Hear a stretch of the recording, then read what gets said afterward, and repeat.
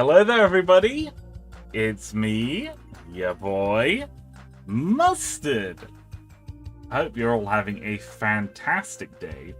It is Friday, the 6th of September. And it has been a pretty warm day here in the UK. It's been, I think, about 25 degrees where I'm at. That's like, at 80 Fahrenheit, maybe 70 Fahrenheit, something like that. Not too bad. Not too bad. Got a lot done today, feeling pretty productive, but I am very tired as a result. It's probably not going to be a huge stream today, just because I'm a little EP. I'm a little EP little guy. Let's see who we've got in the chat today. We got Lemon saying, "Hey chat, good to see you, man. Hope you're having a great day." We got Pedro saying, "Oh boy, it's Mustard here to bring joy." Thank you very much, Pedro. It's great to see you. And we got someone who says, "I won't be here for a little while. Until then, I can say hi and bye." Well, that's lovely of you to say, someone. I do appreciate that. Lemon says it's currently 113 Fahrenheit outside where I'm at. How much is it in Celsius? Hang on, let me look that up. Fahrenheit to Celsius. What was that? 113. Oh, that's 45 Celsius. That's nuts. Definitely drink a huge amount of water, like lots and lots of water. If you got a freezer, make ice, and try and keep your body wet.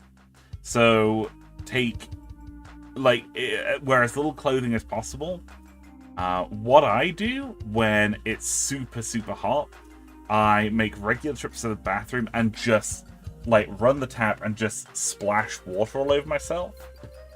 It's a really good way of immediately bringing your body temperature down. Like doing that and then moving back in front of a fan or into an air-conditioned room, you will cool down so fast. It's unbelievable. Something else you can consider doing is having a wet towel or like a wet flannel or something like that, and using that to kind of keep yourself cold and wet. It's a really good way of staying cool. Pro tips right there. Pro tips. Lemon says the AC isn't working well enough currently. It's uncomfortably hot and sweaty. Yeah, I mean, there's only so much that air conditioning can do. It's not magic. But if you can do things to help air conditioning out, the way that air conditioning works is by causing evaporation. And it's that evaporation that makes you feel cold. Pedro says, "Do you guys have Fahrenheit? In my country, we only use Celsius." Yeah, we only use Celsius here as well. I can kind of convert, but it only works for not super high and not super low temperatures. The general rule of thumb is if you're converting from Fahrenheit to Celsius is you take off 30 and then halve it, and that's what it is in Fahrenheit. So Fahrenheit, let's say it's 100 degrees Fahrenheit. You take away 30, that gives you 75. That gives you 70. You then halve 70. That gives you 35 Celsius. So let me just check if that's about right. So 100 Fahrenheit is 37 Celsius. Okay, so it's close. It gives you a rough ballpark. US still uses the metric system. I don't know. I know that the US is kind of a bit funky in that it teaches a little bit of both. Here in the UK, we do things really weirdly. In school, we are taught exclusively metric. Metric is the only thing you're taught. You are taught centimeters, meters, milliliters, liters, grams, kilograms, right? That's all you're taught for in terms of measurements. But outside of that, in terms of stuff that we do, imperial system. Yeah, so imperial system is pounds, ounces, yards, inches, and like gallons, that's the imperial system. So that's kind of what the US is. Oh, it's also things like using miles as a unit of measurement. So you measure distances in miles. But that's the interesting thing with the UK, is that the UK uses both. So if you're measuring a distance, like for travel, it's done in miles. But for, say, measuring a room, you'd probably do that in meters. But for your height, like your personal height, you do that in feet and inches. It's super weird. But like, if you buy groceries, you buy things in grams. So you do say if you're buying like you buy like a kilogram of carrots, let's say, or 2 kilograms of flour, and all soft drinks, like all drinks are done in metric as well, so that's liters. So it's like either 2 liter bottle, 3 liter bottle, half-liter bottle, that sort of thing, you know. So we don't do like gallons, that sort of thing, you know. Oh, sorry. I knew I added Bandit Radio at some point. I didn't know when I added it. I'm gonna turn that up. Love Bandit Radio. What a bop. MPH to kilometers per hour. So that's the thing. We use miles per hour, even though miles per hour is imperial. We should use kilometers per hour because in school we're taught nothing but metric. But then you're kind of left to figure out imperial outside of that. Like, you gotta remember, like, until I was like, what, 16, 17, I never used imperial. And then I entered the world, and it's like, oh, well, a bunch of people use imperial. So, like, my grandparents use imperial. And it's one of those things that, when the conversion to the metric system happened here in the UK, it was a compromise. It was a compromise system where both were used and no official enforcement took place. I think there's like some degree of skepticism behind adopting the metric system. It was viewed as being like European, and like some people were like, well, I'm not doing that. Oh, I'm not doing that.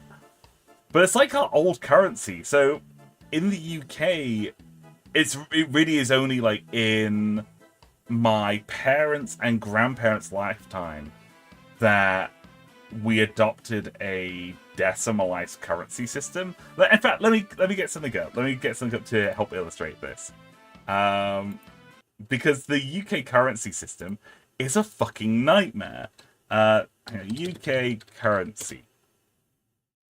Yeah, let me get MS Paint up. I'm gonna get MS Paint up. We're starting early today. We're starting early with MS Paint. Let's get this sucker up. Paint. There we go. And let's get my PNG tuber up. Hello.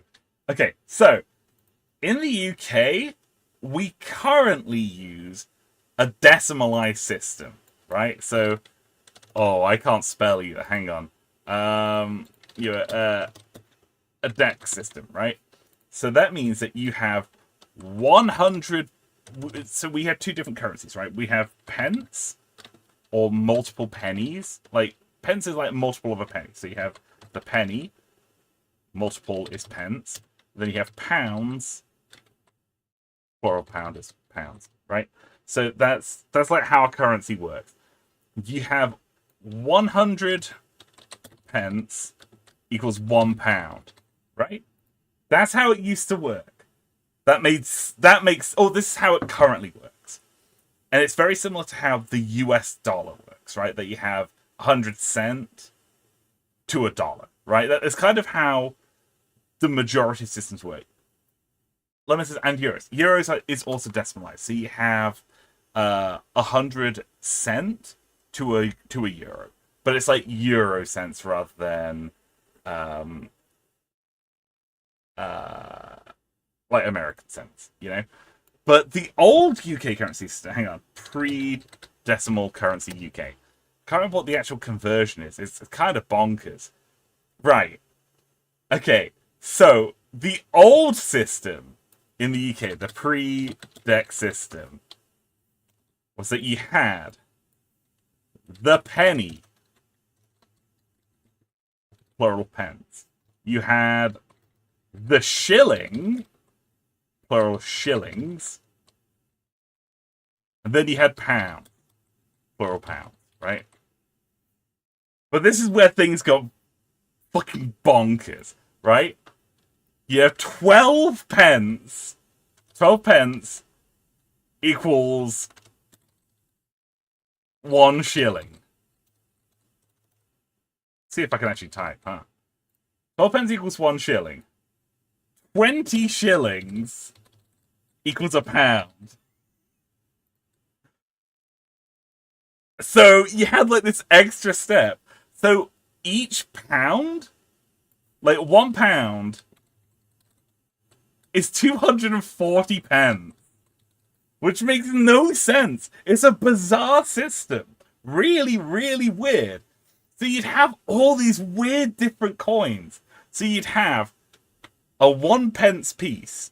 You'd have a 2 pence piece. There would be a 3 pence piece. There would be a half shilling, then a shilling, right? Then you have multiple shillings. So I think there was like a crown. A crown, I think, was like 5 shillings or something like that, right? No, crown was like 4 shillings. And then you have 5 crowns to make a pound. It was super weird. All these different names of coins, and they were bonkers. They were absolutely bonkers. Let me see if I've got. Yes. Okay. I've got a photo. I've got a photo here. Oh god, it's gigantic. Oh god, it's gigantic. Okay, so can I make this small? Yeah, okay, I can make this small. So this is what the system is. So, or this is what the system used to be. So you'd have half pence. This is a half penny. You'd have like an you'd have the penny be the lowest denomination, like this one here is like the lowest denomination. But then you'd have extra denominations, which are like small versions of that. So you could, in theory, have something that's priced as being like, oh, it's like 4 pence. Sorry, the symbol for pence, by the way, was a D. I don't know why. I don't know why it's a D. But it'd be like 4 pence. For 4 and let's say 3/4 pence, right? So you'd have to have 4 of these suckers, and then like either a half penny and a quarter penny, or like 3/4 pennies and 4 of these suckers, or maybe you got a 3 pence coin and a 6 pence coin. It was a nightmare. It was a nightmare. And this is like, you might be looking at this thinking, oh, this is like a ridiculous old system that was like from the medieval times, right? Like this is definitely some medieval shit, right? Wrong. I mean, it is medieval as fuck, but they didn't get rid of it until 1971, which in the grand scale of things is super recent. For context, my parents used pre-decimalized currency. 1971. That is bonkers. It is a crazy system. And this is what they use, and they were like, oh yeah, this is totally normal. It's totally normal. But then there was a period of time after decimal system currency was adopted where they were like, we're going to use both. And it's kind of like how the metric system was partially adopted here, where there was this period of time where you'd have both in play. You had both decimal system currency and pre-decimalized system currency at the same time, and it was nonsense. It was nonsense. But shops were like, oh yeah, so a penny, I mean that's a penny, but we're gonna make the 6pence, we're gonna make that be 5p now instead. And a shilling, well that's 10p. That's 10p. And 2 shillings, well that's the new 20p. It's super weird. So hang on. UK coins. I don't know if you know what British coins look like. I'm kind of a sucker for how UK coins look. I really, really like them. So this is like an artistic rendition of how they look. So So you have, this is 1p, this is 2p, this is 5 pence, this is 10 pence, this is a 20, this is 50, this is £1, then you have a £2 coin, right? We like our coinage here. I like the fact there's like a £2 coin. Like a £2 coin is like a proper big coin. You can pay for shit with a £2 coin. In my mindset, anything kind of below a 20p is kind of not really worth. But like 20p, that's when you start getting on to actually be able to buy something. But £2, you can really buy shit with a £2. It's great. You can like buy a sandwich for £2, maybe. If you go to like a cheap shop, you can maybe get a sandwich for £2. But yeah, that's the UK. The UK uses weird systems, man. It's really, really weird. And like I say, we didn't adopt a decimalized system of currency until 1971. For context, the United States always used decimalized currency. At no point did they use an imperial system of currency. So they were like super, super advanced in that regard. Using decimalized currency is a genius idea, really simplifies currency. But there's like lots of stories of like during the Second World War of American soldiers who'd be stationed in the UK struggling using British currency. Because while they were stationed over here, they would be paid in dollars, which they would then exchange for local British currency. So if they wanted to, go to the pub, get their laundry done, whatever they wanted doing, they'd have to pay locally. They wouldn't be able to pay using dollars. They'd have to pay using pounds and pence and shillings. And American GIs would be like, oh, what? It's like seven bob and sixpence? What the fuck is that? And just being incredibly baffled by the UK currency system. And I'm not going to lie, it would baffle me too. It's a nightmare. It's a nightmarish currency system. I never used this system. This was gone far before my time. But I talked to my grandparents about it, because they grew up with pre-decimalized currency. And they were like, oh, it was really hard to adopt decimal currency because it's hard. And I'm like, it's the least hard thing in the world. It's easy. It's 100 pence to a pound, and that's it. Nothing else. It's easy. Super, super easy. And that's kind of why we adopted it, because it was just easy. Lemon says, I remember that we have $1 coins, but they're uncommon. Yeah, so that's kind of a weird thing. There was a real big push for dollar coins during the Bush administration, because coins, so there were like pros and cons with using coins, right? I'm actually going to draw these up. Hang on. So the pros for using coins, there's a few here and there. So the most obvious one for coinage is that they're really durable, right? Unlike notes, like bills, like dollar bills like get worn out super, super fast. Because America still uses like cloth money, it gets worn out super fast. And like dollar bills are constantly having to be printed just because they get worn out super, super fast. So the idea of adopting coinage is that it's far more durable. Because I remember reading it's like a dollar bill can only exchange hands like 5 to 10 times before it needs to be taken out of circulation, just because it gets fucked up. Whereas coins can stay out for like 50, 100 changes of hands. So it's much more durable. And that's important. So over the long run, it's cheaper to produce. But the con of coins is that they're heavy. Heavy as fuck, right? Like coins are heavy. And the other thing is that they're expensive to produce. Yeah, they have a higher upfront cost. But if they last longer than notes, then they work out cheaper in the long run, But they're heavy. And it's that heaviness is kind of the important thing. Because during the Bush administration, there's a real big push to get people to adopt dollar coins. So they really, really pushed it. They pushed it really, really hard, where the government would say, look, you can buy dollar coins from us. And they wanted stores to buy them to return to customers as change. Rather than giving dollar bills as change, you give dollar coins back. And what ended up happening was the government saw lots of people buying these dollar coins. And they were like, oh, this is great. This is really, really good. So let me draw a little graph here. So what they saw was over time, there was initially not much adoption.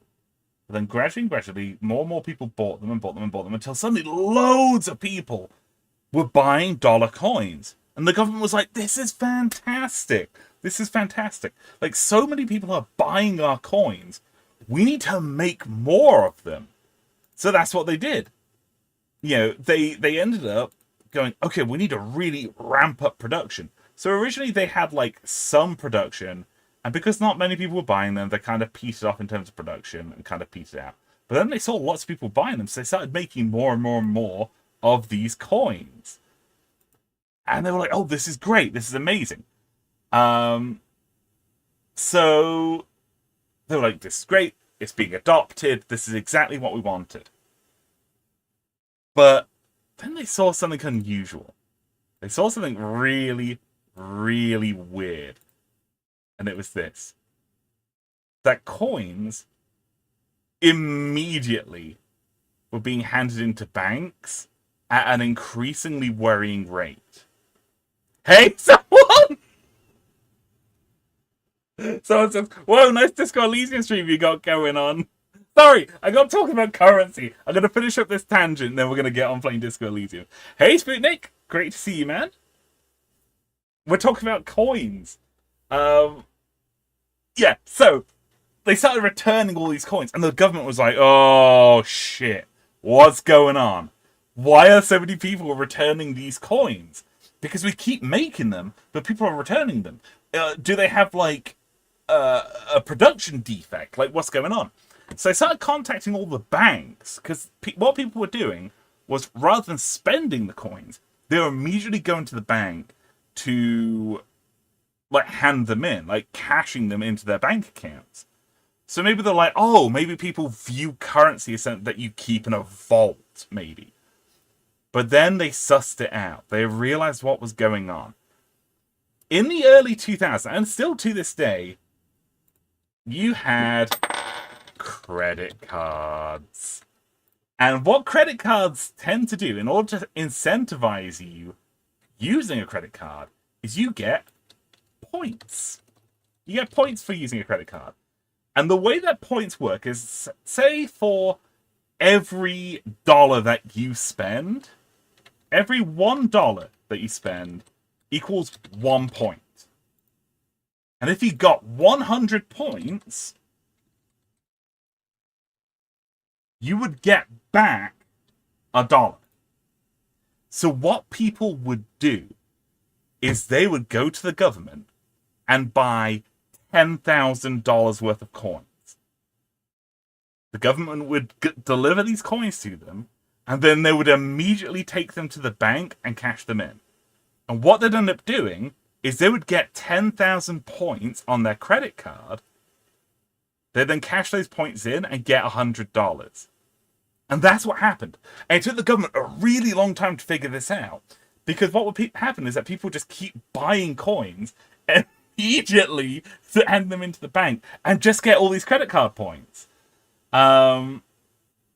So what ended up happening is that the government was, they were thinking, this is great. We're going to have all these long-term benefits. There's going to be, in the long run, all these people are adopting this coin. Look at this. Look at all these people are buying our coins. But it's really expensive to buy. And we started off making some. They're not making, and now we're making loads of them. We're not making any dollar bills anymore because we're making so many coins. So it was awful. So you end up with the government then ending up with warehouses full to the brim with gold dollar coins. And no one wanted them. No one wanted these coins because they were heavy as fuck. No one wanted them. The dollar bills are super light. You can fold them up. You can carry them in a money clip. You don't need to have a dedicated coin carrying thing because American wallets aren't designed for carrying coins. They're designed for carrying notes. They're designed for carrying dollar bills. So people would just return these coins, get a fuck ton of credit card points, and it became this whole scam where you'd have people who would come together, entire neighborhoods would come together and pool $100,000, buy $100,000 worth of coins, and then immediately return them, and just get the $100,000 back straight into their bank accounts, plus $1,000 worth of credit card points. It was bonkers, and eventually when the government caught on, I can't stress enough, it took them years to figure this out. Like, we're talking like 2-3 years. Finally the government went, okay, we're limiting it to like $100 coins per person, you know, and then like the scam was stopped. It was absolutely bonkers. It was crazy. This whole thing happened, and it happened super recently. I think it was like 2002, 2003, something like that. Hang on. When did Bush roll out dollar coins? And you look this up.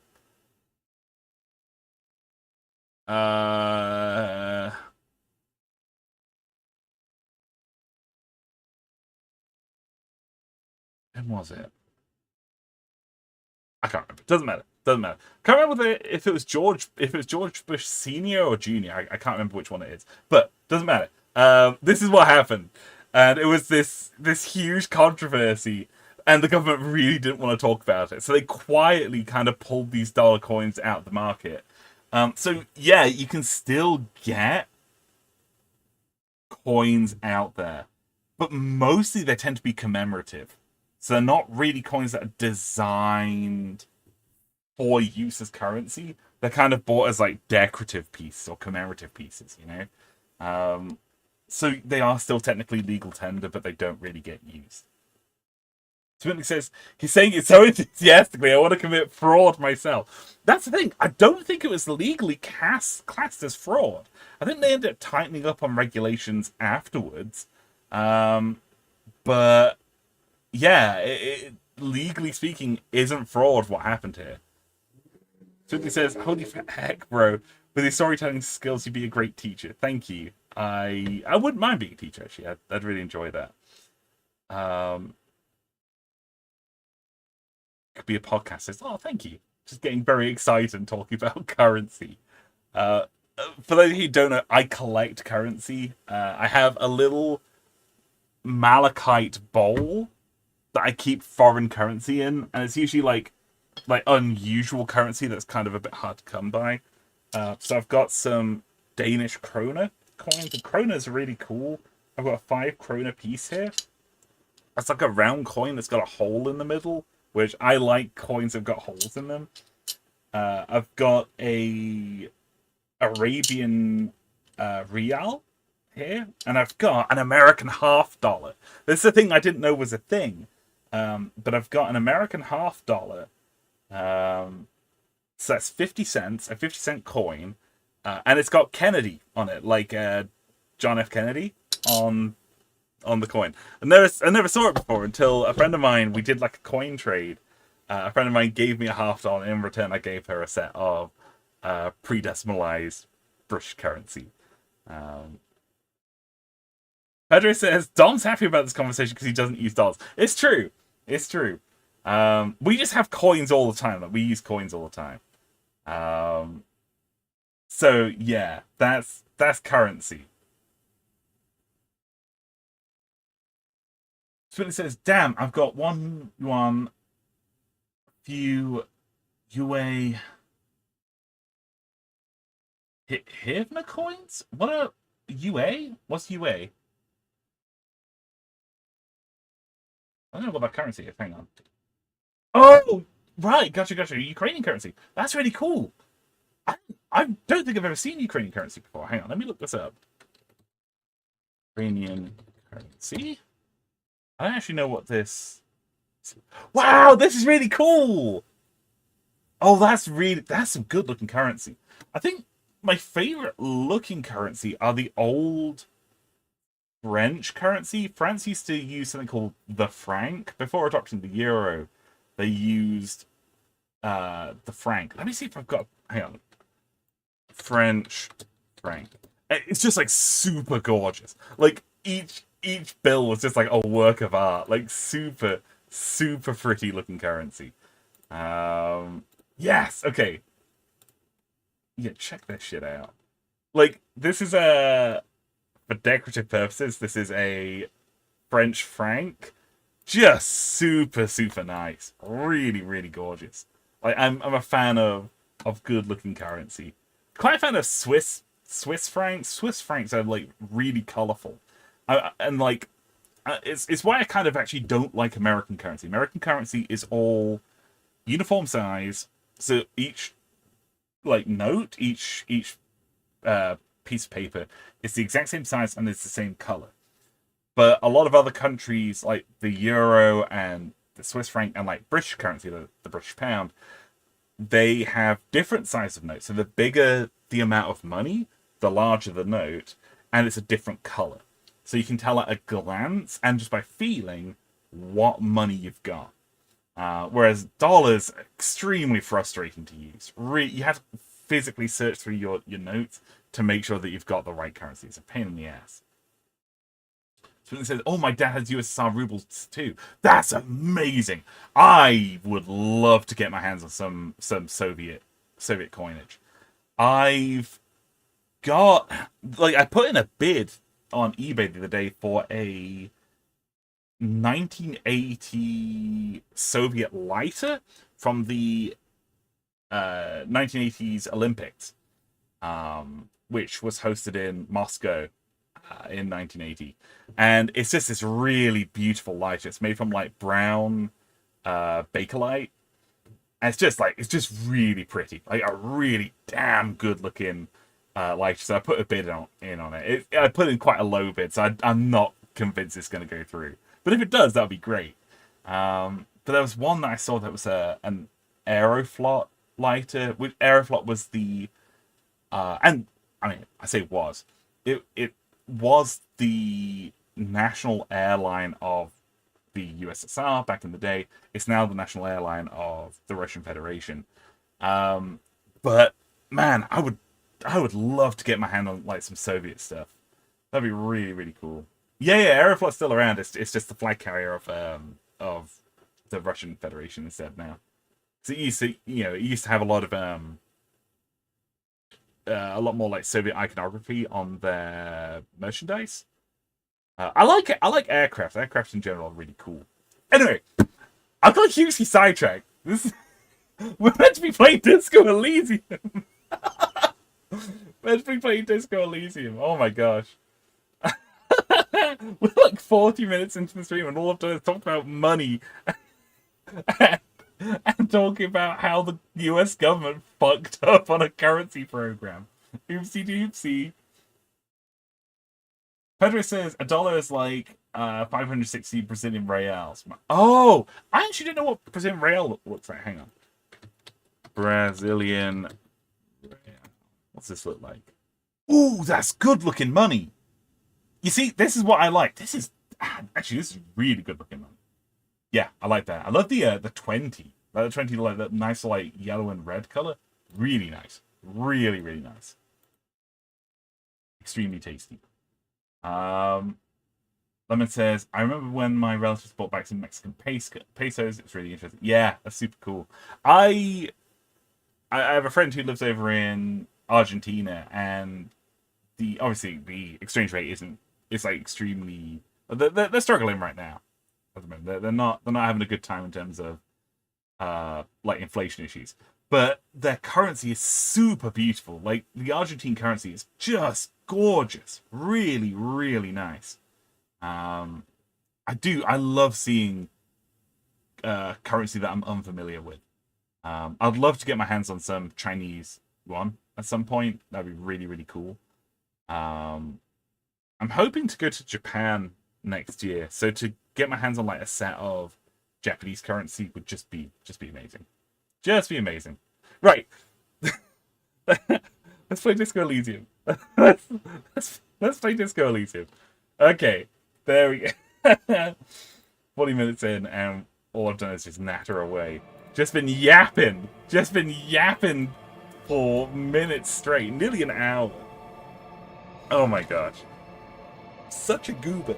Maximum silly. Maximum silly is happening. Lemon says, I've always been curious about how dual metal coins are made. So, it's actually not nearly as hard as you'd think it to be. It is two separate pieces of metal, but they'll pick metal on the exterior that has a higher melting point than the interior metal. So what happens is that the metal on the outside will contract more. When things are heated up, they expand, right? So they want a metal that's going to contract really, really tight, and it's going to hold tight to that internal ring. So it is literally just friction that's holding things together. Might be a little loud. Hang on. I'm going to adjust the audio settings in here.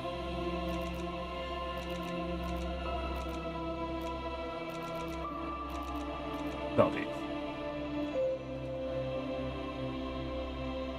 It's time to edit the stream title. Predator says, oh my god, part of the stream is now must you just talk about money. It's true. It's the best kind of stream. Best kind of stream is just be yapping away, getting very, very excited. I shouldn't be down here. Hang on, I'm going to disappear down into my pit, okay? It's going to disappear. Yeah! Yeah! Hello. Oh no, hang on. I need to get my other... Otherwise I'm going to lose it to OBS! Ah! There we go. It's worth it for the pit. It's worth it for the pit. Right. Let's do a recap of what happened last time on Disco Elysium. So, a brief recap. Let me just turn the stream down just a tiny bit while I'm nattering. Brief recap is we spent some time with some youths who are wanting to gain access to a church with the purpose of turning it into a nightclub. We entered into, we spent a lot of time talking to them. We entered into the nightclub and discovered that the nightclub is occupied by a mysterious crab man who worships like a hole in the world that's way up in the rafters of the church. And we met a lady who is doing programming and researching this spatial anomaly. So we kind of left that off. We need to do some work on that, but we're going to figure that out at a later point. After that, we spoke to the cryptozoologist, who says that he's looking for a species of stick insect, a mythical stick insect, like a stick bug, and he's like, oh hey, it's gonna be huge. This thing is speculated to be huge, it's speculated to be omnivorous, so we made these traps that have both like crickets in them, like locusts, and like fruit in them. And it's going to be a really big stick insect. They said, oh, it's going to be like the length of your forearm. This thing's going to be gigantic. So, unfortunately, they've been out of town for ages. They're cold, they're tired. So we sent them back to town, and we checked on these traps. And we found one of the traps is empty. That something's taken the bait. But it looks like it wasn't something getting inside the trap. It looks like something's picked up the trap and like shaken it. So there might be something bigger afoot. There might be something evil and mysterious. Some sort of beast lurking on the island. So we came back into town and we did arguably one of the hardest things we've ever done. While we were also out, we found the dead body of a man who fell through the boardwalk on the island and tragically hit his head and passed away as a result. So we had to pass that news on to the wife of this man. And it was horrible and heart-wrenching and beautiful. So that's what happened last time. We saved right after doing that conversation with this lady. So I think now we're going to go catch up with the cryptozoologist and see what we can learn from those locusts going missing. I'm just going to take a quick sip of my beverage.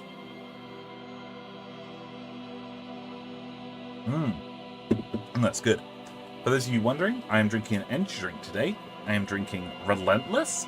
It is an energy drink, and it's pretty good. It's been years since I've had a can, so I'm really enjoying it. I'm just going to adjust the volume a little bit. We're going to get straight into it. Continue. Lemon says, how do we go from talking about weather to spending almost an hour to talk about currency? Because currency is inherently interesting. It's really cool. It's a wall. Just an ordinary wall. Nothing to see here. Why am I looking at this wall? Because you see it. No way! Finally. This wall is sublime. Look at it. The shadows. The colours. We had a 3% chance! We had a 3% chance! I was kind of rolling the dice there as a goof. We had... oh my god. Ridiculous. Okay. Alright.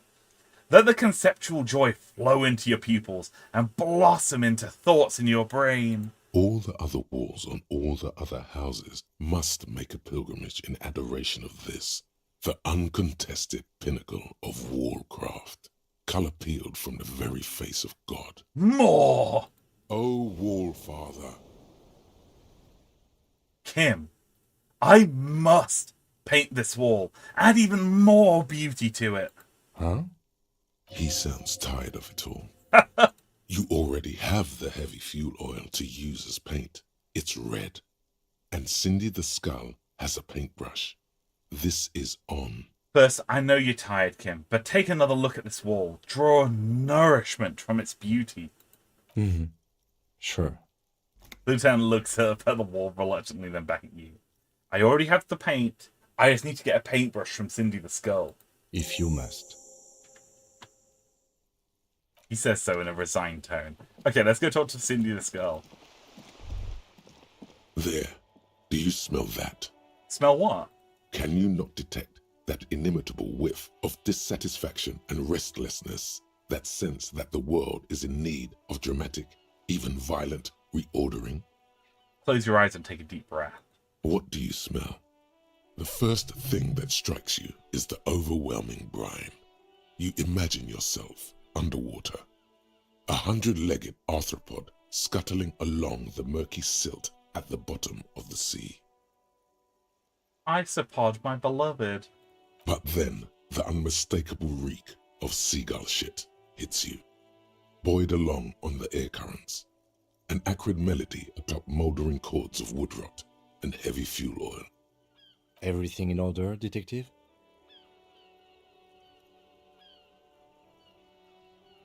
I'm working on developing my political consciousness, Kim. You're developing your... Political consciousness. You know what? I just leave you to it. Carry on, detective. The lieutenant lacks your highly developed politico-olfactory cortex. The smell is undeniable, and it's coming from that balcony up there. You mean from Cindy? Certainement. A precocious communist youth, a symbol of a kinder, more hopeful future. Now's your chance to establish contact with your revolutionary brothers and sisters. Ho, ho, ho. A chance to establish contact with the future. What a beautiful, terrible thought. Let's go. We sniffed them out. We figured them out. We found the communists. Let's go talk to them. Balcony, my beloved. Cindy, I need to talk to you about two things. I need your paintbrush and I need you to tell me about communism. Hello again, officers. Have you come to admire my mural? Is that bed in the coal room yours?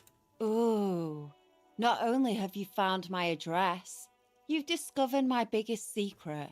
I'm a coal miner. Whoa. She does have eyes that seem to be smeared with coal. Really? You're a miner?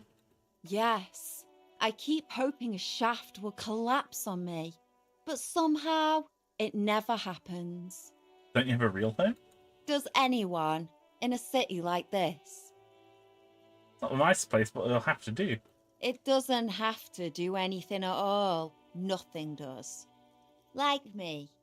Right now, I'm doing nothing at all. Cool, I have other questions. Shoot, Piggy. It's what you do, isn't it? Piss Boy and Fuck the World send their best. I don't believe it. I've never known those boys to have manners. The bemusement in her voice doesn't fully mask genuine tenderness. They seem to hold you in high esteem. They'll never be skulls, but their hearts are in the right place. Skulls are cool. Can I be a skull? Fat chance.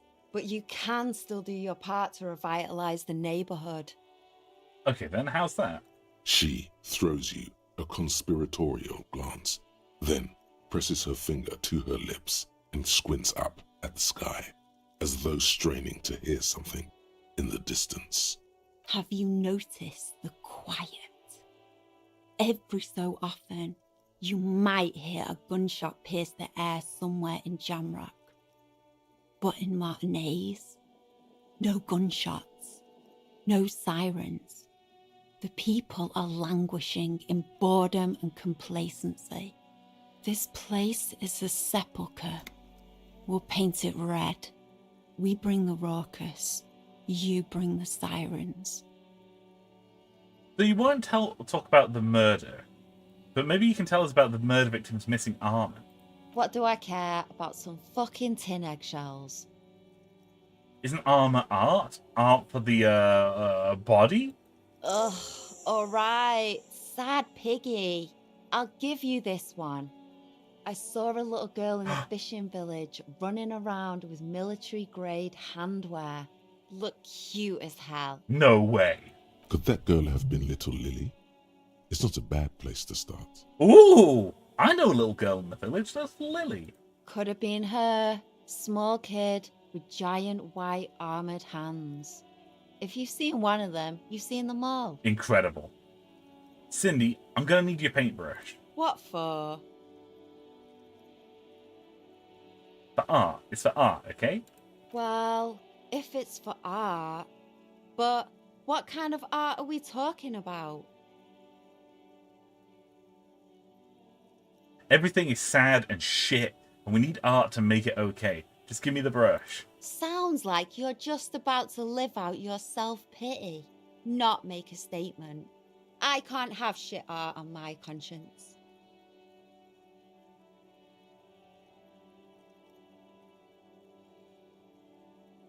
You'll see. You'll all see, and you're gonna tremble.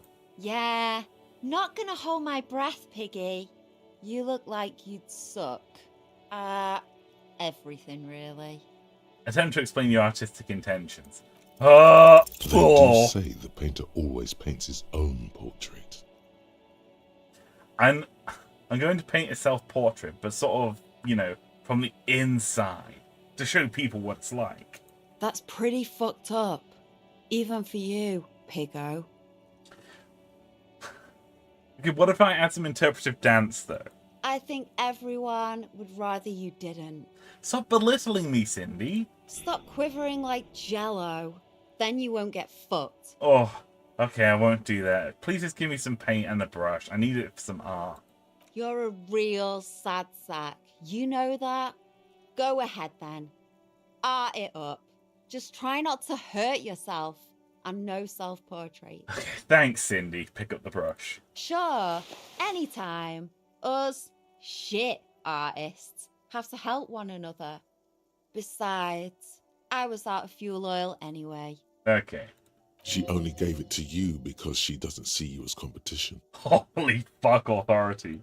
You know what you've got in that fuel canister you scavenged from your Kanema? Red-dyed heavy fuel oil, paint, and a brush. You're ready to do this. Heck yeah, we are. Sputnik says, what a charmer she is. She's the best. I love Cindy the Skull. She's as charming as a hammer to the forehead, but I kind of love her. Attempt to establish contact. Hey, sister, let's talk politics for a minute. We're gonna get political, chat. It's about to get real fucking political up in here. And what do you know about politics? I'm looking for comrades to help me fire at the Great Mazovian Sausage Grinder. Will you help me? The girl erupts in a cackle that seems like it should belong to a much older woman.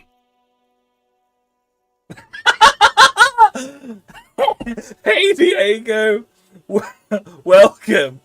Diego says, hey, I just got here. Why is the chat filled with comments about currency? Man, I don't know. I don't know what happened, man. Like, 1 second I was just doing my usual greeting, and then the next minute I spent 40 minutes talking about pre-decimalized British currency, and then about how the United States government really kind of fucked up with rolling out coinage in the States, like the adoption of the dollar coin. So, like, the first, like, gosh, good first 45 minutes of the stream was just talking about currency. It was bananas. I don't know what happened, man. I think I've got a problem. Right now, though, we're establishing contact with our fellow communists. That's what we're doing. Yeah, I wrote diagrams and everything. Hang on. Do I still have paint open? Yes, I do. Hang on. Let me drag this to the top. I made graphs.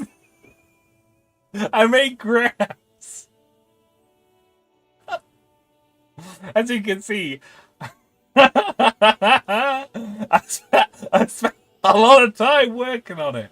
I'm something of an economist myself. As you can probably tell, I'm not a mathematician, and I'm not an economist.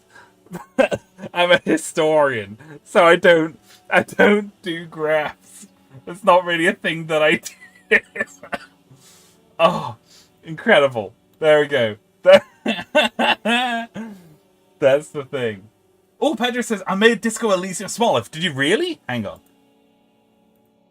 Holy shit! No way! This is amazing!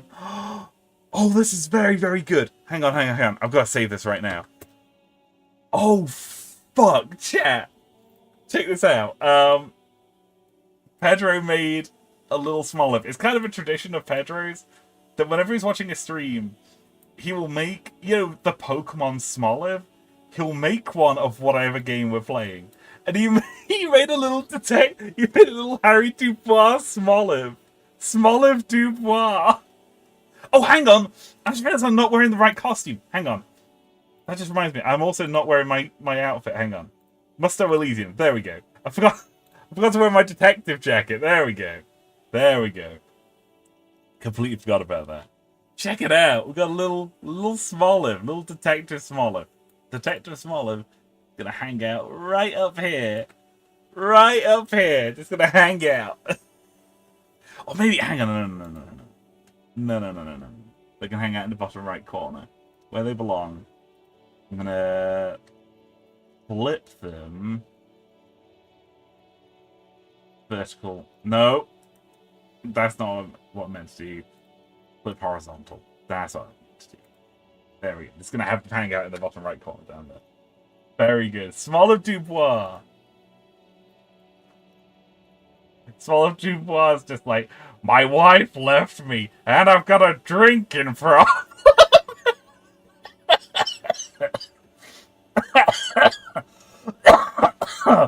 Oh, Kim, help me. My wife left me. I'm full of sad.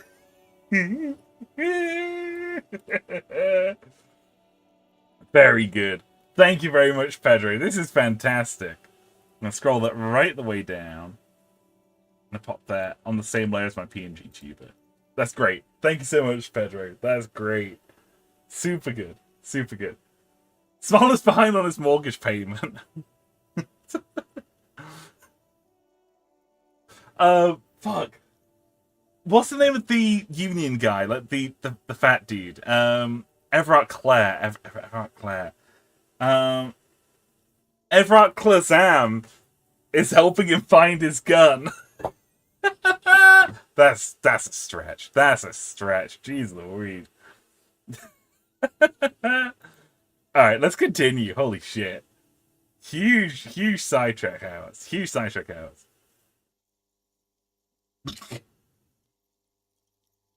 Also, Diego says, just huge keyboard smash. Going to watch the stream from the beginning the moment it ends. I'm really happy to hear that, man. That rocks. It's an unhinged talk about currency. I like currency. I like different currencies. Right. The girl erupts into a cackle that seems like it should belong to a much older woman. Oh, that's very nice. The little piggy wants to make sausages. Out of what? His little piggy friends? No, out of the bourgeoisie. So the little piggy is a big bad communist now. Yeah. Sure. I know someone who'd love to talk that ideological stuff. You're looking for Steban. Who's Steban? A right communist who runs a mega cool and very secret meeting. Holy fuck, communism. Do you know where I can find this mega cool, very secret communist? I might. Will you tell me? No. Why? The lieutenant let slip a sigh that seems to suggest this turn was utterly predictable. Is it money you want? Here, take some. I've got plenty. Offer 5 real. Keep your money. What I want from you's better than gold. What's that? A wicked grin extends across her face. Uh-oh. A laughing skull. Death hilarious. This is gonna be bad. Oh, no. Oink for me, piggy. Just once. Come on, that's no way to treat your revolutionary brother. Wrong! This is exactly how I treat my little brother. I'm not oinking for you, though. Be a good pig now. No oink, no good. I just realised that the dialogue here changed. It went from being enthusiastically oinking to reluctantly oinking, then through gritted teeth going, oink. Well, well. Seems like we're dealing with one tough pig. I'm impressed. Oh, fuck you, Cindy. I love you so much. Finish as I clip the smaller part. Yes! Incredible. The lieutenant, needless to say, is not impressed. Sorry, Kim. Sounds like you're really serious about meeting Steban. It's touching. Sort of. Steban's group meets only at night. Whoa. In an old room in these apartments here. It just so happens you're in luck. Their weekly meeting is tonight. No way. Poke your snout around sometime after 10 p.m. and you might just find them. In an old room in these apartments. Okay, gotcha. Hold on, what else can you tell me about the Steban? Just that he's a real communist. Not like the play acting you've been doing. The rest, you'll have to see for yourself. That's very helpful. Thank you, Cindy. Hold on. You didn't think it would be that easy, did you? Uh-oh. See, Steban's a bit on the paranoid side. No. He's got all these mega secret passphrases to keep out infiltrators and the like. You can't join the meeting without one. Oh, this guy is the real deal. He's got passwords and everything. Do you know the passphrase? Sure, I do. Steban trusts me. But you're not going to tell me, are you? Why would I? That would be so boring. Oh, Cindy. Now, let's see if you're half as dedicated a communist as you say you are. Uh-huh. That's enough. Off with you then. What? No! No, Cindy! Hang on. No! Get yourself organized. You can't build communism alone. It's time for you to join the revolutionary brethren. Develop your political consciousness and put Mazovian theory into practice. But where have all the communists gone? Roam the streets and sniff out some comrades. Find the secret passphrase to Steban's Mills meeting. Okay, we're going to do a little bit of rummaging. We're going to see if there's anything that we can find.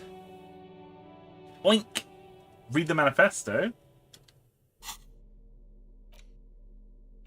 Like, this thing here? This one here? Oh? 100 tiny feet scurrying beneath this grate, the rats of the city.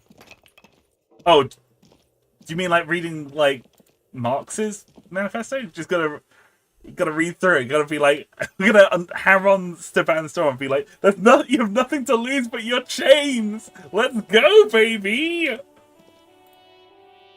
What's in here? Damn, it's locked. Let's go in and start quoting Marx. It would be great.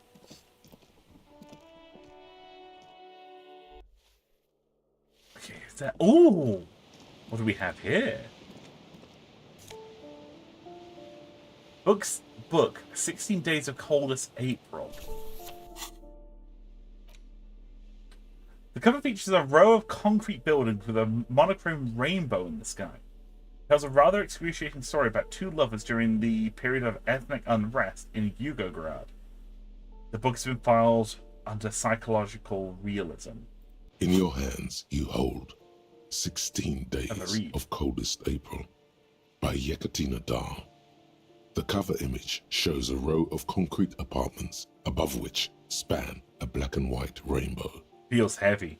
Indeed, the book is unusually heavy in your hands, as though the cover were lined with lead. Uh-oh. It would do that in Grad. Good. How long is this book, anyway? You flip through the book. The pages are thinner than you realized, and the type quite small and tightly set. It's nearly 600 pages long. Oh, that's like a book. All right. Let's look at the back cover. The back cover is dominated by a black and white photograph of the author. What does she look like? She can't be much older than her mid-30s in this photograph. And yet, from this cover, the eyes of a sad old woman stare back at you. Start reading this horrible book. In cold, detached prose, the author describes a scene from one of the Yugograd riots in the 20s. Youths overturned motor carriages and set trash cans ablaze, while heavily armored guardsmen dash in and disperse them in a flurry of baton blows. Uh-oh. The Yugograd riots took place from 27 to 29. Fueled by ethnic unrest and the state's repressive tactics, these events are often seen as marking the end of a brief period of liberalization known as the Yugograd Spring. Like all such periods, it is frequently memorialized in art and literature. Mm-hmm. As ethnic tensions run wild, a pair of young lovers meet each other on the street. Somehow, in the middle of all the chaos, they manage to lock arms and look into each other's eyes. What happens next? It would physically hurt you to keep reading. Are you sure? Uh-oh. Fuck it. Do it. It can't be worse than what you've already felt. Oh, I don't trust you, Pain Threshold. I don't trust you, buddy.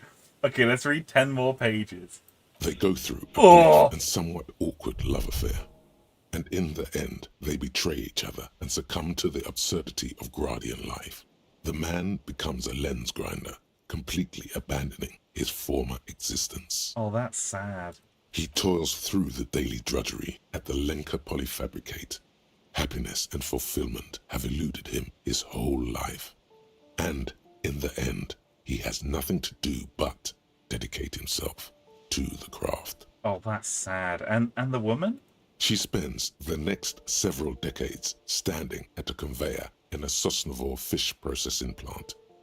The smell of fish guts slowly seeps into her hair and skin as every single one of her dreams dies, one by one. I have a friend who works in a fish packing plant. He lives up in the Faroe Islands. And I remember one time we just like in our friend group, we were talking about fishing and like as a sport and like as a hobby. And I heard him slam his hand onto the table. We were like talking over Discord. And he went, "Don't get me started about fishing." Like, I think he's just like, I don't want to fucking talk about fish anymore, man. I'm around fish my entire day. I want to come home, play Heroes of the Storm, and not talk about fish. It sounds awful. Like, it sounds like something I would struggle working a fish packing plant, man. I would struggle. Swinley says, do you just have an aneurysm from reading a book? That's Harry Dubois for you. It's like, oh, reading. He's just like me for real. The memory of their short time spent together tortures the former lovers ceaselessly until the end of their days. Years pass in solitude, their bodies growing ever more decrepit. Oh, this is terrible. As life leaves their remains between the soil's sheets, their final thoughts are filled with regret. Oh, I wasn't ready for Yugograd realism. Oh, man. Good stuff.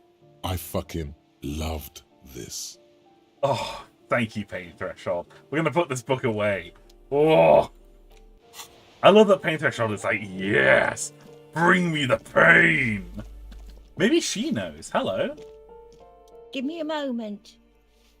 Do you know anything about a secret meeting that's happening tonight? What? No. Nobody tells me anything. Would she understand if they did? How about any unusual activity taking place after hours, say at 10 p.m.? If it ain't my business, I'll keep my nose out of it. She said, oh, I love the little that she did. She shakes her head and mutters to herself. Think we'd all be better off if people kept their noses to themselves. All right, thanks, I'm off.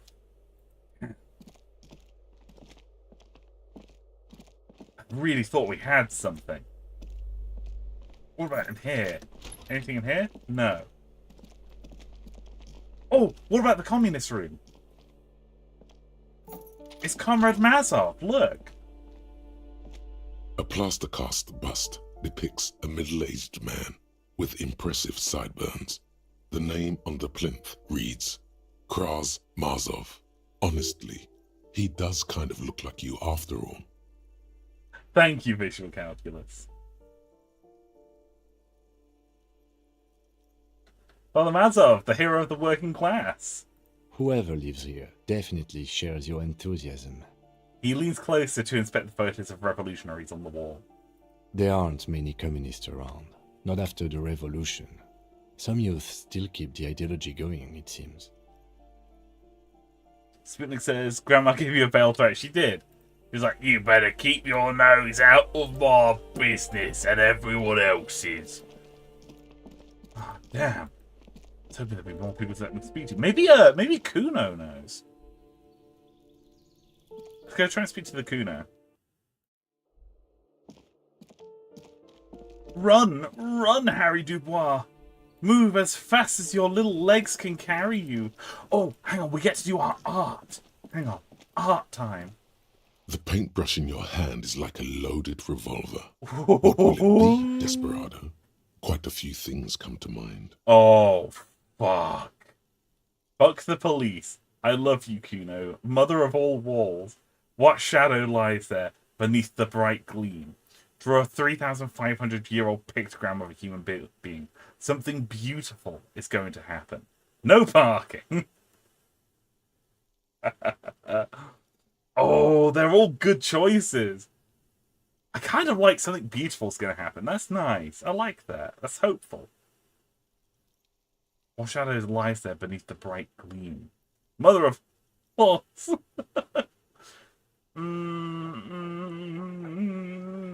Fuck the police is also very good. I don't think Kim would like it. I think Kim would be like, Detective, what are you doing? We are the police. I don't think you'd be very happy with us writing "fuck the police" on the wall. Tell you what, I'm gonna flip a coin for this. But no, I'm not gonna flip a coin. I'm gonna roll a dice. It's dice time, baby. It's dice time. I am torn between something beautiful is gonna happen and fuck the police. So I'm gonna roll a dice for this. If we roll an even number, we go for something beautiful is going to happen. If we roll an odd number, we're going to go with fuck the police. Let's do this. Oh, 8. Something beautiful's going to happen. That's an even number. Need to open. Oh, why is my dice bag not opening? There we go. Easy.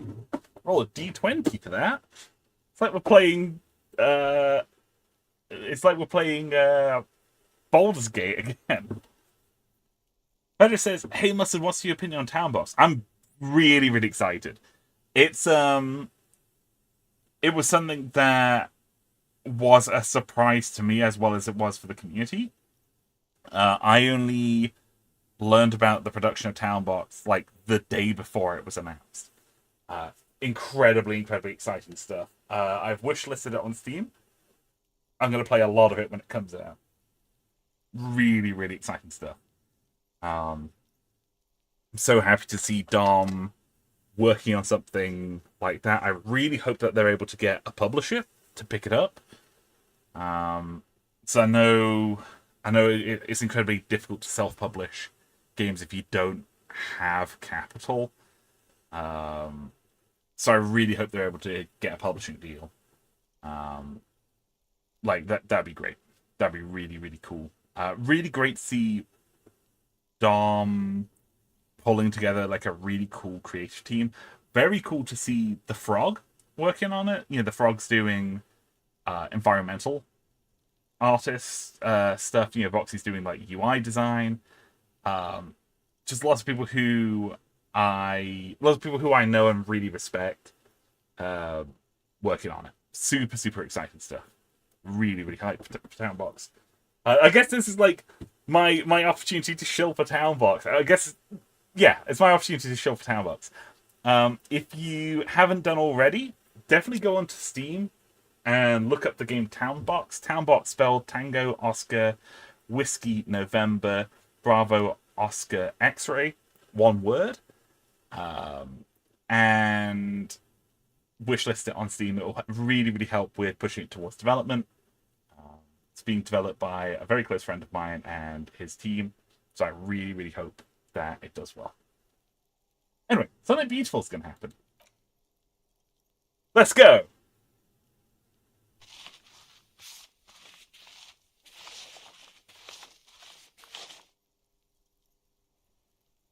You've spoken. The wall will now silently repeat the message for a decade or so, until the sea air degrades the paint, adding another layer of detritus to the city. I got an achievement for that. I got the Art Cop achievement for that. That's amazing. Very poetic. Real poetry. Should we return to our murder investigation? I hear there's a really bad one we are supposed to solve. No, Kim, it's beautiful. What are you talking about? Something beautiful's gonna happen, man. Something beautiful's gonna happen. Also, I received a DM saying that I should try wearing the Fuck the World jacket and then talking to Kim. I'm gonna talk to him, see what happens.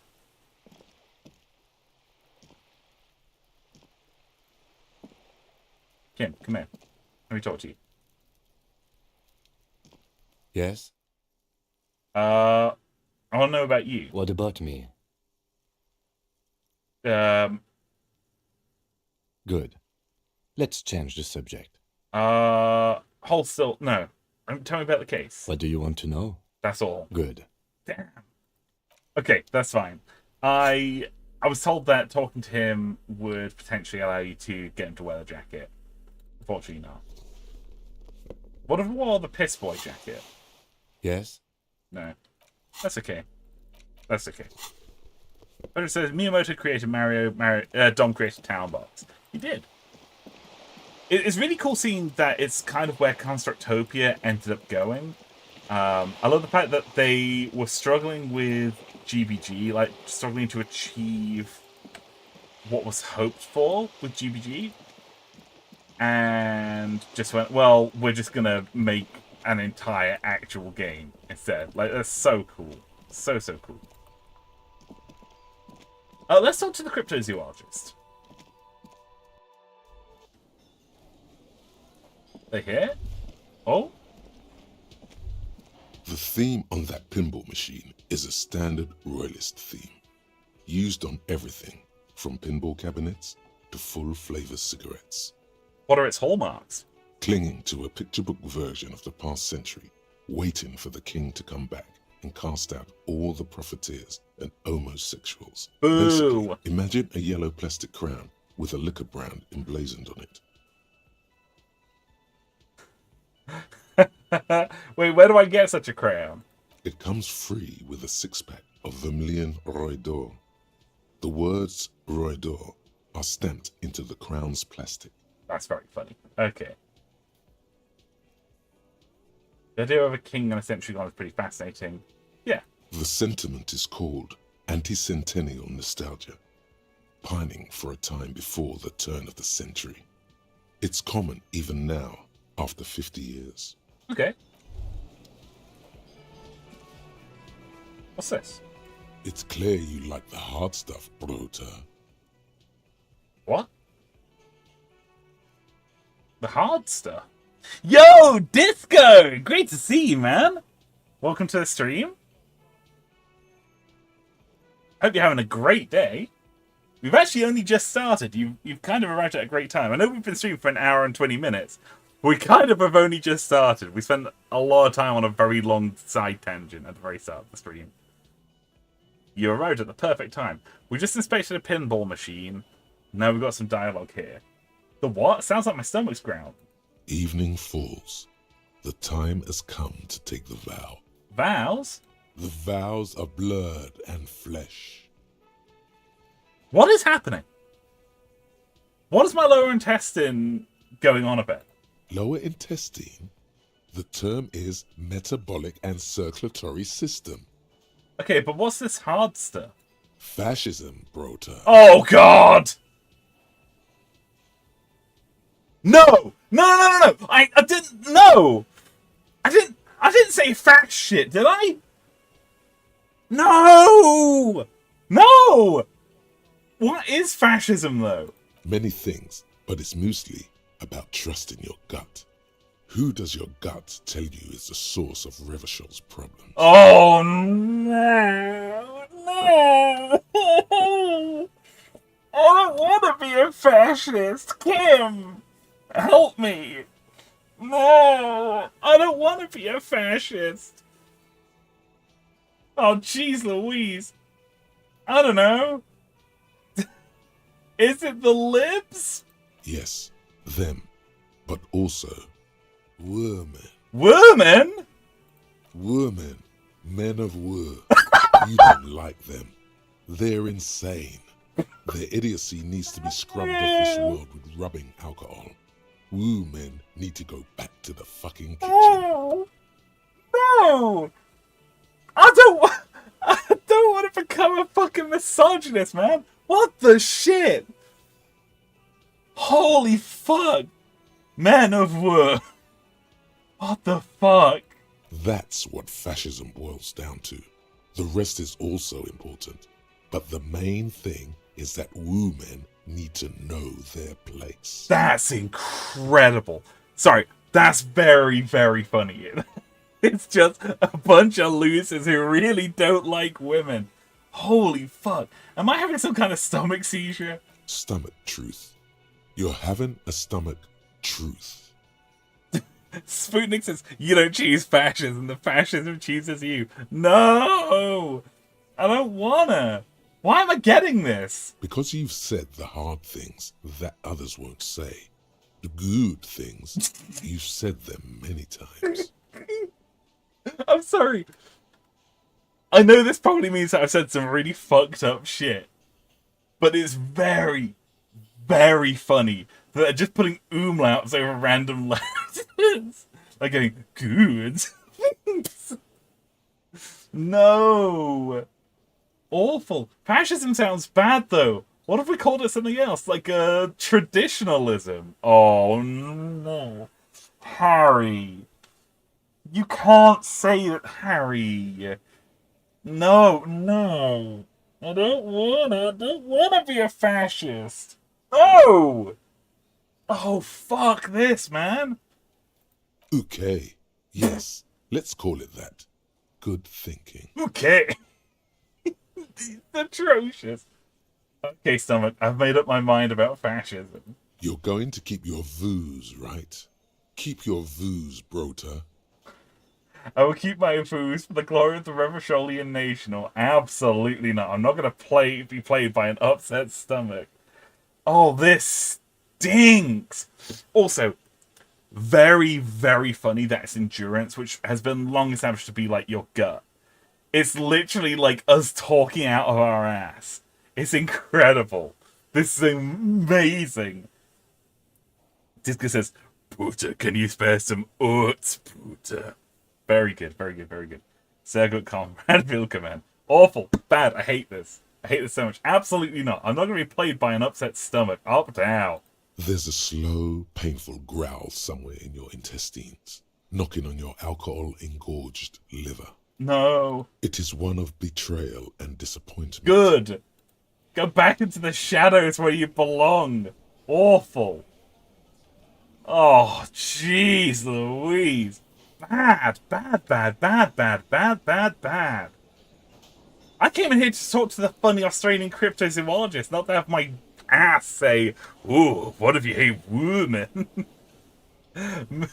Men of War is a very, very funny thing to say, though. That's going in the lexicon. Men of War.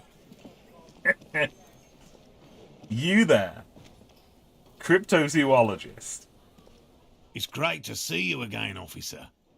My wife can't wait to thank you. Go on, talk to her. Okay. Lena, how you doing? Lena, sorry. Oh, sweetie, I don't even know how to thank you for finding my husband and helping him out. I hope we haven't been too much trouble for you. I was just on my way while I was working on the case. Here, I want to give you a small token of my gratitude. It's a tie. Mexican origin. The pin is an antique. Quite special. Ooh, AI Teratorn tie. The little silvery knob holding the tie together feels warm in your hand. It's in the shape of an avian skull with 8 eyes. Ooh, that's cool. You could ask her about this when you get the time.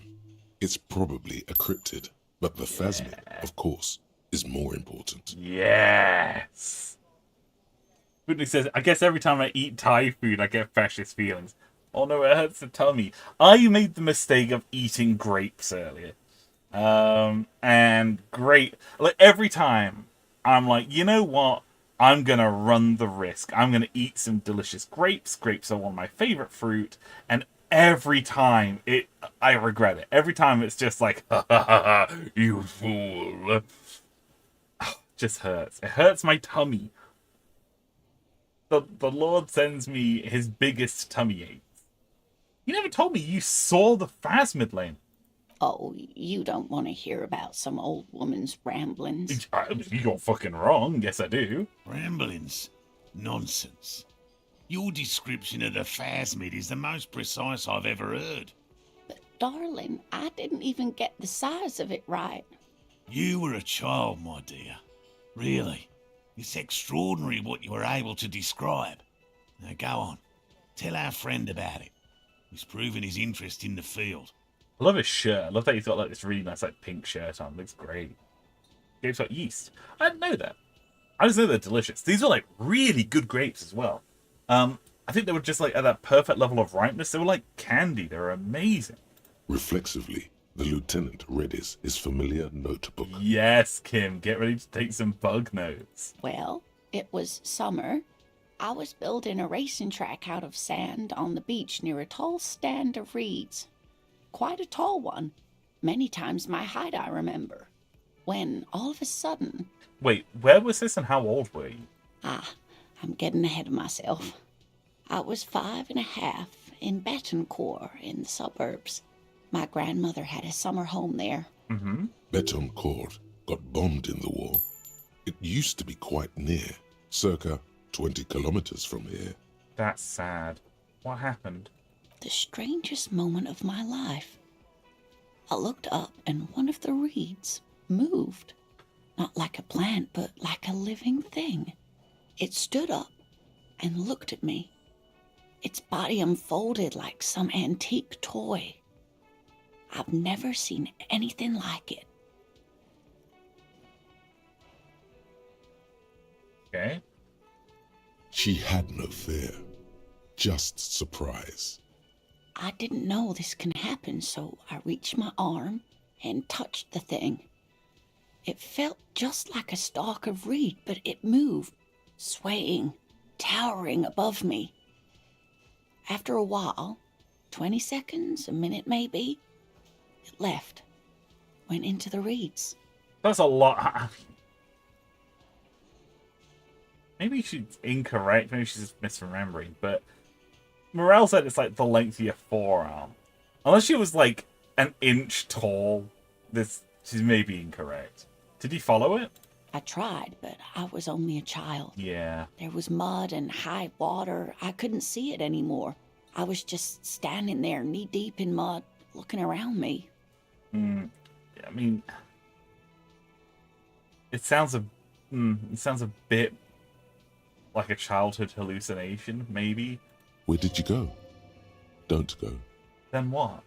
I ran back home to my grandmother and asked her if reeds could walk, and told her they were looking at me.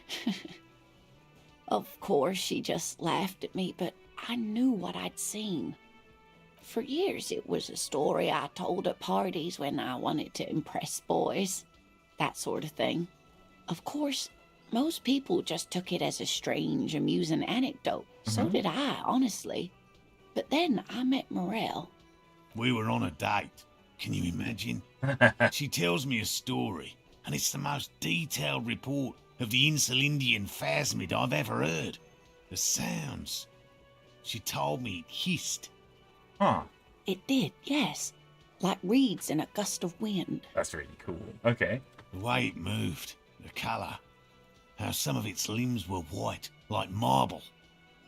It matched perfectly with what I know from other accounts. It was amazing. Their voice performances are just fantastic. Sorry, I know that I talk about the voice performances a lot in this game, but they are so good. These two have such good performances. Holy shit. If it weren't for Lena, I might have given up hope years ago. It's no exaggeration to say that she restored my faith in my profession. He looks at her with admiration, forgetting a wide smile on his face. Oh, that's really sweet. You're on a date? Our first, yes. Aww. The old woman looks at her husband tenderly. The glance is tender, yes, but tempered by something else. A thought she can't express, even to him. Interesting. Ah. His limbs are white? Not all of them. There is some white coloration reported, along with beige, where the camouflage ends. How big was it? It's hard to say how big things are when you're quite small yourself. To me, it seemed to be taller than I was then, but that's probably not the case. Any chance that you imagined it, Lena? Lena, sorry. How could she? Who imagines this? She didn't know about the phasmid. This is the main thing here, what makes it a confirmed sighting. She had no previous knowledge of the insect. Okay. Whitney says, agreed, the voices themselves are picked wonderfully. The delivery's fantastic. Yeah, just so good. It's like every performance really feels like it could be the best performance in a game. But every single voice actor is just giving 110%. They're doing so good. I don't know what sort of direction. I don't know who the voice director was for this game. But they just did a stellar job. Absolutely stellar job. Obviously, really good direction. Really good material. Just a good job. Good job. Well done. So she couldn't have made it up, or imagined it. Huh. That's true, yes. I'm almost certain neither my mother nor my grandmother knew of it. It was only when I started telling my story as a teenager that boys would tell me, Lena, She lowers her voice, imitating a boy. you trying to tell us you saw the Insulindian phasmid out there in those reeds? Get out of here. They just give me a cider and ruffle my hair and tell me to stop dreaming. But I saw it. Tim, what do you think of this? I thought it was a wonderful story, man. He closes his notes and keeps a simple smile. Yeah, he doesn't buy it. But I don't believe it. Yeah. A child left unattended on a warm day. Children make up stories and then end up believing them. Thank you for sharing this with me. You're welcome, sweetie. I do appreciate the chance to relive it whenever I get one. It was just such an impossibly sunshiny day. So warm. And she could get up and walk right into the reeds on her own, into the mud, anywhere. Aww. Oh, right, of course, because she's wheelchair bound. Right, gotcha. I'd really like to hear more about cryptids. You know, to hell with it. Let's have more cryptids. Yes, Kim! Let's go! Of course, officers. Is there a particular cryptid you two are interested in learning about? Is this bird a cryptid? Point to the tie she gave you. No. It's the cryptid. Wow, the cryptid? Oh, yes. The small silvery skull shines between your fingers, its beak sharp. Okay, what is this bird? The eight-eyed teratorn, the largest flying avian ever discovered, with a wingspan of 11.5 meters. It was thought to have gone extinct 3,500 years ago. Some even doubted the fossils were real. A mutation, they said. Until... Uh-huh. Mutation? All of evolution is a mutation. Until? Until it was sighted by renowned Gottwaldian explorer and naturalist Uwe Plattenkalk in 21. Uh-huh. Wait, so it's still alive? This renown seems a bit dubious. Your own catalogue comes up completely empty. But, of course, you are not all-knowing. I need to hear more about this sighting. It happened on a botanical expedition into the vast and unexplored Oamrau Canyon in southeast Ilmara. Dr. Plattenkalk got separated from his group during a sandstorm. Okay, and Umarau is... The world's largest canyon system, sweetie. Hmm? It's a barren waste east of the Erg Desert. An ancient riverbed completely dried up. That's really cool. What happened? Alone in the blasted desert heat, the doctor wandered eastward, where man hasn't stepped foot in over 1,000 years, since the fall of Pericarnassus. He was lost, without any navigation equipment and desperately low on water. After a day or two, he noticed a bird high in the noon sky. A great black bird, it seemed gargantuan. Every now and then, the bird would dive down to feed on an animal carcass somewhere on the horizon. But by the time Uwe got there, the teratorn had taken off already, and the carcass was picked clean. This happened many times. Eat the bird. Uva. It's the only way to survive. He was following it. Yes, or rather, hunting. Whoa. A bird that big has a lot of blood in it, and he was dying of thirst. For many days, Dr. Plattenkalk followed the teratorn until they reached a great canyon wall where the bird finally landed to rest. The professor climbed up there with a rock in his hand. He found the bird sleeping with his head tucked under its wing, a great black pile of feathers on the perch. So he approached, slowly squeezing the rock in his fist. Okay, so... Okay, before we continue. This guy was dehydrated, possibly hallucinating, maybe. Watch out. Then the teratorn suddenly looked at him. He could see it had 8 eyes, 4 on either side of its skull, like a spider. And the man couldn't move. He was paralyzed, frozen into place with the rock in his hand. Whatever he did, he could not get closer to the bird. Why? The bird was controlling his mind. What? It kept him from approaching.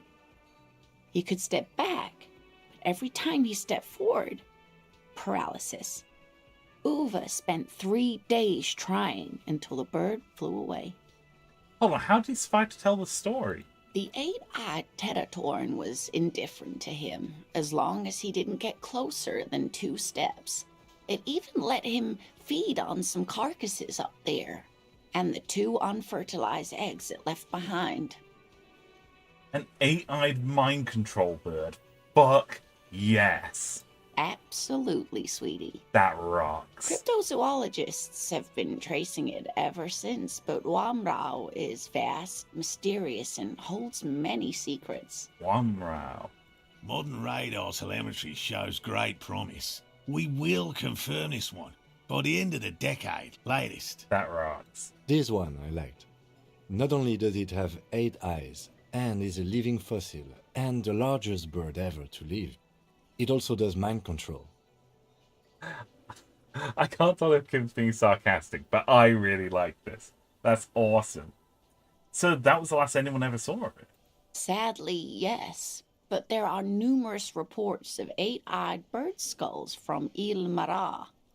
And then there's the striking resemblance to the Pericarnassian imperial eagle, an ancient heraldic symbol that is hard to pass off as coincidence. The imperial eagle, too, had 8 eyes. Interesting. Very, very hard. Huh. This one's very famous. Everyone knows it. People be looking at that tie on you and thinking, that man is into cryptids. So, what else do you want to know? That's really cool. What's the biggest cryptid? That would be the giant of Kokonur. She says as if it's common knowledge. The giant lives in the most arid parts of the vast Kokonur Desert in South Samara, casting a strange light across the barren wastes. What do you mean by strange light? Mirage or psychogenous luminance. She does not elaborate the nature of this luminance further. Just how big is it? No one knows for sure. It is like an awful mountain appearing from below the horizon and expanding to cover almost 1/3 of your field of vision. Wow. Is it dangerous? The towering luminosity of Kokonur is a bad omen in local folklore. Some say it's a fata morgana, others, fate unimaginable. It's Mika! Hey Mika, how you doing? We just had a very unfortunate event happen. Right before coming in to speak with the cryptozoologist, our brain was like, hey look, pinball! It's like monarchist pinball.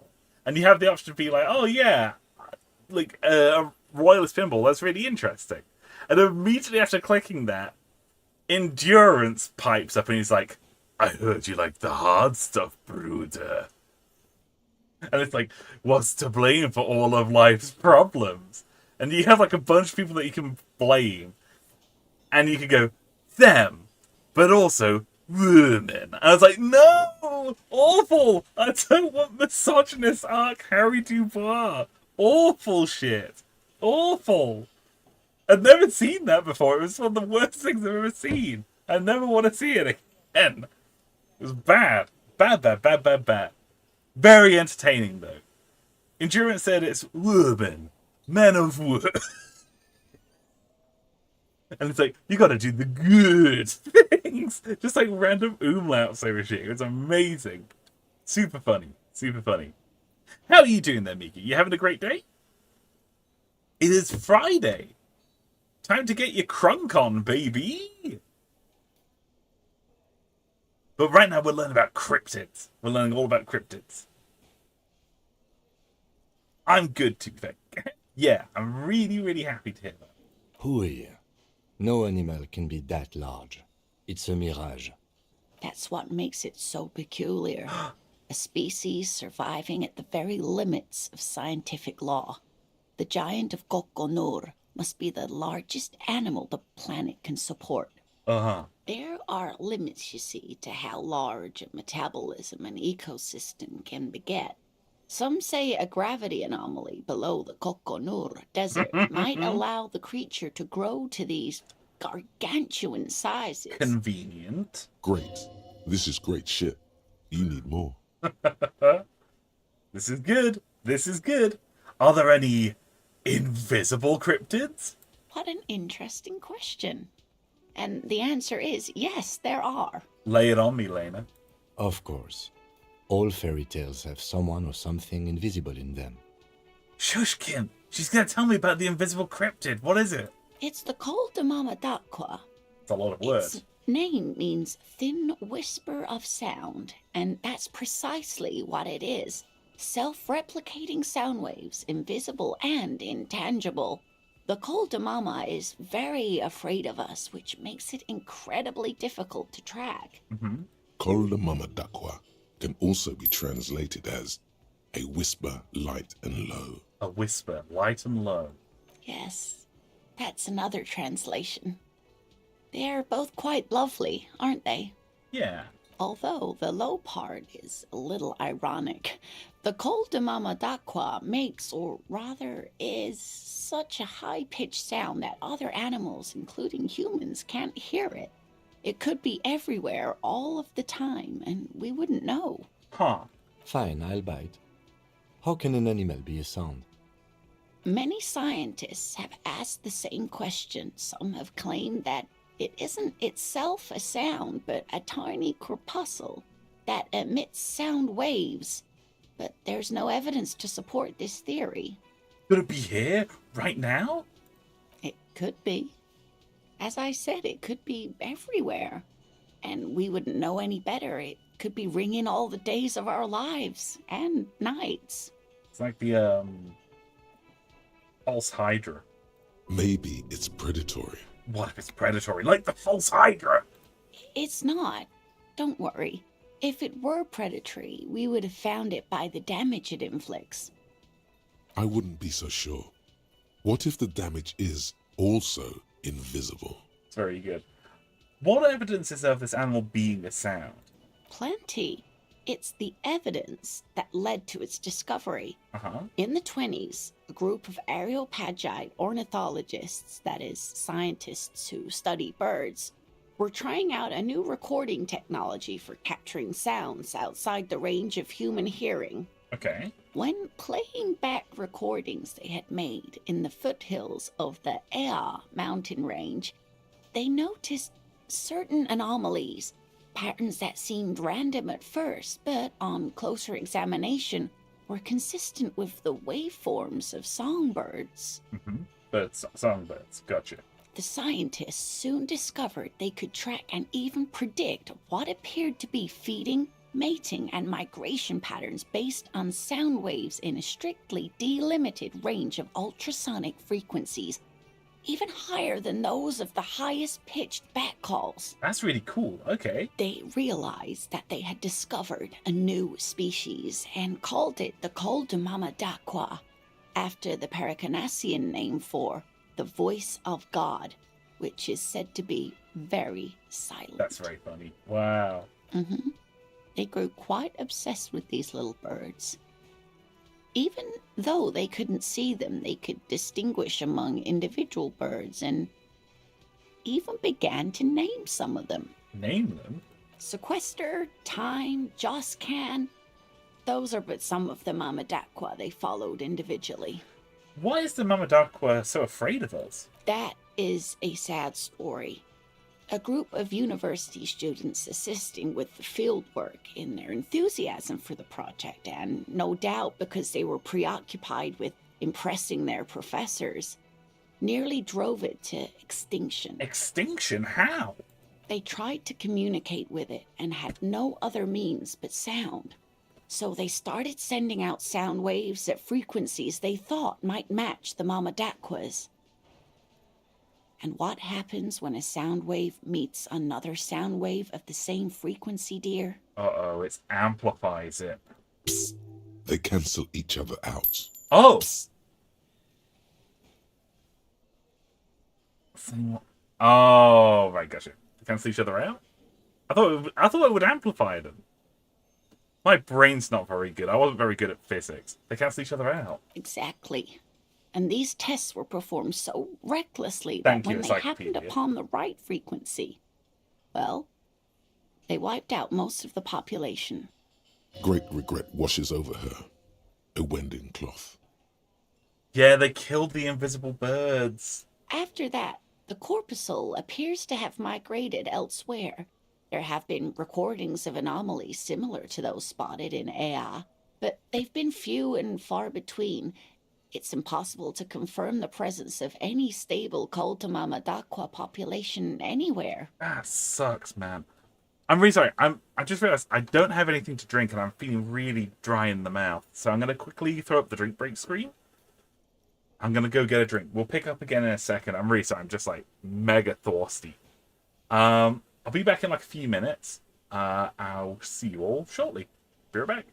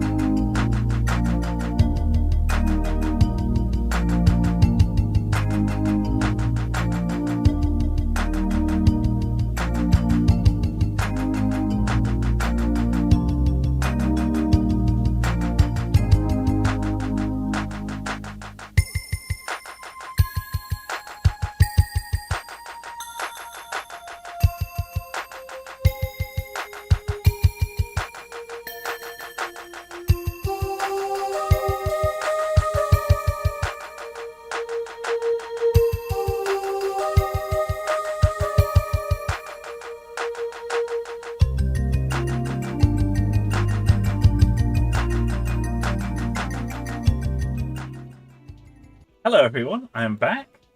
I have got a drink. I've got myself a glass of water. I am back, ready to go. Pedro says we're chatting with these guys for ages. It's true. We got a lot of dialogue with them, and we still haven't spoken to Morel. We're going to need to speak to Morel before we continue, because we need to tell him about the traps. Spoonlick says if the sound is out of phase to cancel each other out, if it's in phase it amplifies. Yeah, that's what I thought. That makes sense. Chill sounds to Spoonlick. Yeah. The music I just played is oh, you're gonna judge me so harsh for this. It's the default hold music for the Cisco phone system. So if you're using a Cisco phone system in like an office or a call center, if you put on hold, that's what you hear. It's like the default hold music. It's great. It's just the best. Right, let's continue. Of course. A common thread in these. Disappearance and unfalsifiability. I like the story, though, ma'am. I'm glad you did, dear. She seems genuinely glad. Interesting. What about the... What about what? This has been educational, so we need to discuss something else. Of course, dear. That's all for now. Morale. Ha ha! Nothing like the gratitude of a good woman. Now then, what can I do for you? He gives you a gruff pat on the shoulder. He tries to play it cool, remain professorial, but inside, this man is itching for some news on those traps. So I checked all the traps. Good. Okay. And? One of them was empty. Completely empty? The cryptozoologist's eyes grow wide. Surprise, tempered with fear and trepidation. He doesn't know what to think yet. Maybe you're joking? Yes, there's nothing in the trap. No locusts, no phasmid. No locusts? No phasmid either? That's not ideal, but... He rubs his chin. It just means the Insulindian phasmid is even more clever than we thought. Of course, more clever. Oh, damn, kid, you got real close to the mic for that one. Yes, the Phantasmadeia picked off the locust and escaped. This is good news, though we'll have to reconsider the design of the traps, make them more secure. Okay. Another trip to the reeds. Wait, where's Gary? That's exactly what I thought. It's a death hunt to this phasmid. Of course. Be sarcastic. Unless you have an alternative hypothesis you'd like to venture, mine stands, okay? He misinterprets your words. Actually, no. Excuse me for getting emotional. This is a big deal for us. You've helped us twice now, and brought some great news too. My gratitude, and the gratitude of the Société Cryptozoologique de Ravachol, is It's yours. very funny hearing someone with a very thick Aussie accent say something in French. It's very, very funny. Heartfelt gratitude. But does it feel like closure? What really happened? Some kind of foul play might be afoot. Theft? Ooh, possibly savoir-faire. Thank you, it's an honor. We should probably return to our main investigation here. This has been refreshing, but... Helping cryptozoologists isn't really a priority for our organization, is it? The lieutenant looks out the window, impatiently. Interfacing. Develop an alternative theory about the missing locust. We get +1 for enthusiastic about the phasmid, +1 something up with the trap, and +2 Kuno the hooligan. Oh, Kuno, what did you do? Consider the way the empty trap was disturbed, as though shaken. Most likely the hands of a young person. Hands small enough to fit inside the trap, too. Oh, no. You should ask the red-headed boy, Kuno. I think a little hooligan called Kuno may have stolen the locusts. A little hooligan? But what would a child want with bags? Bags! Bloody hell! Morty! We gotta go to Bendigo! We gotta drop off the bags! Oh, gee Louise, sorry. I can't help myself sometimes. Oh, my dear Morel, you've been an old man for too long. Kids love to torment insects almost as much as they love to torment old folks. It says the rumble in most voices is making my pancreas tingle. It's shaking you to the very core. I'll talk to the little grin and see if anything comes up. Delinquents. My favorite. It doesn't sound like it's really his favorite. Oh, you've been such a dear to us. Please let us know whatever you turn up. I have a feeling we're getting so close. I think so too, Lee. Well, I see you've got all the help you need. I'll see you tonight at my place. Let's play suzerainty, but no more field trips for me. After this is your last chance to talk to Gary. Good to know, Logic. Really, Thank you. Gary? We're getting somewhere here. I'd love to play suzerainty, but... Lena, I'm sorry, but you're not getting anywhere. It was some kids. I know the little mutants around here. Leave anything out in the open and they'll steal it, even if it's bugs. Bags! They stole the bags! I'm sorry. I don't know why. It's like certain words that Morel says are just wonderful. He looks at his tea. Morale, it's been fun. Really. But I need a bath, and I have deliveries to handle. When this tea is done, I gotta run. No need to apologise, Geary. You've been more than helpful. We'll have to take a rain check on that game of Sue's rain tea today, though. We're gonna follow this through. Okay. The first man to break formation is always a blow to leadership. This is bigger than he lets on. Yeah. Did you know Gary was hiding the armor? Hell no. I had no idea. And I'm still cross with him, to be honest. It's not like him. He's got his quirks, but dishonesty, disloyalty are not one of them. I don't know what got into him, officer. Thank you for letting him off easy. He won't forget it. We'll make sure he won't. I'll get going. Okay, let's borrow Gary real quick. If this is going to be the last time we speak to him, let's talk to him now. Always a pleasure to see an officer of the law. Oh, good to hear it, Gary. I mean, officers. Thanks for your cooperation. Yeah, nothing else to say to him. Oh, hang on, we got a bird. Let's talk to Guard. Ah, smallest church in Saint-Saëns, right? The cafeteria is waiting for you to acknowledge that you recognize your song. Yeah, the church is actually my past. Yeah, the church is actually my life. Yeah, the church is actually my love. Things are really bad with it. I fucking rock that shit. Or told you I'd rock that shit. I fucking rocked that shit. It was all right. Subdued. I might start letting people up there again. Now, what can I do for you? God, I found a new bird for the worm. Give him the ruffed grouse. What is this thing? He takes a stuffed bird. It's no biggie. I just thought it would look nice on the wall. I'm that kind of cop. Or it's a rough grouse. It symbolizes the might of male courtship rituals. May it serve as a reminder to keep an eye on the cock carousellers. Oh! I'm not gonna blackpill him. I'm not gonna blackpill Gart any further. We're not doing it. Awful. Pedro says, I'm leaving. Bye-bye. Alright, Pedro, have a good night. See ya.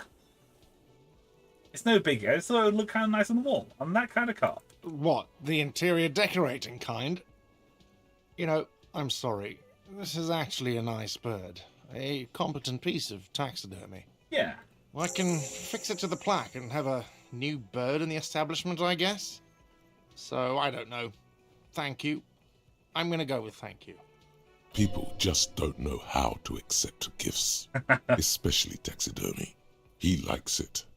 He likes the bird. It solves his broken bird problem. Well, I'm very happy to hear that empathy. This was mostly about the fucking cardio. Massive cardio here. You'll live till 90, or you get a heart attack from running. I feel good about our work here today. It's all about the little things, like bringing people random stuffed animals. Thank you, Kim. Goodbye. You see? We fixed it. We did a good here today. Okay, let's go talk to Kuna. I hear he doesn't fucking care. Oh, what's this? Was that? Could it be the Mama Dakwa? No, it's probably just your imagination ringing in your ear. Is it? Is there a ringing? Listen more closely. There seems to be an extremely high-pitched ring. Ultrasonic.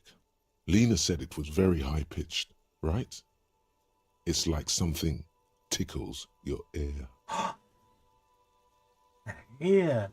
Lena also said that it couldn't be heard by any other animal, including humans. What you're hearing must just be a regular bird. Honestly, your ear isn't hearing a whole lot. The distant hum of the industrial harbor, the traffic. But, admittedly, there is a high-pitched noise somewhere there too. But then, isn't there always? Kim, do you hear that high-pitched sound? No, I don't hear the Mama Dakwa, and neither do you. How did he know what I was thinking? Of course he doesn't. He's deaf. Listen closely first. There it is again. You're about to rediscover a long-lost species. We're gonna do it! Yeah, but how are you going to catch it? We're gonna keep listening. Really, really hard. It must be very close. Maybe, just maybe, it will come toward you. What are you doing? You're a police officer, not a pansy ornithologist. The only birds you should be looking for are healthy women of childbearing age. Oh, physical instrument. Bad. Let's move ahead towards the sound. Oh no. The sound. It's moving away. Somewhere over there. Go after it. No. Too late. It's gone. There is no ringing anymore. Just the sound of the streets. No, come back, please. Let's listen some more. Keep your ears peeled, then. If the species really has migrated to Martinez, you're sure to hear it again. The Coldamama Dracula. We got a thought. We got a thought. You heard it. The mysterious Coldamama Dracula. You're certain it did. Maybe not certain, but let's say you're hopeful. Because it would make you very special. To be the only human to... the only human being who can hear this invisible, incorporeal bird. This animate whisper. This particle of sound. You're going to have to keep listening. Sharpen your ear.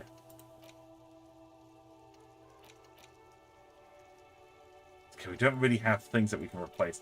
If I'm going to replace anything, I'm going to replace indirect modes of taxation. But we're going to hold on to it for now, just because we've only got 2 skill points. And I know I need some for a rhetoric check with Titus. Titus Hardy. Let's go speak to Kuno. Kuno, how you doing, buddy? Kuno saw you wield that can. Sweet graffito action, pig. Kuno likes that delinquent shit.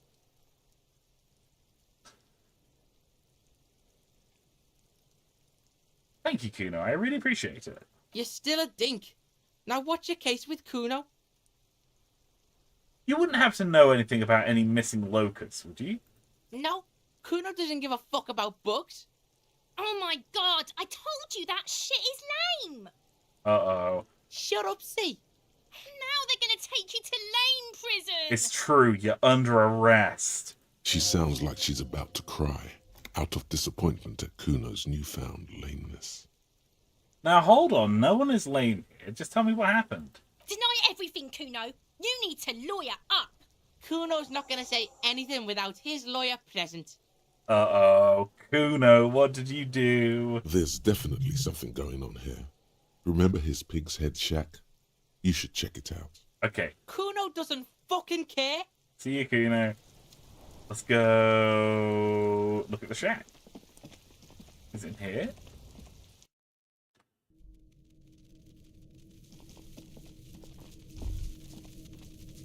Bugs! A magnesium supplement you rub on your chest to live a happy, magnesium-rich life.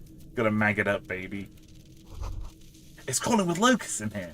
All around you, the hisses and chirps of locusts fill the musky air. The earthen floor of the shack has been shaped into mounds of mud, dotted with little holes for windows. Oh? Well, detective, it appears you've solved the case. The lieutenant looks at you, writes something in his notebook, and then turns to you. Of the locusts. For the missing locust case, which is a sub-case of the imaginary insect case. So at least that's going well. Yeah, I really would appreciate it if you stopped being sarcastic, Ken. Oh, I'm not being sarcastic at all. We are making real progress here. What, you think the insulin phasmid is nearby? If anything, the presence of the locust points to the opposite. The phasmid did not take the bait from the traps. It was Kuno. The phasmid doesn't exist. But what do I know? Use your powers of deduction. You knew the magic bug was nowhere near here. The phasmid is impairing your judgment. Oh, yeah, it is. It's not real. It's not real. This phasmid doesn't exist. Alright. Yeah, we need to talk to Kuno about this. Get him to start. I'll let you handle the Kuno side of things. You are doing just fine. Yeah, no, Kim, you're right. You're right, man. Mans is just right. Mans is right. Hold on. But hang on.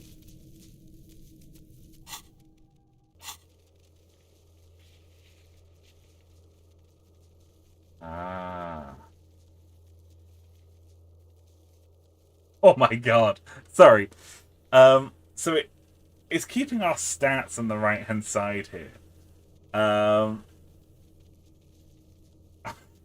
We got a lot of things picked. We got a lot of points. 5 points in Superstar Cop. 7 points in Apocalypse Cop. 9 points in Sorry Cop. 3 points in Boring Cop. 23 Communist points. 4 Fascist points. 7 Ultra Liberal points. 4 Moralist points. 19 Good Cop, Bad Cop points. 5 Honor. 3 Dead Guys. 260 cases solved. 18 years of service. Awesome. Great. Let's go confront Kuno. Let's go shake him down. Kuno, I know you don't fucking care, but I need to talk to you about this. Fuck does Kuno care? I know you took the locust from the traps in the cryptozoologist set up, Kuno. I know you did. Yeah. Kuno took the bugs. So what? So it wasn't the phasmid.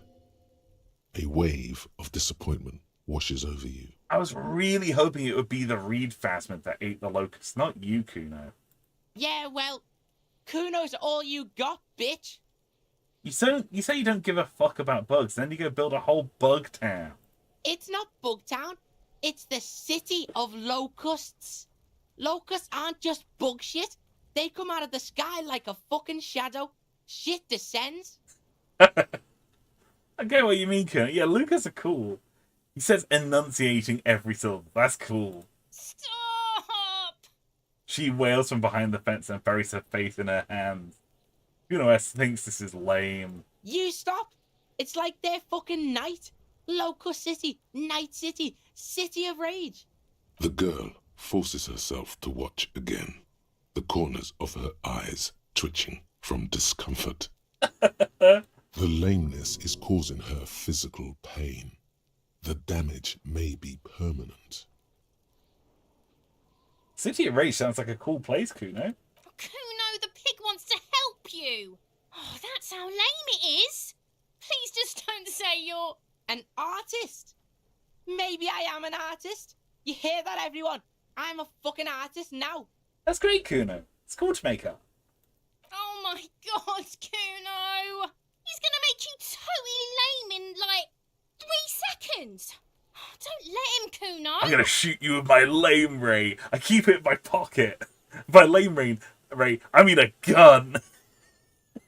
And by shoot you with it, I mean I'm gonna shoot you with it. Sputnik says, the lameness. Maximum lame. We're converting him into a lame boy. Yo, fuck you, see? Kuno can be what Kuno wants to be. Kuno's his own man. Yeah. Kuno's free. Yeah. He tears at the buttons of her shirt trying to rip them open. But don't give way. Oh, it's so cringe. Oh.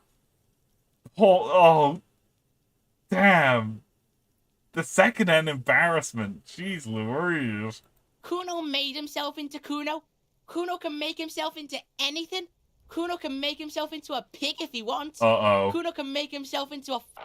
Uh-oh. Kuno doesn't give a shit. Oh, Kuno wants to become a cop. Oh, no, we really have damaged him. No, Kuno, back away, man.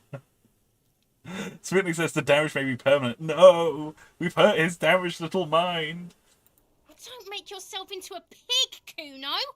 You'll have to take me away. A leaden silence fills the yard. In it, you hear snow melting, dripping from the eaves. Someone closing a window. Me and Kuno have to discuss this. I promise I won't do. I don't believe you. She disappears entirely behind the fence. For once, the boy is lost for words. He turns completely red now, with splotches of white beginning to appear across his face. Sputnik says tell him to oink.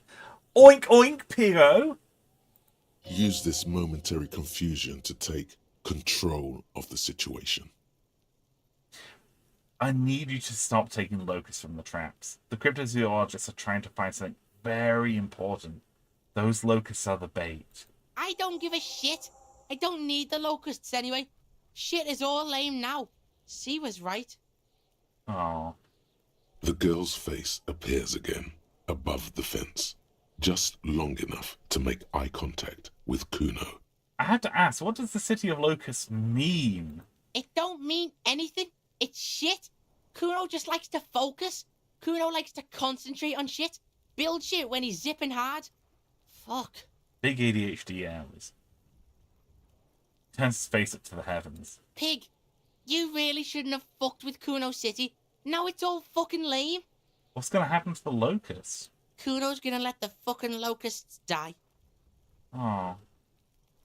That's sad. Okay, now that's settled. I better be off, Kuno. The fuck are they trying to catch anyway? With the traps? The Insulindian phasmid. He mutters to himself. He recognizes the name. Wait, you know what the Insulindian phasmid is? Bitches think Kuno doesn't know shit. The fuck out of here. Kuno's tired of this shit. There's silence between the two children. They're not saying anything to each other, nor looking in each other's direction.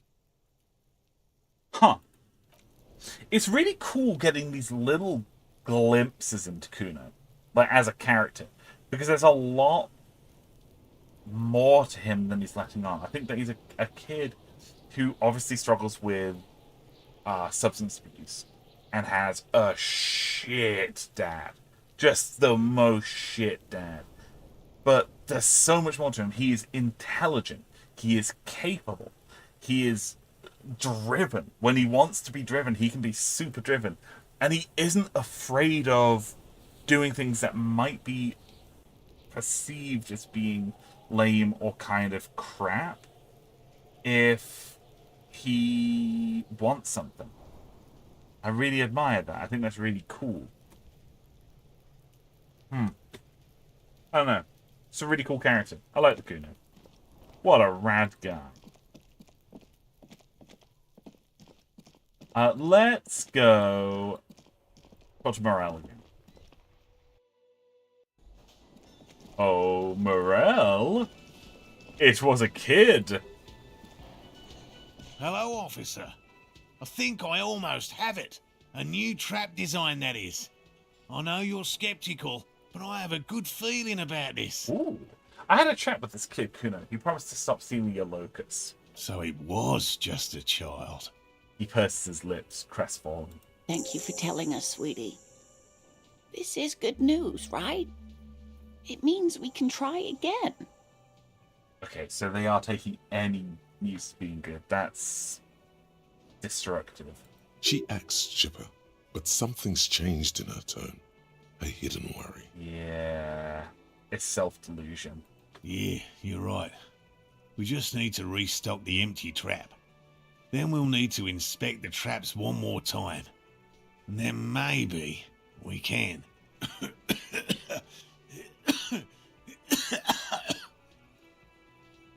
The aging cryptozoologist breaks into a hideous coughing fit. Darling, I told you to take it easy. You're getting sick. Maybe it's time to go home. Aww. When it says no clue about him, but the phrase shit descends is stuck with me for life now. It's so good. But he's also totally right. Like, there's something special about locusts. They're rad. You're right, you're right. We can come back next season when it's warmer. There won't be a next season. Not for this. Find a phasmid or admit defeat, people. Man, I'm really feeling this is costing my time on my main investigation. It's not worth risking your health. You should call it a day and go home. I'd offer to help, but I have my own things to do. Refuse. Damn it, maybe I can still restock the traps for you. I've come too far to quit. I'm going to restock the trap. Let's do this. We are getting really carried away with this, aren't we? Fine. It's better than having these people get pneumonia on the coast. But after this... He wants to see this tale through, as much as you. Otherwise, he'd have stopped this already. But he cannot let it drag out after this. Yes. Yes, kid. Really? It's too much, officer. What Morel means is We're grateful for your help. Here's a fresh batch of locusts. They should slide right down the funnel. And thank you again. We will definitely mention you, should this lead to a discovery. I'm not talking co-discovery, of course, but, Wow. Co-discovery. You'd be famous. You'd show them all. This does tingle the pleasure center. Oh yeah, let's get a dopamine rush, baby. This would show them all. We need to get you on that list of discoverers. No question about that. Okay, I'm gonna get going. Kim, let's roll. We've still got a few more hours before bedtime. And we should spend it refilling these traps. Let's go. And we need to go talk to the little girl. Find out about those gauntlets. She's got some armored gauntlets. I want them. I want those armored gauntlets, Kim. I want them so bad. Let's go, Kim. Vamonos. To the ends of the earth, Kim Mule. Just realized we're really low on morale. We need to take some magnesium at some point, but let's hang in there for now.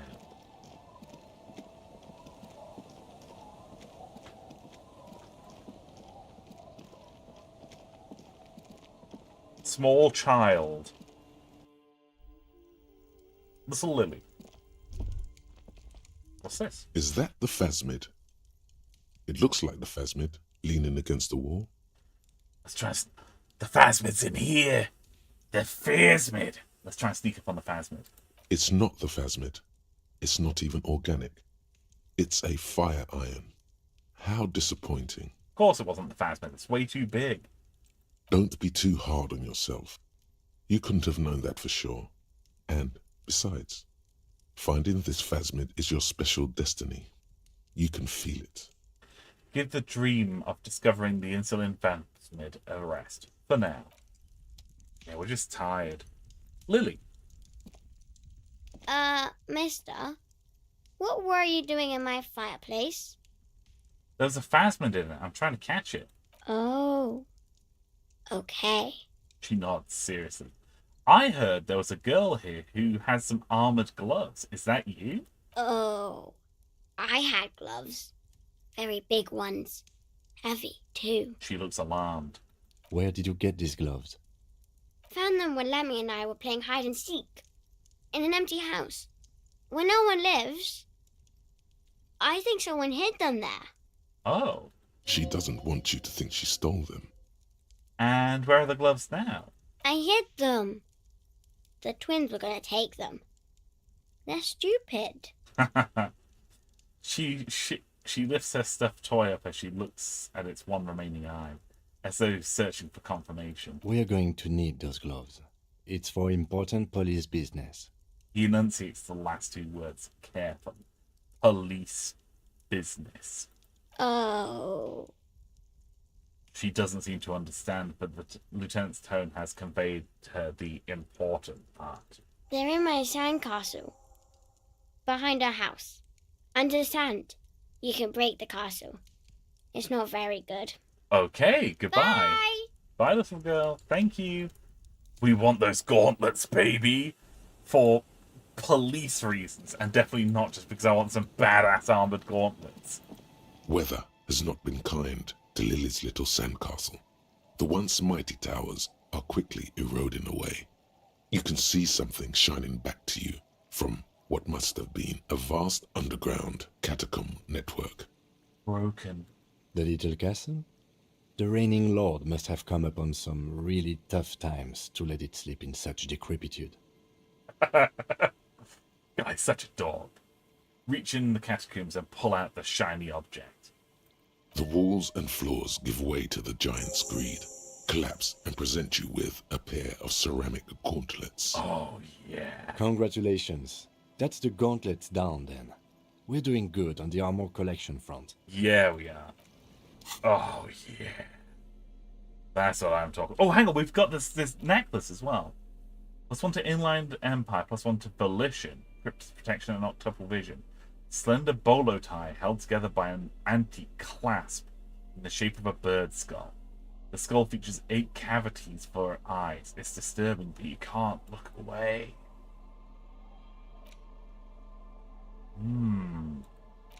Maybe that would be a cool thing to have.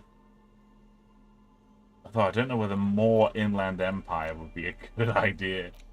It tends to do more harm than good.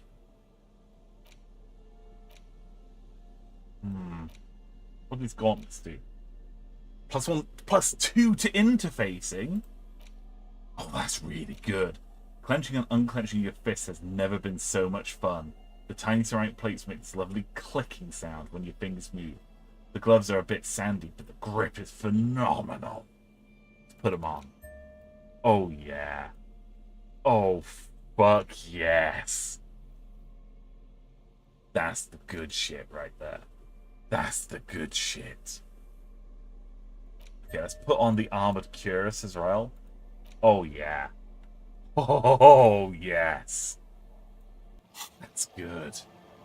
I've never felt so indestructible. Amazing. Feeling strong. Feeling capable. Let's go put those locusts back in the trap.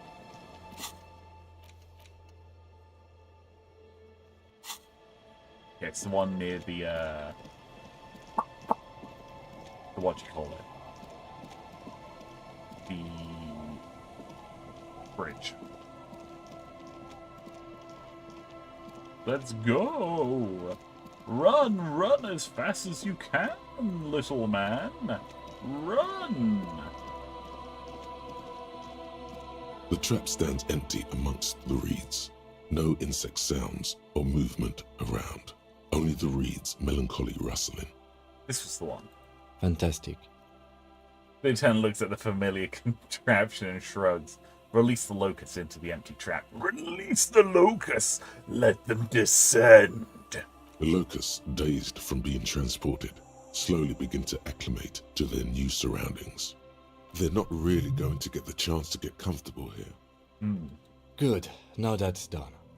When do you think we will return to our impending apocalypse of a murder investigation? Oh, that's a good point, Kim. Don't answer that. It was a rhetorical question. My rhetoric isn't very good, Kim. I'm sorry. He doesn't want to. But if there is one more cryptozoological runaround, he must force the investigation back on track. This better be it.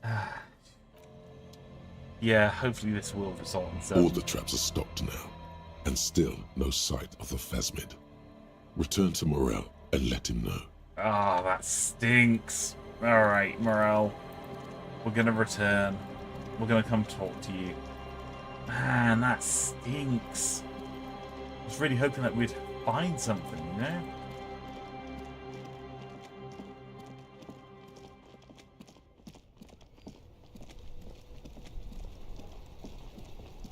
We've got a lot of money now. We've got 50 real. We're doing good. We're a wealthman.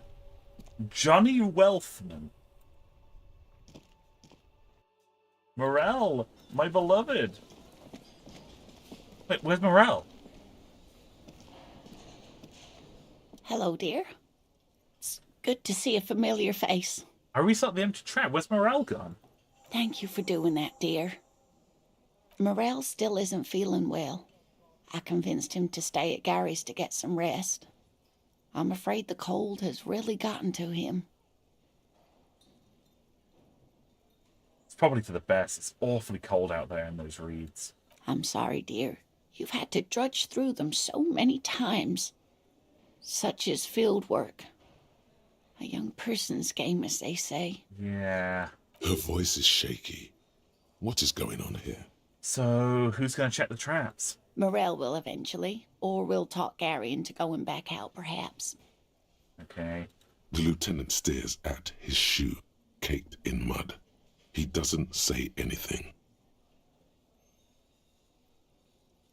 All right, once more into the breach, then. That really is too much, sweetie. Thank you for your dedication, but I can see you're coming down with a cough yourself. Fine, don't worry. Very strange. Why is she not letting you do this? It's like she's given up. Lena, what's wrong? You seem different. Different? How? You've given up on the Phasmid. I'm in doubt, sweetie. That's all. Everyone is now and then. You're in doubt about what? It's, a strange feeling. I haven't really told this to anyone, but you are a police officer. I am. And when a police officer asks, you must answer. Do you ever wonder if some lovely story from your childhood is just that? A story? Or a dream? Seeing the Insulindian Phasmid was just a story I used to tell people. I didn't really think about whether it was real or not. Huh. But Morel told me you'd seen it. You also told me. Morel's so proud of it. He always tells everyone.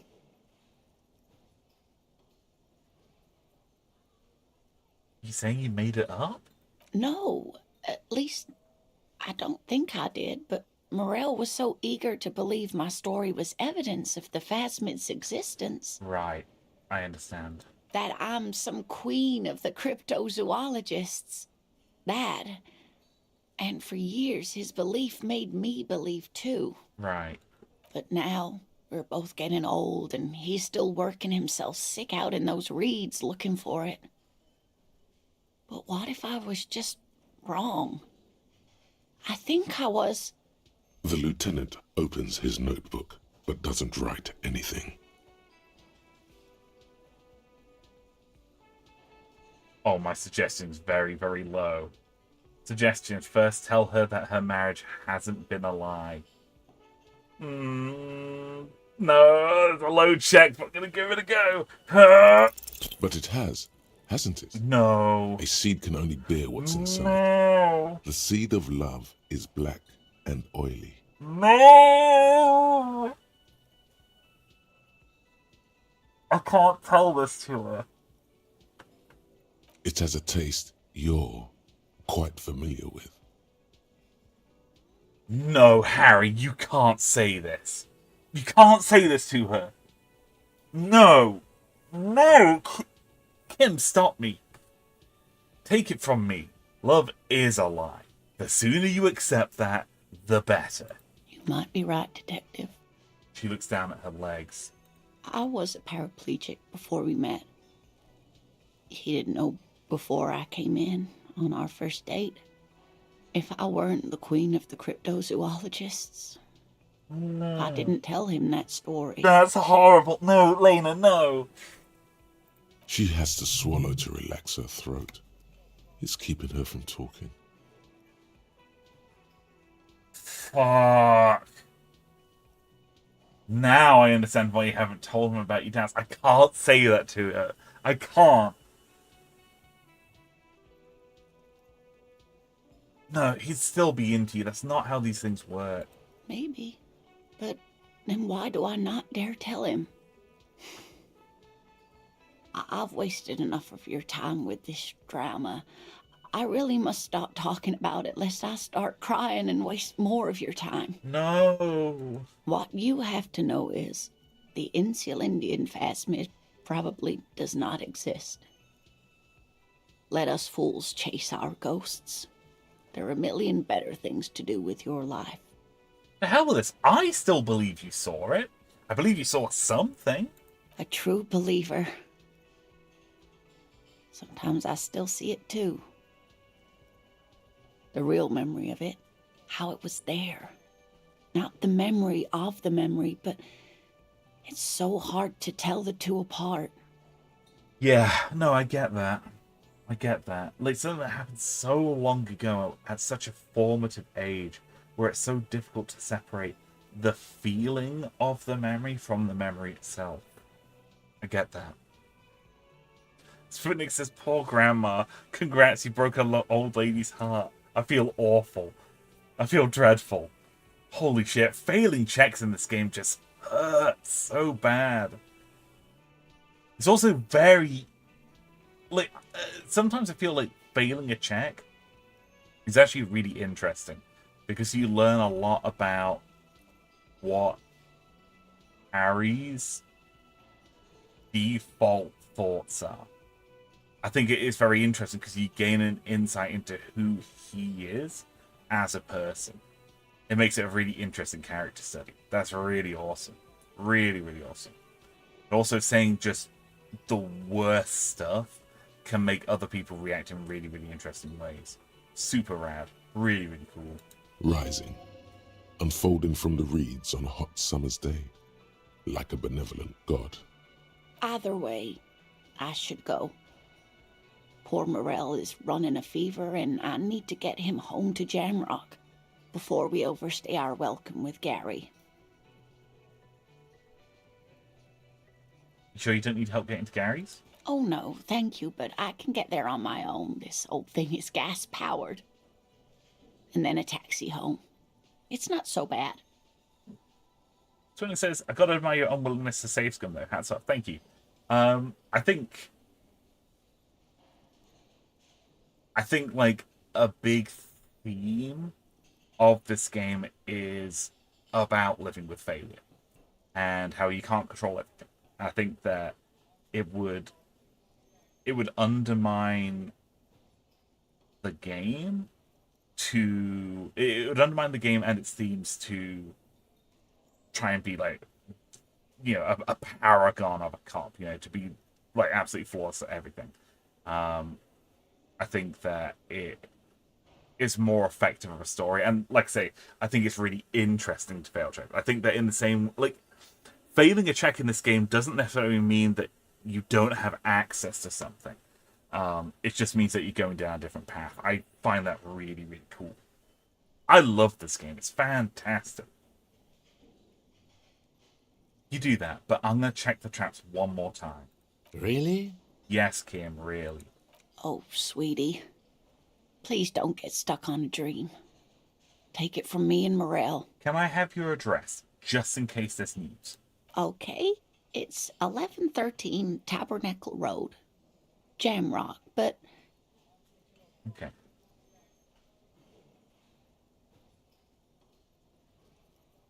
The rest of it's pretty grim, but thanks for bringing some light, Raymond. You're welcome, sweetie. I'm glad it helped you, even though it turned out to be a... The sentence remains unfinished. A dream, a lie, a fool's hope. Say her lips moving in silence. Like that, she drives off. The gas engine putters quietly as she gets to the doors, then pushes them open. Outside, the cold coastal wind blows. We should go too. We should, Kim. Swinton says, reminds me of the original Fallout games a bit, with the dialogue system. Yeah, I agree. That's actually a really good comparison. I hadn't thought of that. Yeah, that's actually a really, really good comparison. And those early Fallout games are fantastic. Really, really good. Just straight up good shit. Just good stuff. Haven't replayed Fallout 1 in a really long time. Yeah, that's super good. I still say with absolute sincerity that the confrontation with okay, I guess spoiler alert for the next minute, if you haven't played the Fallout games, spoiler alert for the next minute or so, so I'm going to talk about the end of Fallout 1. The final confrontation with the Master is one of the most compelling things I've ever seen in a video game. The Master is a really, really compelling villain. And I think the fact that he's someone who can't be dissuaded from a moral standpoint. He's very much a person who believes that the ends justify the means. And there is no way, no moral heartstring that you can pull on that's going to dissuade him. You have to convince him through saying, not only are you wrong, but your plan will not work. And that's the only way you can get him to do things. And the only way you can get to pass that isn't through a dice roll. It's not through a check. It's through putting in the legwork and doing the research. It's through speaking to the super mutants at the Mariposa military base. It's through talking to the researchers in, like, talking to 3 in the Brotherhood of Steel bunker in I can't remember what the base is called, but you know what I mean, like the bunker. It's so good. And the voice performance of the Master is so excellent. Like, really, really well done.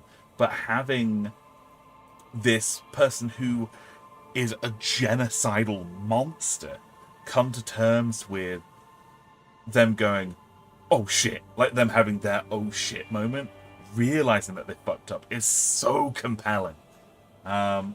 Man, Fallout 1, good. Just so good. Man, I need to replay those games. They are fantastic. Really good. But it says, oh right, the dialogue was so mind-numbingly amazing. It really was. I was a wee boy when I played it, though. Most things flew over my head. Yeah, I didn't play them until I was already, like, an adult. I had a lot of difficulty getting it to run on my PC, just because, it was an older game. And I was running the Steam version. And the Steam version of Fallout 1, it doesn't play well. But I ended up getting, I want to say I got the GOG version of it. Like, I got the GOG version of Fallout 1 and 2. And they're just good games. Just damn good games. I think Fallout 2 is the better role-playing game in terms of, like, you playing as a character. I think there's a lot more substance to the mid-game, New Reno is one of the best zones in any game I've ever played. It's fantastic. There could be an entire game that's just in New Reno. I actually kind of don't like the ending to Fallout 2, even though it's a really awesome set piece, like going to the Enclave bunker and learning about something that became like a huge thing in the later games, the stuff about the vaults, like how they were effectively an experimentation suite ran between the US government and Vault-Tec. Well, that's like a huge thing, and it's like I think it's like the most influential thing that happened as a result of Fallout 2. I don't think that the ending itself is great. I think Frank Horrigan, I'm going to say something kind of heretical here, but I don't think Frank Horrigan's a good villain. I think he's like boring as shit. I think that everything around him, though, is interesting, but I think like the mid game, the early and mid game of Fallout 2 is just so good, so good. I even think that some of the late game stuff, like hanging out in San Francisco, I think hanging out in San Francisco is really cool. All the stuff with the She, really cool. Just good game, good game. Really need to get around to playing it again. Right, let's check on these traps. The trap is full of locusts, but they seem weak and unhealthy. A few lie on their backs with their legs twitching. Still, no phasmid. Okay. You volunteered to restart the empty trap. Okay. Maybe we'll come back to this later. We do need to come back here at a later point anyway, so we need to go back to the church. I think before night falls, we need to talk to Titus Hardy, because there's a check that we failed. We were trying to persuade him that he was being manipulated by Glacia, who was a person who was friends with the murder victim. So let's go speak to Titus. We need to try and break him down just a little bit. I can't remember what check it is that we need to put a point into. Because it's a white check, if we level up that skill, I want to say it's rhetoric, we'll be able to retry that check. It's you again. What is it? Hey, Titus.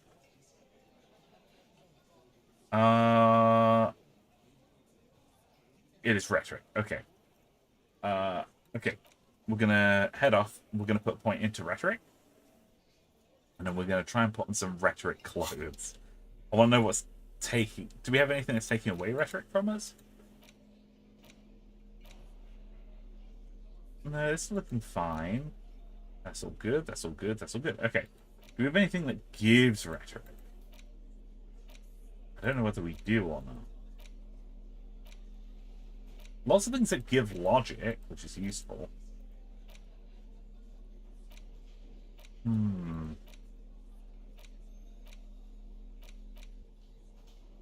Visual calculus. Rhetoric. Excellent. Gonna put on this musty old polo shirt. The jacket takes away from rhetoric. Okay, that's fine. That will do. We're going to put 1 point into rhetoric. And let's talk to Titus Hardy. It's you again. What is it? Well, well, well. It's you again. Alright, Titus.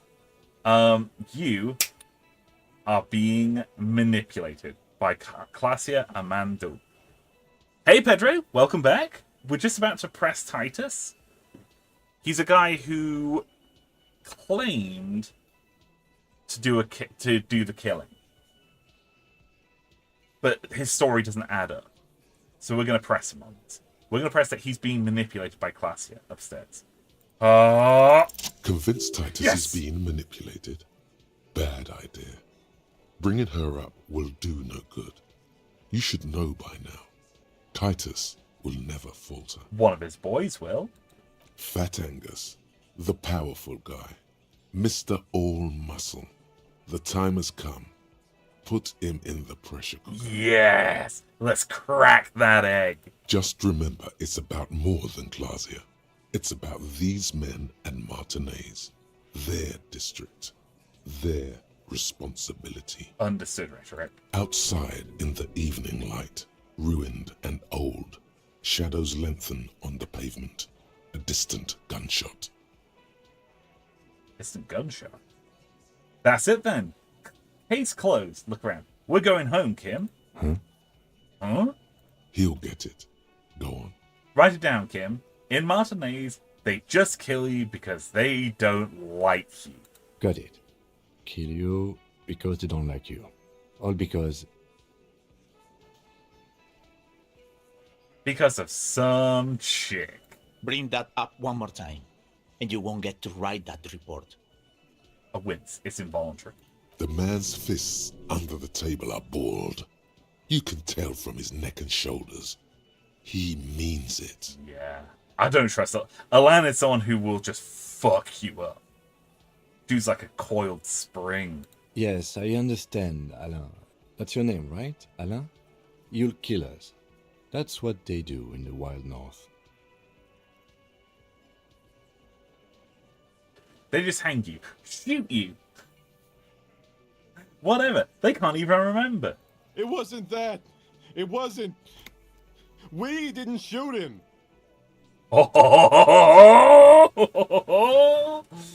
Okay, Fat Angus. We really put the pressure on you, huh? That's it. That's the weak one. You flushed him out. Yes. Now go in for the... Yes. Officer, you will be next if you don't shut up. The old man reached for his belt, but his voice is strangely calm. Firearm.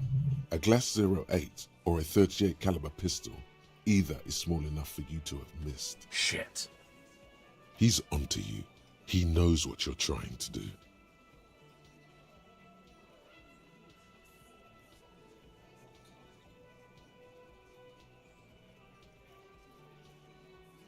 I'm gonna look at Kim for this. The lieutenant has put down his notebook. His hand is resting on his holster. He gives you an imperceptible nod. Nice. Nice. What? What does that mean? Or, I'm going to turn to Angus again, really lay the pressure on him. Or what? You're going to kill me like you killed him for no fucking reason? We didn't kill him. We didn't even hang him. He was dead when... Yes. Yes, we gotcha. Shut up, Angus. He was dead before you hanged him? Fatty! Say one more thing to the cops and I'll... Uh-huh. Dennis, Stand down, or I'll beat your head in. Theo, take your hand off the belt. This isn't 31. I've got this under control. Yeah, Angus folded like a cheap suit, bro. Like, he folded like that. We just looked at him and went, "Hey, Angus," and he went, "Oh, we didn't kill him."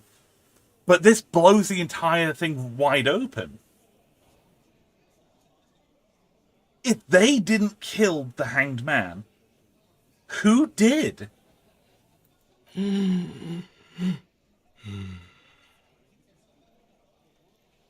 Angie, where's your goddamn inhaler?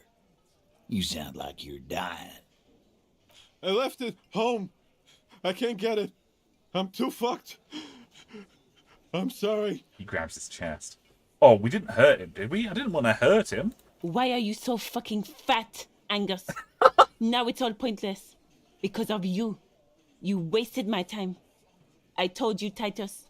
I told you just give her up. Oh? Lizzie, your help is no longer needed here. Go tell Everard. Fine. I'll tell him. After a long walk along the coast. She walks off without looking back. You're in. He's all yours.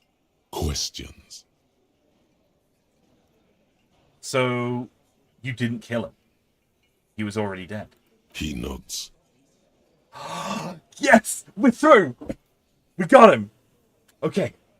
Good. So who did? You hanged the corpse to cover up the real cause of death, the bullet in his head. Right. Another nod. Why? 'Cause the girls asked us to. They were in some shit. Okay. Girls plural. There's another girl. 2 of them. Take note of this. They'll probably say more about her later. The lady driver. Maybe? The lady driver? Did she kill him? Who, Classia? Cop, I have no idea. The girl says she didn't. Okay. Classia says she didn't kill him. What? Okay. What happened on Sunday night? Classier came down. She seemed really out of it. Drugged up, even more than usual. Bug-eyed and gurning, you know? Yeah. Not in a fun way. Okay. It looked like she'd redosed after something went down. I've seen that look before. She was scared. I knew someone had died. How did you know?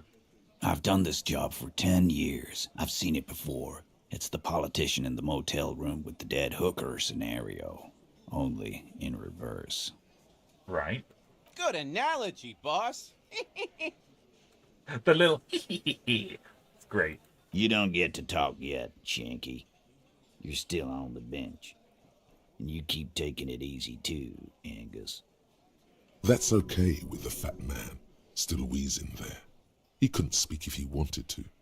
What happened then? We went upstairs. Sure as day the merc was dead. There was a bullet hole through the window. Fucking dirty sheets and bottles everywhere. There wasn't a bullet hole in the window when we went upstairs.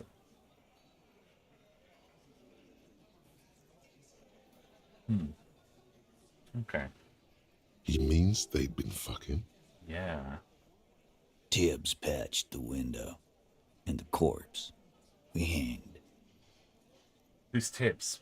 The 8th Hardy Boy? Nah, he's my brother. He's in the window replacement business. If Classia didn't kill him, why the cover-up? You may have noticed our girl's in some shit of her own. She told me some people were after her from Aranya, but she wouldn't say any more than that. Yeah, she wouldn't. She's fucked if she shows up on police radar. These people, who are they? They're powerful, connected to the moral intern. Right. She's clearly afraid for her life. Says if she showed up in your systems, she'd be ghosted away. Right. Hence the lie. So if... Right. Okay. I think I understand. That's all he knows. That's all she's told him. Right. So the hope is that if by the Union collectively taking blame for it, they wouldn't be able to be tried. It's much, much harder to prove that that a group did something equally than one person. Classy would obviously be the immediate first pick.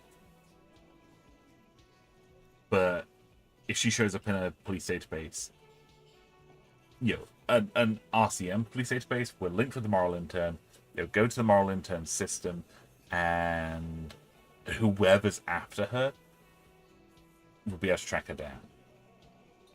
Right. Okay. Gotcha. So she persuaded the union to try and take the fall, knowing that they would be able to be prosecuted. Interesting. And why would you help someone like that? By taking on a murder? Why would I? I guess we abide all sorts of runaways and losers here. It's a Martinez thing. Right, okay. So who killed the Merc then? Any leads? Not yet. Just some ideas. She says the shot came from outside, behind the window somewhere. So that's a clue. Okay. What? Okay. So someone shot... Alright.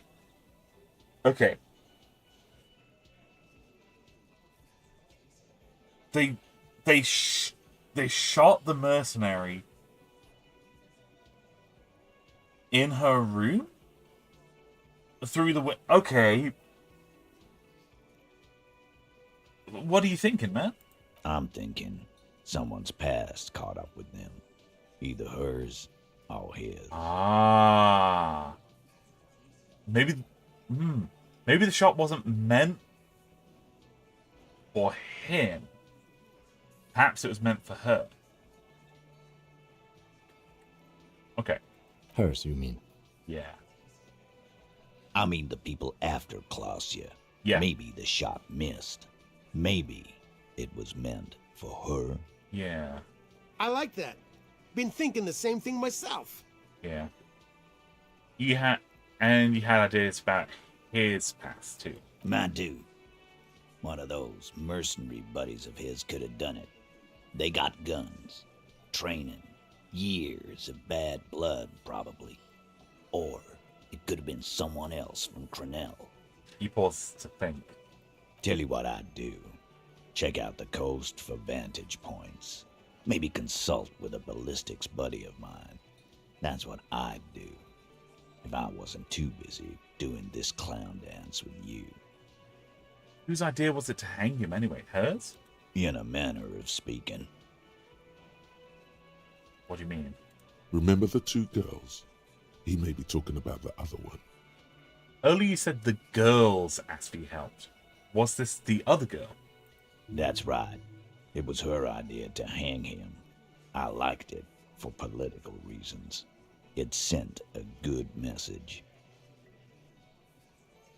It's her, isn't it? The lady driver, the drug trafficker, the missing Ape Hardy.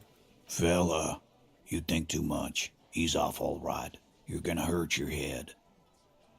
That woman is just affiliated with the Hardy Boys. You don't know her, anyway. Okay, so it's someone that we don't know.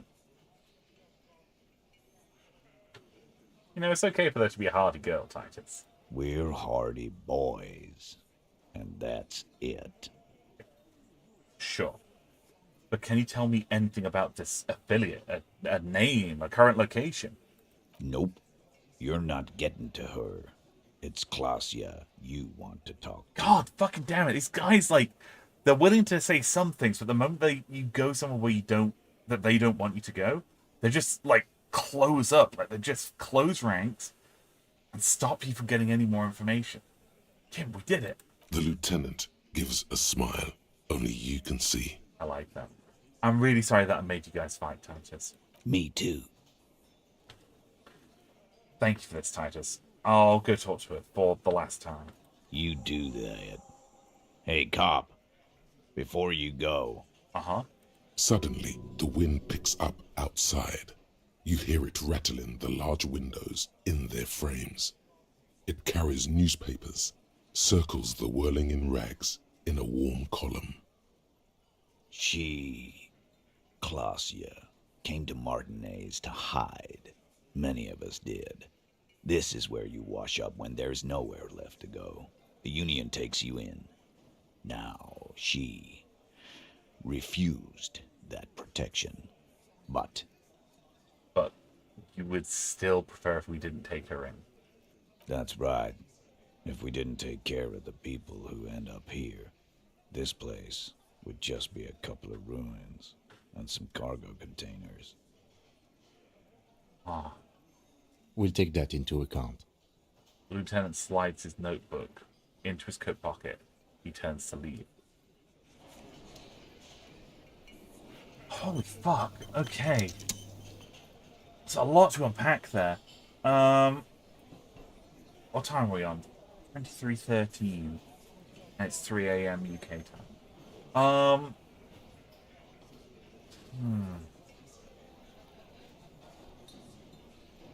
Let's go talk to Classy.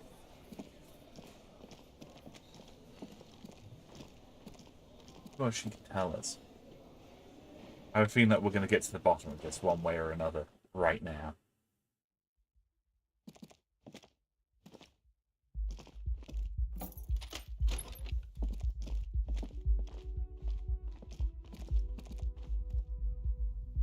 Let's have another look at this window. Now that a bullet went through it, now that we know a bullet went through it, let's investigate.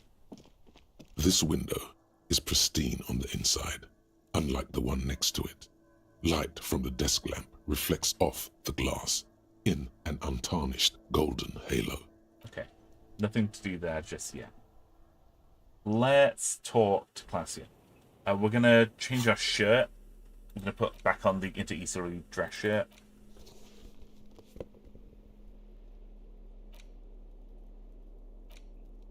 There's something we can wear that gives us composure.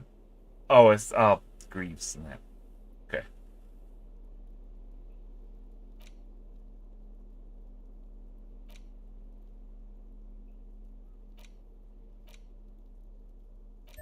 No, we're gonna wear the armor. Good old armor. We do enjoy that. Right. Claudia, you have got shit to say. You've got a lot to talk about here, girl. It's always good to see you. She cracks a wary smile, leaning back against the railing. Something in her demeanor has changed. She's tired, consigned to her fate, to being here with you and what's to come. The Hardy Boys told us what really happened, Claudia. I understand. She puts her coffee mug on the table. You don't look surprised. You were expecting this. I knew there was a chance you'd get them to tell you. It's what you do. You're the police. For what it's worth, I'm sorry for wasting your time. If you knew we would find out eventually, why did you waste our time? Good question, Kim. Because of the Hardys. I couldn't just dispense with them. They were only trying to help me. Out of the shit I'd gotten into. Is she implying the Hardy Boys are the law? Whoa. I am the law. The law. That's me. I know that. But the people around here, they don't see it that way. And if I am to stay here, I need to get along with them. That's not a good enough reason, Claudia. You're right. There's more. More? You answer to the coalition government, and by extension, the moral intern. She reaches for a new cigarette. Briefly glancing over her shoulder to the sea, as she's done time and time again. A grand expanse of water reaches over the bay and to the horizon, wine dark in the evening light. What lies beyond it? The Pearl, the Muindi Isola, the Occident, and then Aranye, the old world. Is that why you're looking over your shoulder? You're afraid of the moral intern? You share a database with them. You send people to their courts. She lights the cigarette.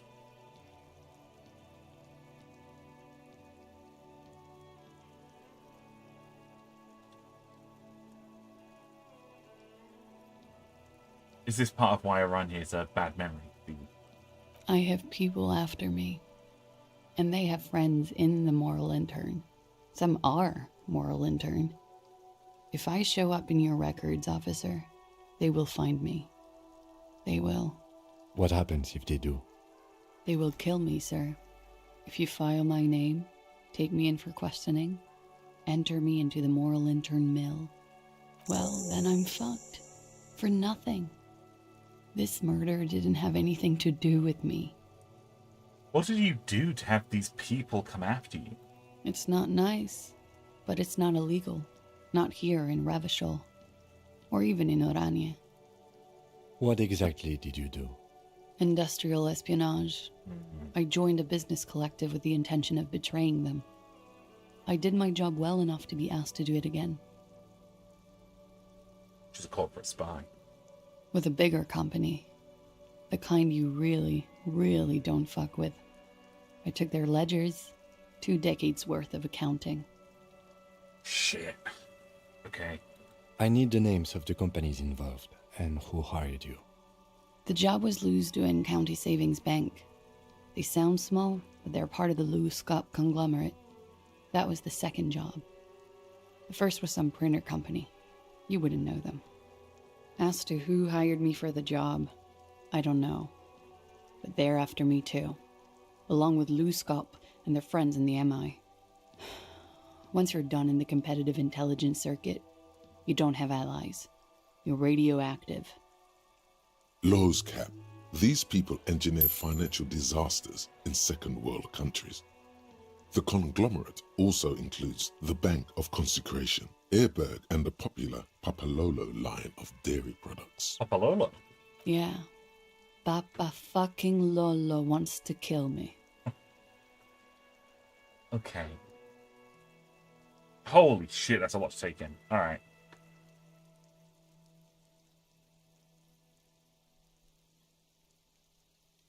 I'm sure there are people who have done much worse than that, Glacia.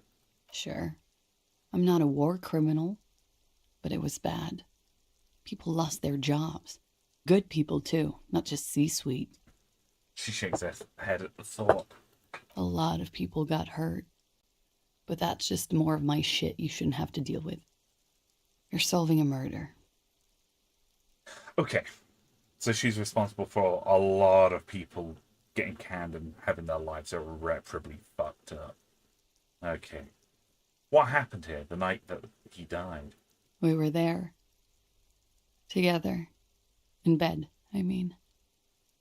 Tell me exactly what happened. Okay. He was in a kneeling position. He had just entered me. I was on my back, looking at him. I heard the window behind me shatter, and I turned to look. There was a hole in the glass. I turned back to him. His eyes were looking through me, and his mouth was open, dumb. I could see. I could. A great pain moves through her, a dark and indefinite wave. She continues in spite of it. I knew he was dead before he fell down on top of me. Then what happened? He was heavy. I pushed him off and he fell to the floor.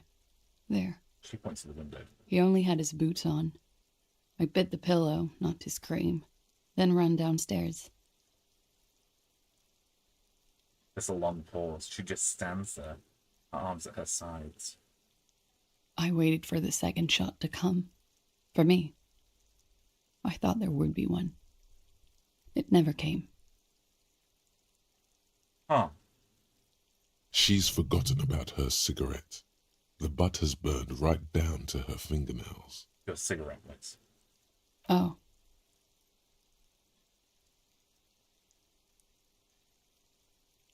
I shake my head. That's a motherfucker. Yeah. It was a real motherfucker. She immediately lights another cigarette. What time was this? When did it happen? It would help us if you could be as precise as possible. 11:30 to 12:15. I don't know the exact time. Around midnight. Okay. It's okay. Were you inebriated? Not as much as usual. He'd done a line, plus other things. I was drinking. Wait. Titus said she was gurning her jaw off, much more than usual. I said you looked pretty high. Oh, yeah. I did one of his lines, just to clear my head. Good thinking. Clear your head. You should clear your head. Stop. Get into his mindset. No electrochemistry, no. Did you hear or see the shooter in the course of this? No. Hang on. You heard the glass shatter. Did you not hear a gunshot? Hang on. Damn, the chat log doesn't go back that far.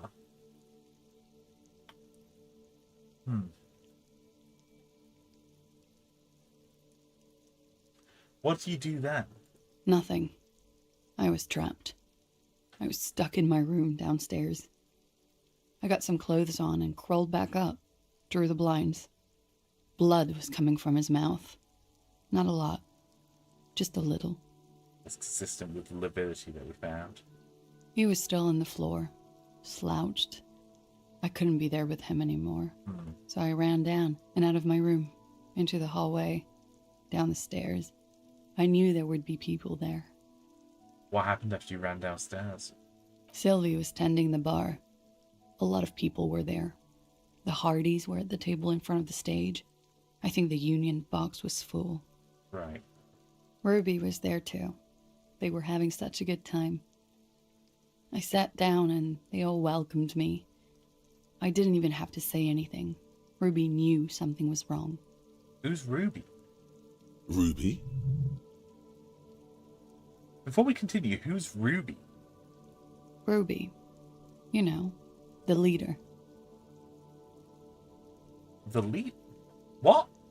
The leader? Of what? The Hardy Boys. She says it as if it's self-evident.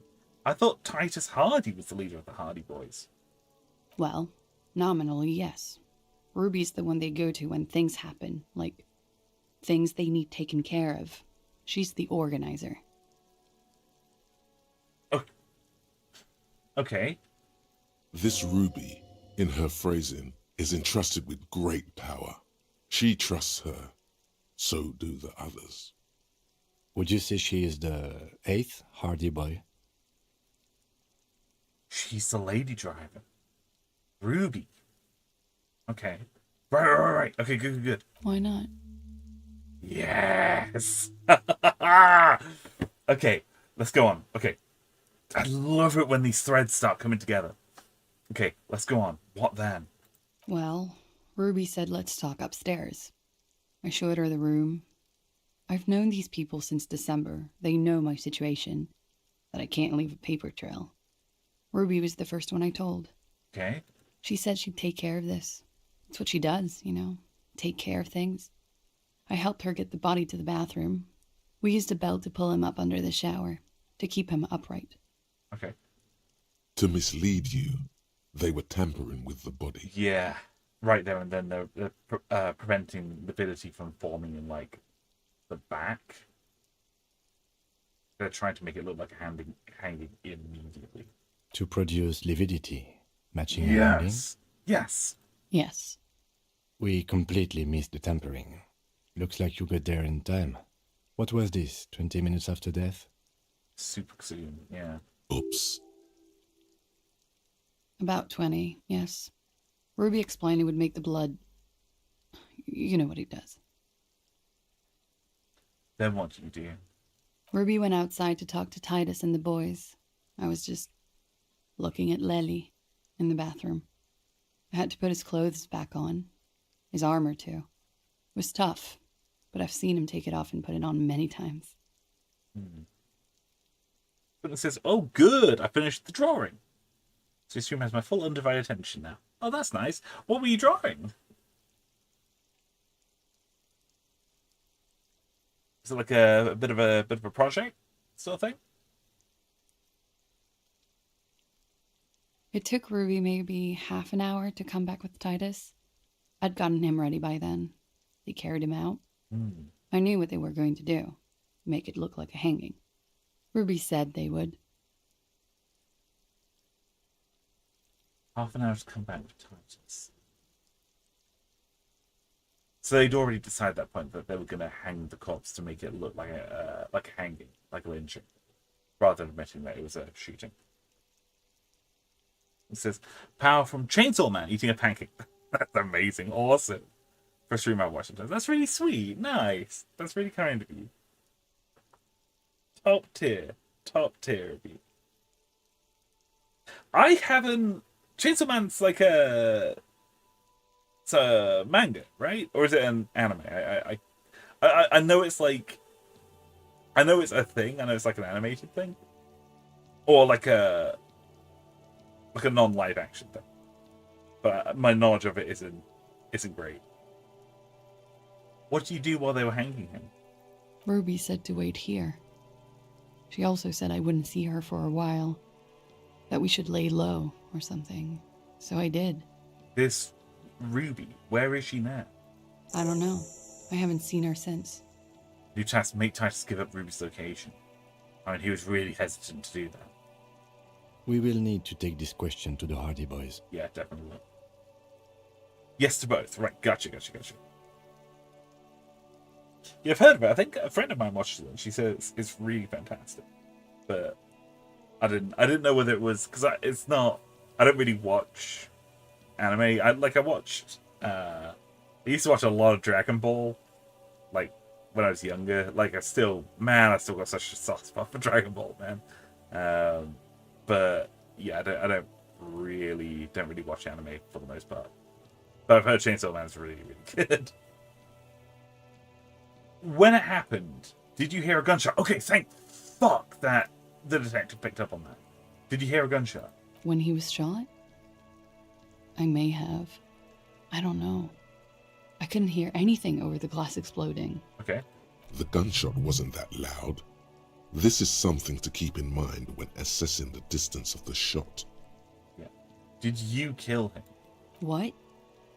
Why would I put myself through this? Insanity. Get myself cornered like this. I don't know. He wouldn't have died if it weren't for me. I know that.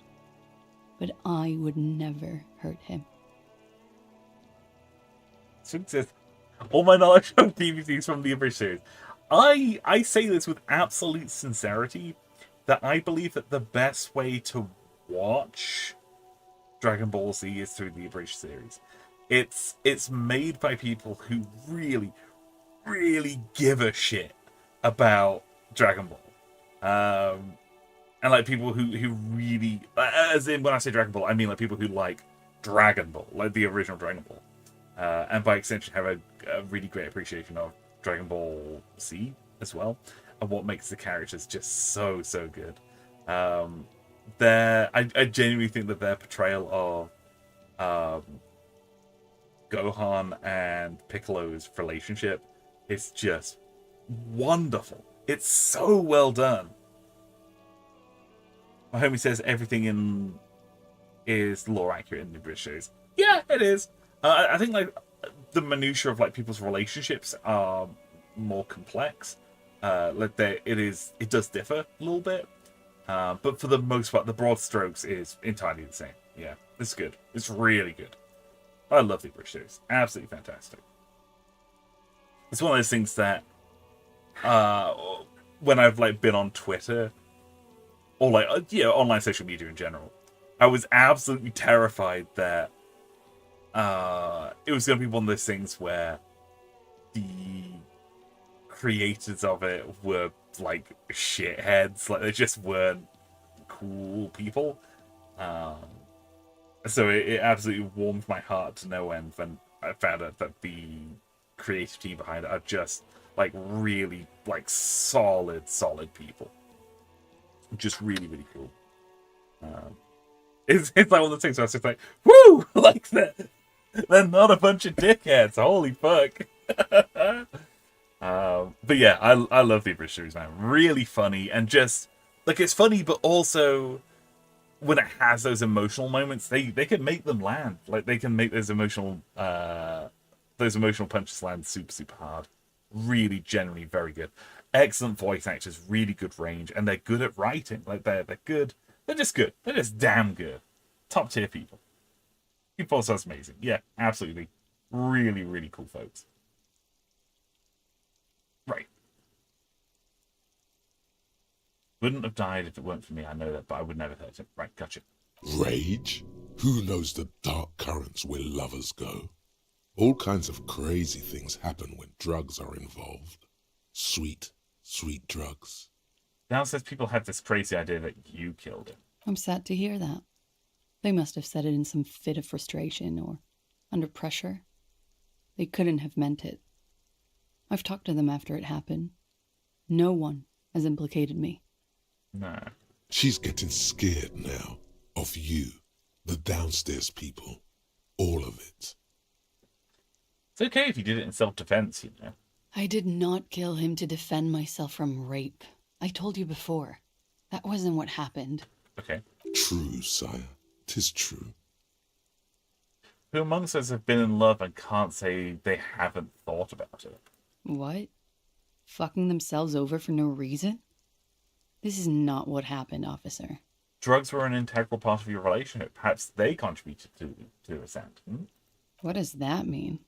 Do drugs make you aggressive? No. People don't take drugs to kill each other.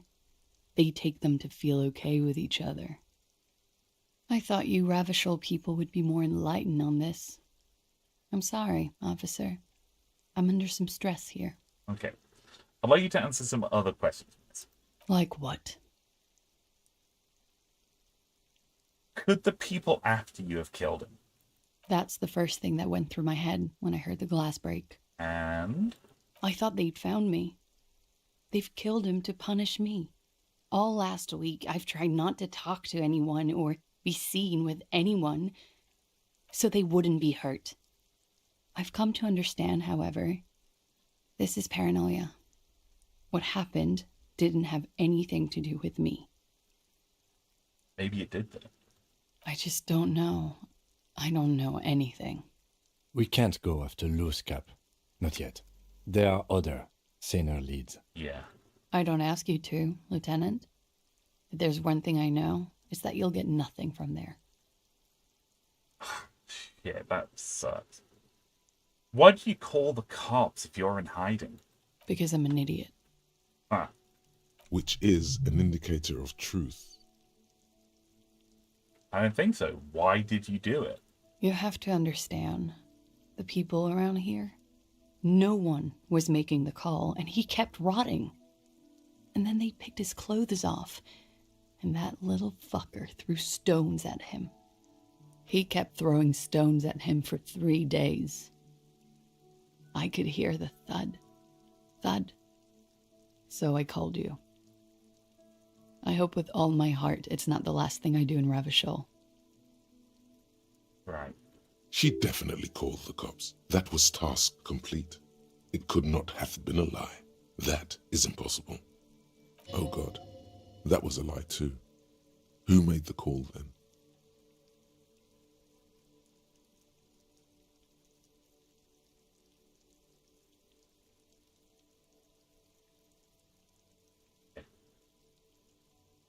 When was this window changed? Last week. Angus and Titus's brother, I think he's called Tibbs, took care of it. Wait, Angus and Titus are brothers as well? Hang on. You should have another look at that window after this. Reconstruct the scene. It's right there. In her bedroom? Inside?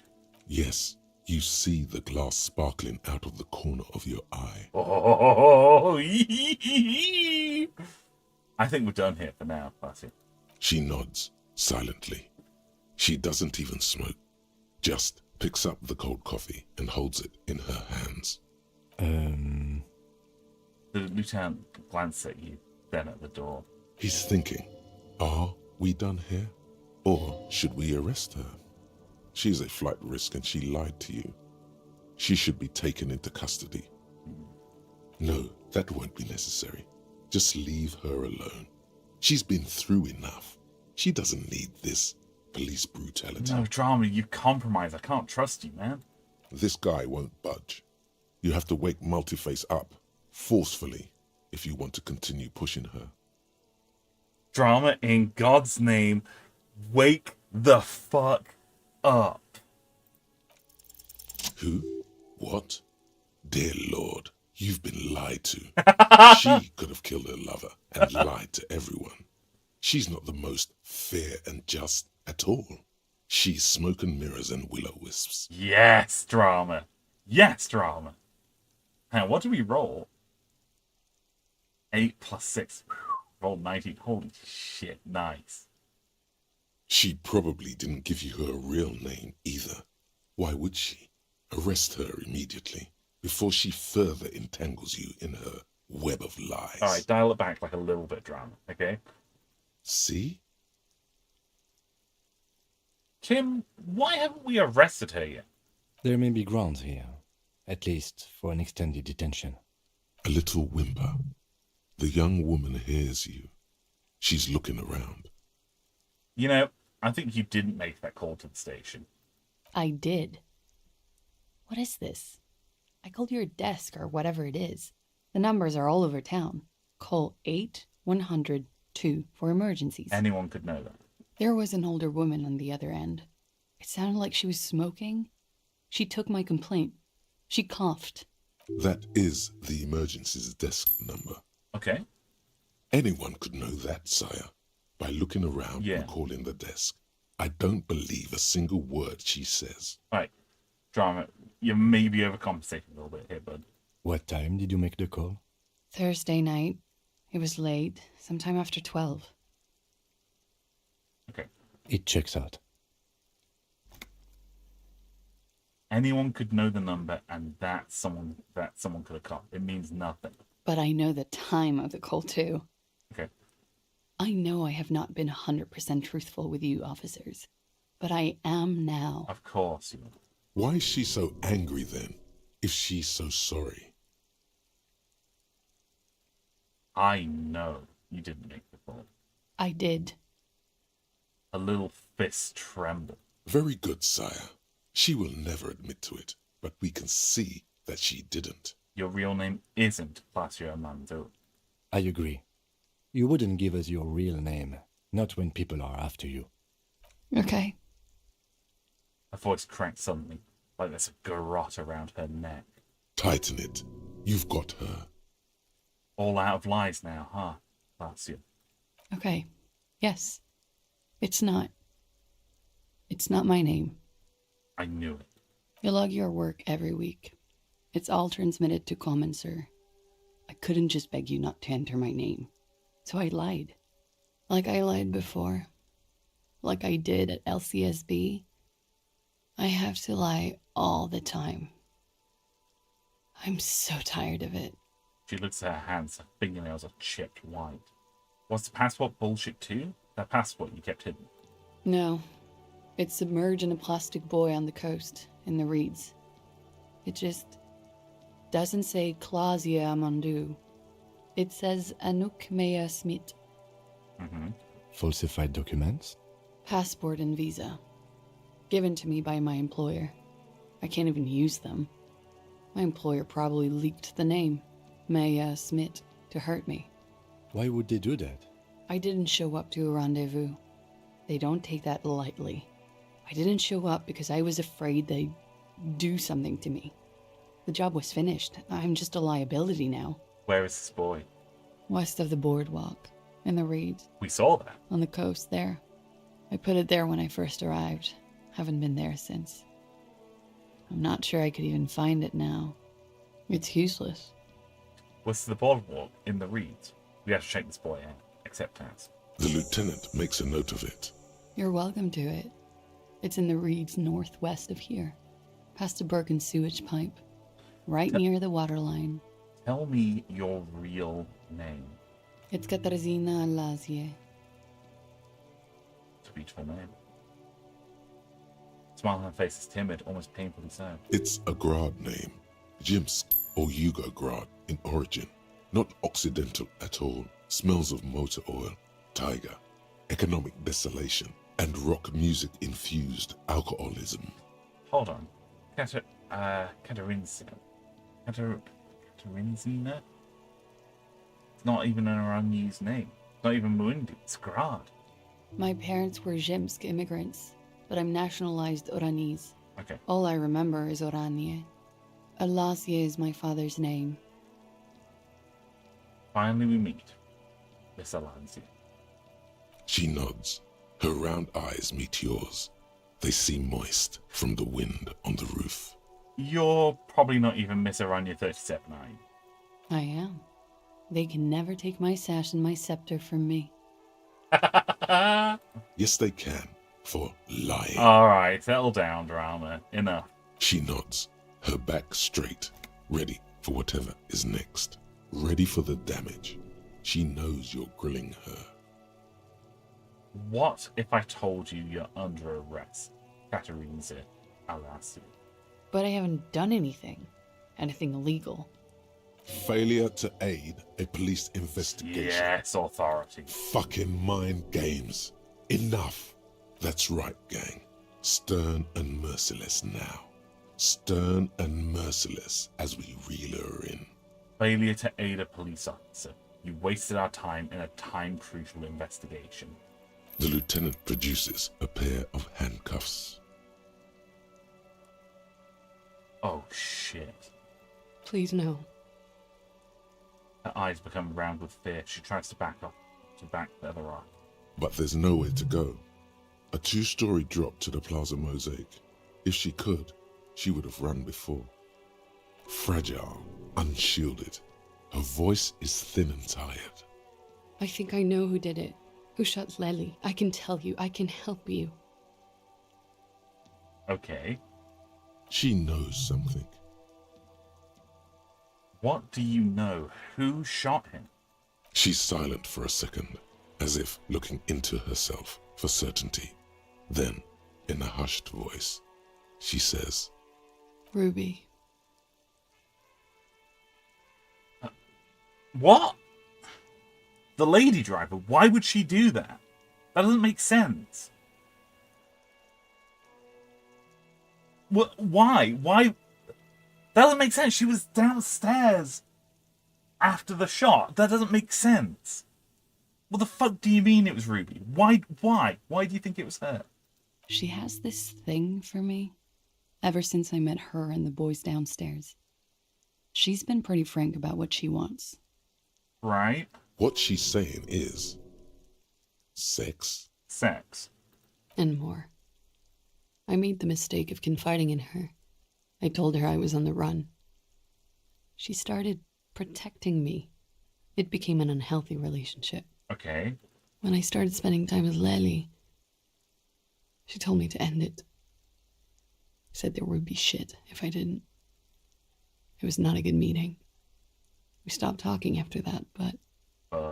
I don't understand. What exactly in your relationship made you think she is romantically interested in you? Yeah, exactly, Kim. Yeah. Explain. She said she's in love with me. She even asked me to run away with her when I told her I'm a fugitive. She started developing notions about our relationship. Okay. And you led her on? Yeah, what's this unrequited, love? What is this? A little. I was flattered, you know? But then I had to let her off, and it was not easy. I came to regret being friendly with her. We maybe kissed, nothing more.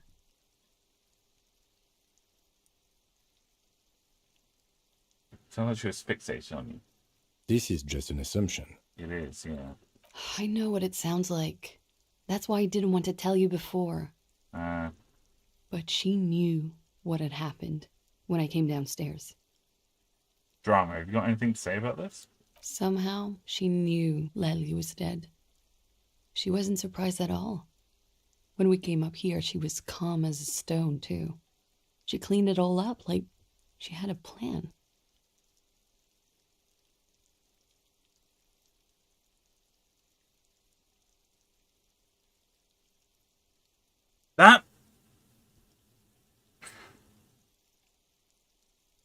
That does make sense. It would make sense why she would do this ridiculous hanging thing. Why Ruby's not around.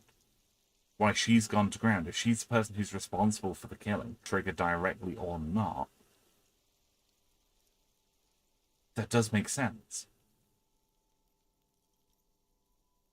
The fact that she was the fact that she came upstairs, Classic came downstairs and was like, oh my, she didn't even say anything. She like came downstairs, and Ruby's like, okay, like the mercenary's been shot. Like immediately knew that, and immediately came upstairs and hanged the body. She had it prepared.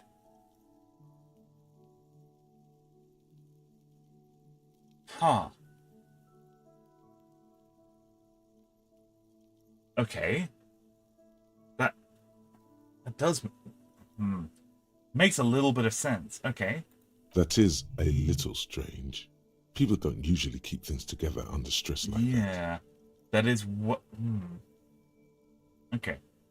When Ruby said there would be shit happening if you didn't end your relationship with the deceased, was she threatening you? She came over one night, drunk, said she'd turn my life into a living hell. I've been threatened before, so I can tell when someone knows how to do it. Mm-hmm. And she's a pro. She must be. To keep the Hardys in line. I tried severing ties with her after that. I thought it had worked, but... She looks through the window of her room. Some of that fear is still with her. She exhales sharply. What are you talking about? She's afraid you'll arrest her. This does... Yeah. This could either be 100% the truth, or it's a last-minute, desperate attempt to protect herself. By throwing a potentially innocent woman under the bus. How could she have killed him? How? How could she have done it? You said there was a secret route there, right? She points to the door that leads to the pinball workshop. She could have come up through there, then taken this shot, right here, where I stand. It was too dark outside. I wouldn't have seen her. She had the lights on, she would just see mirrored reflections, that's true. Then slipped back downstairs without anyone noticing. That is possible. Yeah.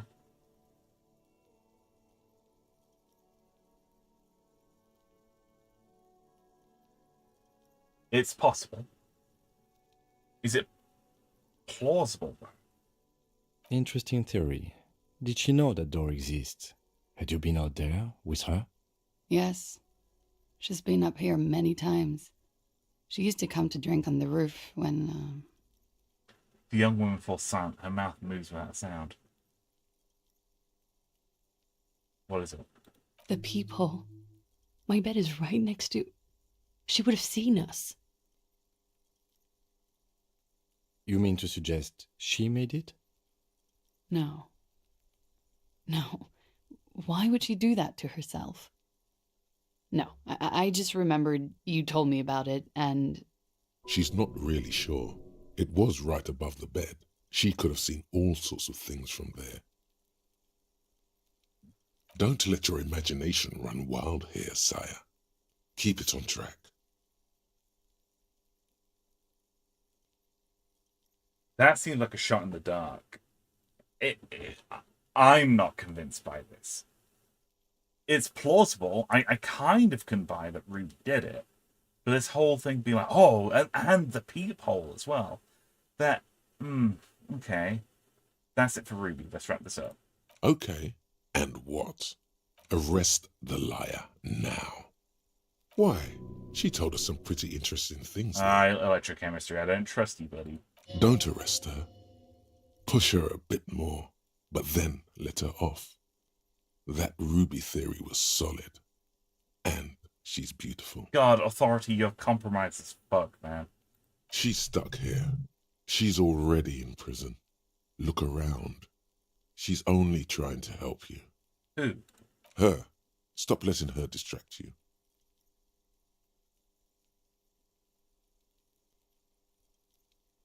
Okay, that's all good. But I think we should still take you in, just in case. Let's take one step closer. Still? After all this, sir, please. It's a shitty world, and I know I'm shitty too. I know. Hand turns into a fist, slowly crunching the cigarette that she's still holding. But I don't deserve to be sent to the moral intern and ground into paste just because I disturbed the sanctity of accounting. That's some multinational... She's gearing up for a last stand. This is it.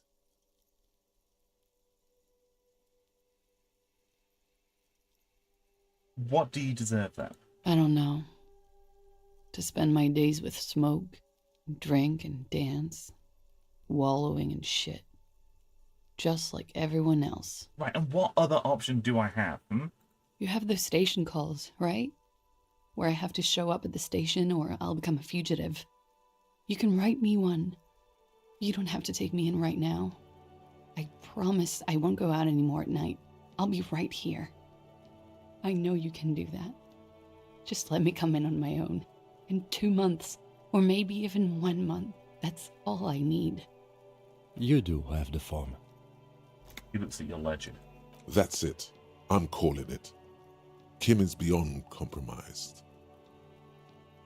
Okay. Definitely, sire. What will have changed in 2 months or 1 month? Everything could change. This city, the extradition rules, the people after me could be in jail. Or maybe Revachol. She falls silent. Maybe Revachol could be free. I could be tried in a free Revachol. An independent state that doesn't hand its detainees over to the moral intern. A free Revachol. There is a low, distant rumble on the motor tracks. A great machine shaking the pillars down south. Electricity runs up your spine. I find that hard to believe, miss. The handcuffs jingling in his hands. Yeah, I find it hard to believe too. What, like Revachol growing free of the moral intern's grasp, and it's been under the boot of the moral intern for what, 40, 50 years? It's just suddenly going to be free in, 2 months? What was that feeling? It's coming. It's the voice. What's coming?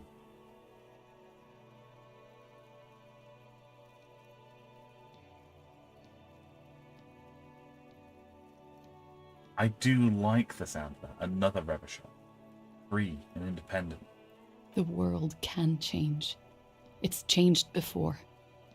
A round, light brown eye shining with tears.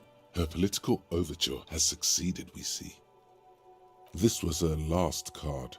There is nothing more she can say. The final decision is yours. You alone stand on the throne of your mind.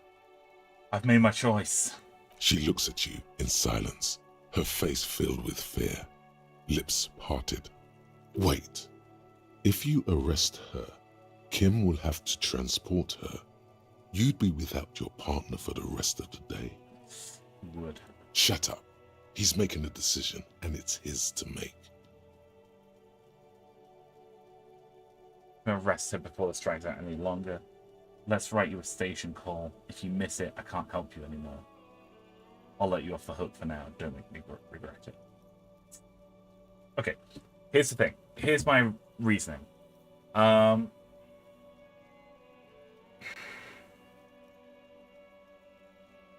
If we give her a station call, she is not going to turn up for it.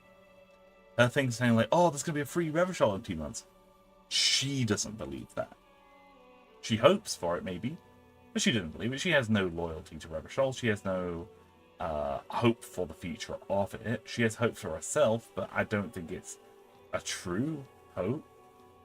And it's clear that when she said, oh, you can give me a station call, if I don't turn up, I'll be a fugitive. She doesn't give a fuck about being a fugitive. She already is a fugitive. She literally fled to another Isola to get away from... Like, she fled 2 Isolas to get away from Aranya. She doesn't give a fuck about being a fugitive. That's not something she cares about.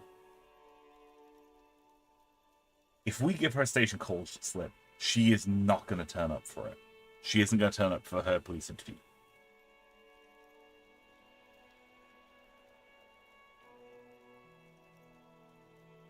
I think that she's going to believe that she's on the hook no matter what. I think if we let her off the hook, she's a flight risk. I absolutely believe with 100% certainty that if we either give her a station call or don't arrest her, she is not going to fucking be here. You know?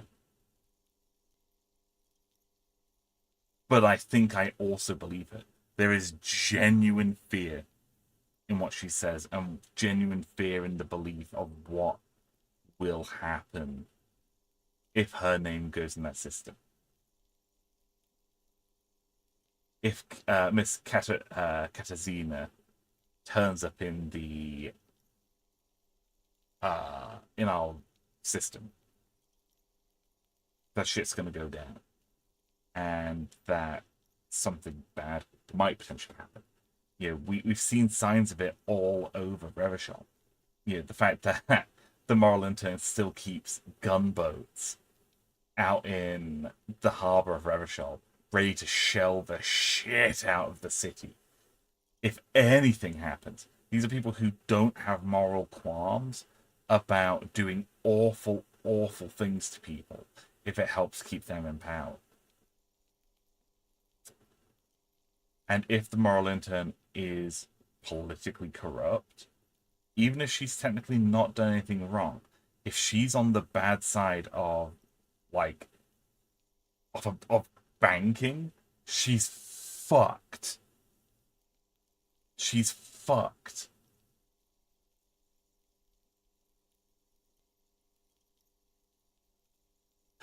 I'm going to put this to a vote. I'm going to poll this. I'm going to run a YouTube poll. Start poll. What do we... Oh, not all caps. What do we do here? Arrest her. Even if there's issues. Give her a station hall slip. Or let her go. We're going to put this to a poll.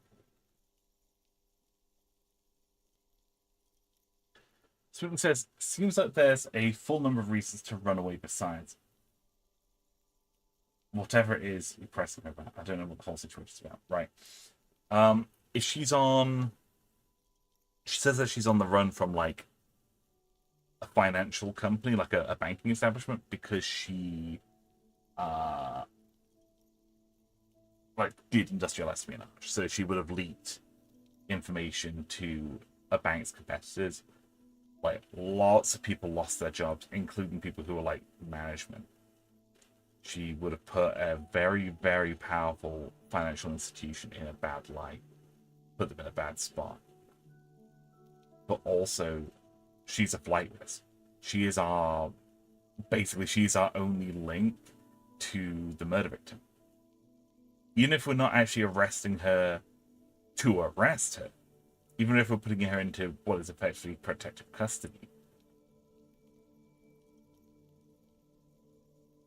you know, it will stop her from running. If we're concerned about her running, which frankly I am, then putting her in protective custody will mean that we can still question in the future. It means any future trial will be much, much easier.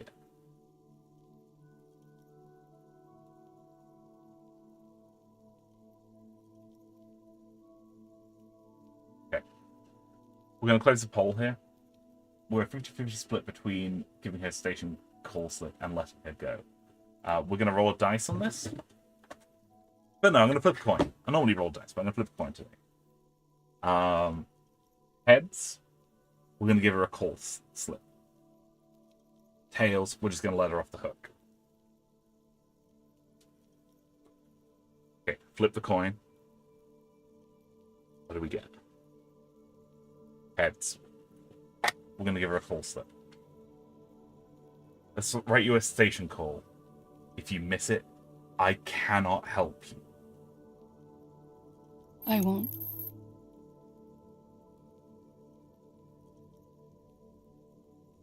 She takes the slip, shaking visibly. Then she collects herself. This may have been a grave mistake, sire. Might have been. Maybe, maybe not. Mercy is rarely a complete mistake. I think we might have potentially made the right call here. Because she's right. She hasn't done anything illegal. What she's done is morally dubious.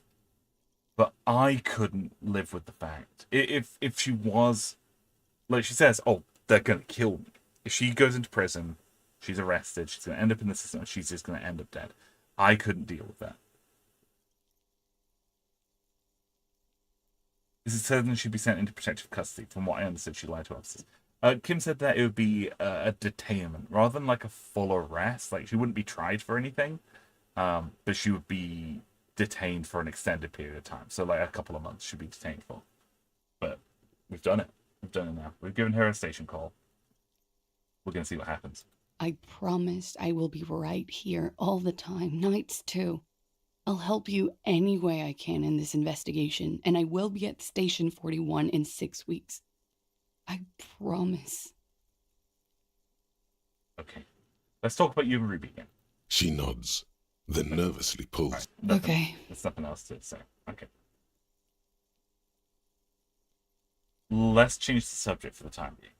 She slowly lights another cigarette and steadies her breath, as if in the presence of some tiger. You are. This is not the end of this.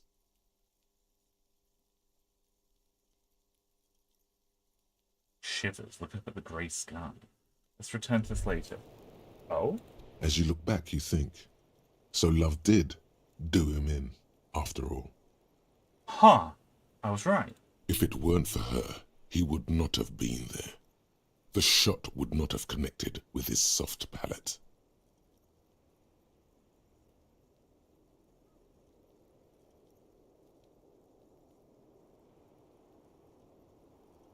It killed him.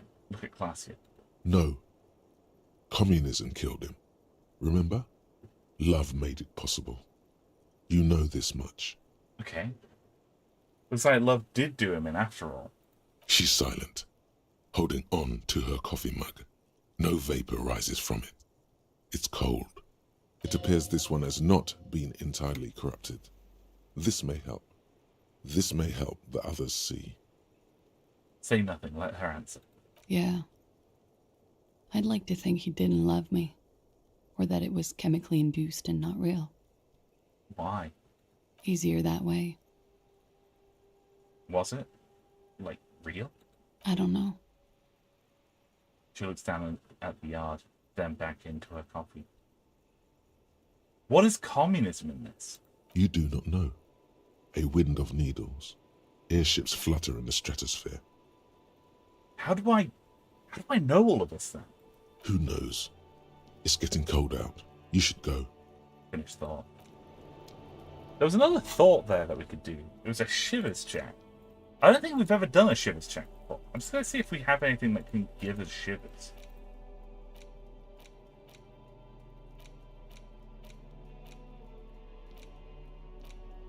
Shivers is unusual. Okay, ask him patrol.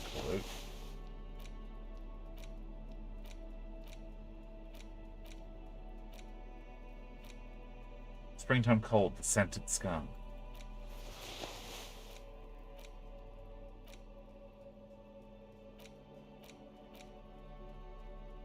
The man from Heimdall shit from the Sprawling Saga. This is a ridiculous outfit. Okay. Let's try this shivers I check. was just thinking, what a nice evening it is for taking part in a murder investigation. Only a 28% chance of passing this, but let's give it a go. Let's look up at the grey sky. A warm column of air rises around you, encircling the building you stand on. You feel its twisting shape, bits of paper and birds on the thermal, along with several million liters of water, all rising up into the great Insulindian sky. Why does it rise? Also, this camera is super far back. I don't think we've ever had such a good look at Revachol. Why does it rise? Because it's warm, from the gathering spring, from the oceanic current flowing into the bay, the people on the streets, and the machines that hum in the harbor. Heavy fuel oils, too. Shudder. From the vapor, a great cumulus is formed, A cloud castle 1,000 meters high. A flock of seagulls screams, hitchhiking on the thermal.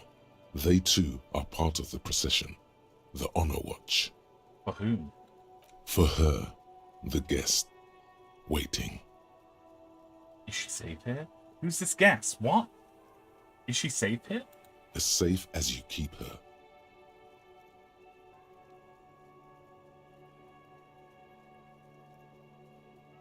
Who is this? What is she waiting for? For Gloria. Soon these clouds will all fall down as rain. Spring will come. 2 more months, maybe less. It's time. Oh. Vasya, miss, what are you waiting for? You mean here in Martinez? Yeah. I'm waiting for the miracle to happen. It'll take one to get me out of the mess I'm in. A miracle? And what would that miracle be? The return, of course. Now, I know I'm not from around here. I would only be hitchhiking. The return is a big hit in the industrial espionage circles. A lot of desperate, seedy types there. All screwed in this unipolar world. What is the return? Don't you know, sir? I thought you were from around here. You look like Mr. Revachol. Humor me. The return, well, it's part urban myth, part political science. It's a fool's hope, sir, and it's also all I've got. They say there will be an event, that it will happen somewhere here. She looks around, then at the sky. In Revachol West. They say it will happen soon, and that it will change everything. Le retour. The lieutenant says, his forehead furrowed. He puts his notepad down. Some political event? How do you know of this? As I said, there's talk. In the competitive intelligence crowd, a lot of people, like me, we need a new color on the map. It's all blue, you see, and that blue doesn't like us. Hey, Sputnik, welcome back.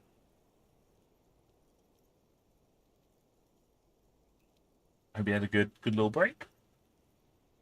You came all this way because of a rumor? No, I came all this way on a false passport and some money.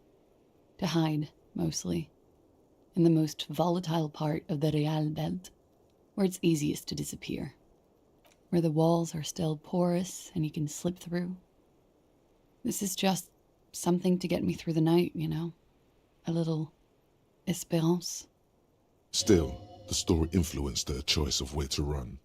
It must have some hidden layers. How soon will it happen? Soon. But it's been soon for almost half a century now, so don't hold your breath. Yeah. No need to worry, Lieutenant. I'm sure the streets will not erupt in seditious violence just yet. These streets? I'm not so sure, miss. The return of what, exactly? What's gonna return? Of the king, of the nation, of communism, return on investment. I don't know exactly. It's meant to be vague, as promises generally are. But at the same time, I mean, things can't go on like this forever. Something will give. It always does. Is this why you said you would like to surrender in a free Revachol? Yeah, I guess it is. Thank you. One last question. Do you really think that it will happen? I do. Yeah. Yeah, so do I. It's not possible for this to keep going as it is. I agree, Detective. Something is coming. Trouble. It will be a hot spring. I don't know what exactly, but... He shakes his head. Something is happening in this city. I can feel it when I'm out here at night. Her thought trails off. The wind picks up again. Above her, a great cumulus cloud rises, ready to fall down as precipitation. April will come, then May.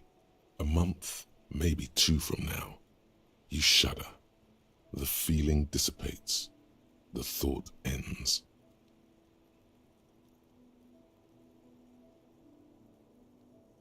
Ah. So there is a real feeling in Revachol that something's about to happen. And that everyone knows it's about to happen.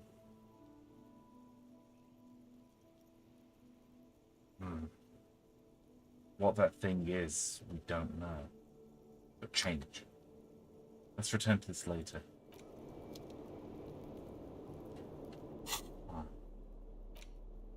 Sorry, there's just a lot to think about. I know I'm not talking much. But it's just a lot going on that I'm juggling. Interesting. Let's put our cop jacket back on.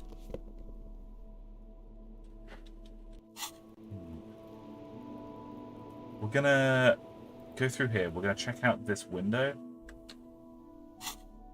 And we might wrap up for the night. Got our visual calculus classes.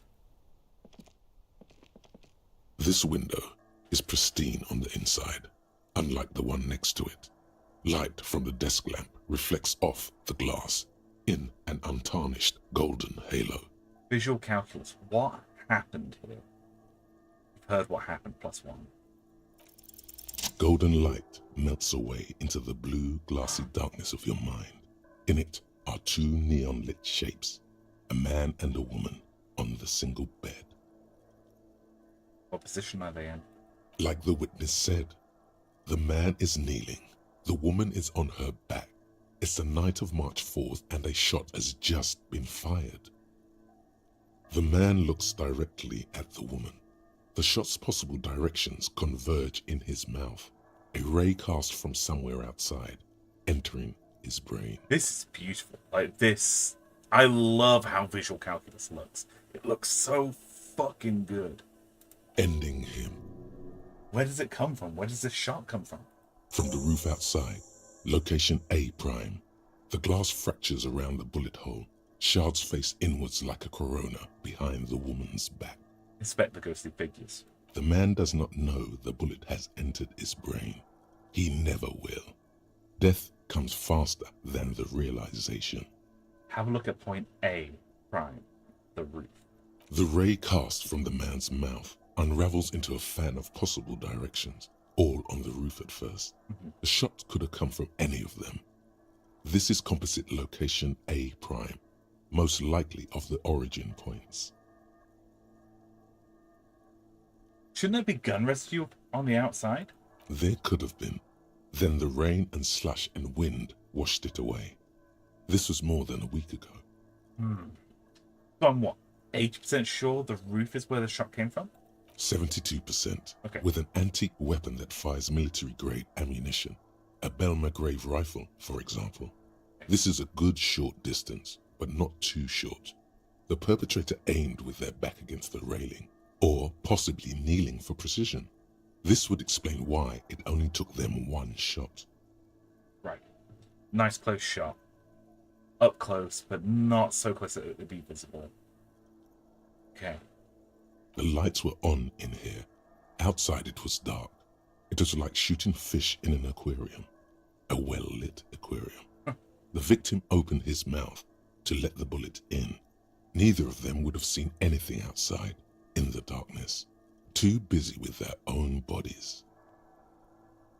Could the shot have come from inside the room, like at a closer point? Point X would contradict the woman's testimony, rendering the entire proposition void. These figures would be wiped out, detective. Right, gotcha. Are there any arguments against A prime on the roof? None that you've found thus far, but that doesn't mean there aren't any. Okay. Could there have been another point of origin further away? That's a 28%, yes.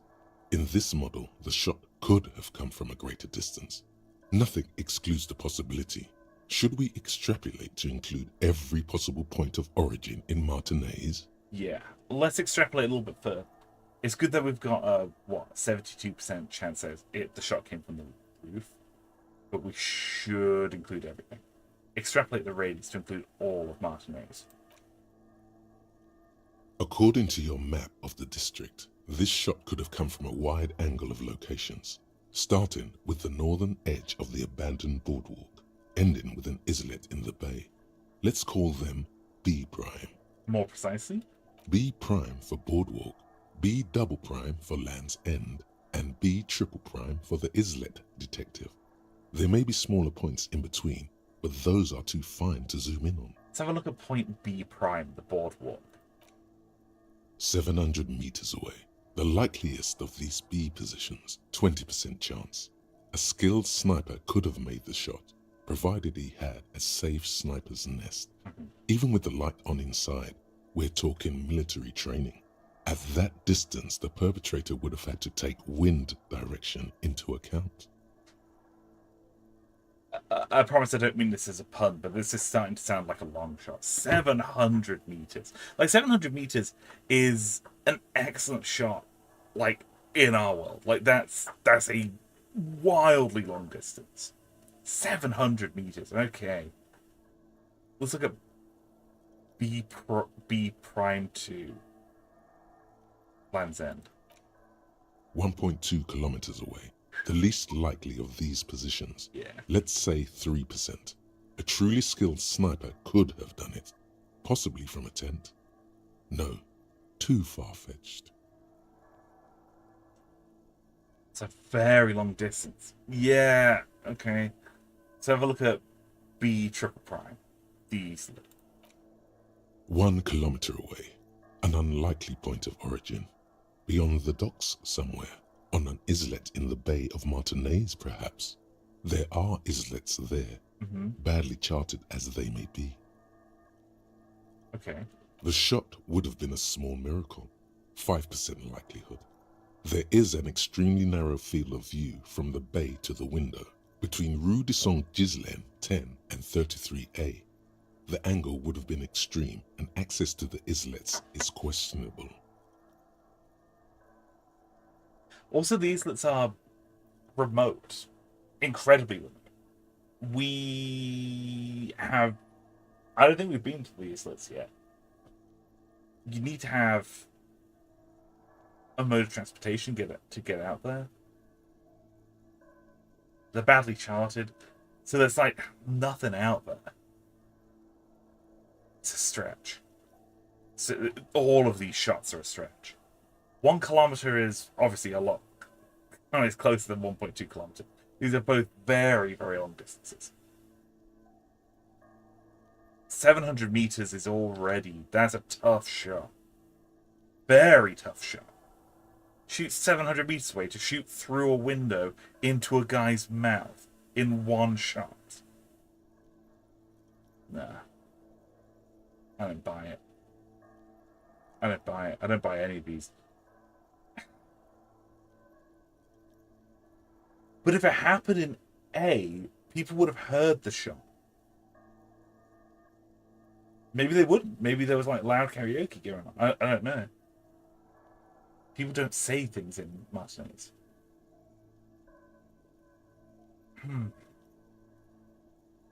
Kim, do you think the shot could have come from further than the roof in Martinez?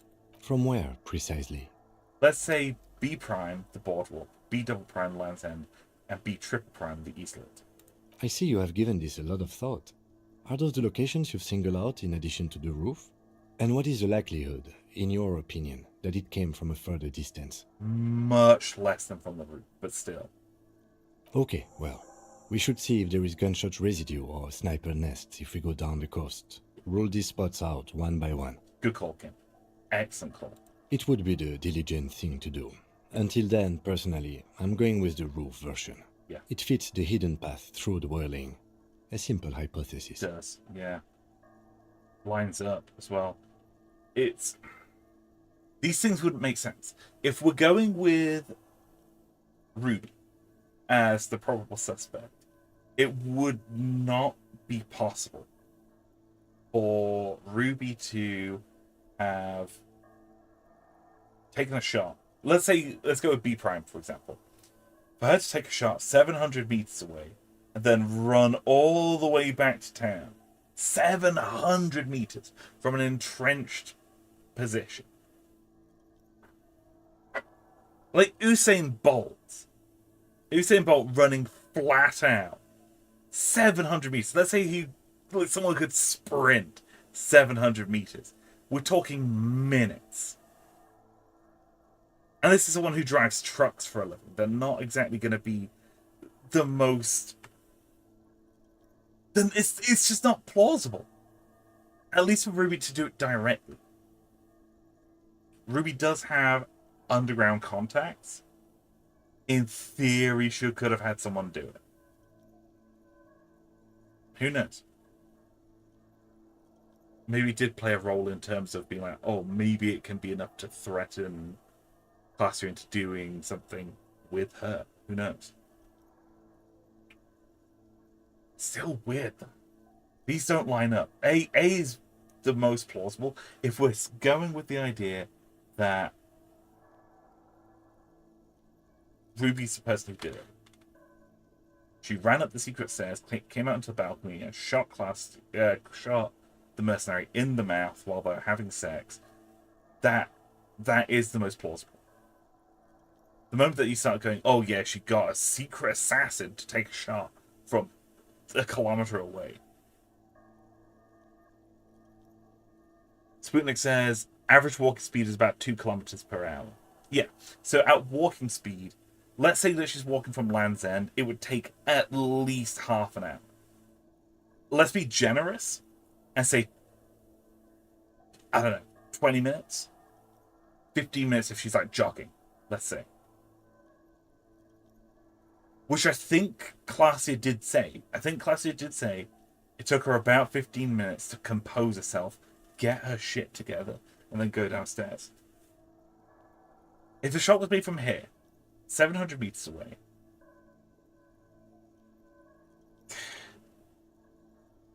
it could happen. If she was like running, jogging, whatever, like hustling over, in theory, she could make that shot. Definitely not from the end. Definitely not. She'd have to have some means of water transportation to go to and from the docks, over to the island, and then back again. Doesn't make sense. Land's End, that makes even less sense. Google says average walking speed. Okay, Google says average walking speed is 5 kilometers. Right, so that would be like 12 minutes to walk from here to here. That would be doable. You could take that shot. If class is taking a certain amount of time,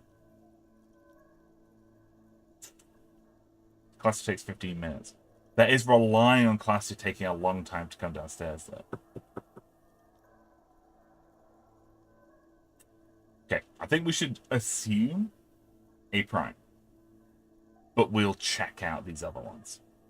From the boardwalk and from Land's End. If I recall, we did find a camp of sorts at Land's End. We found, like, cigarettes in the sand. I don't know. We'll need to check this out. Blink.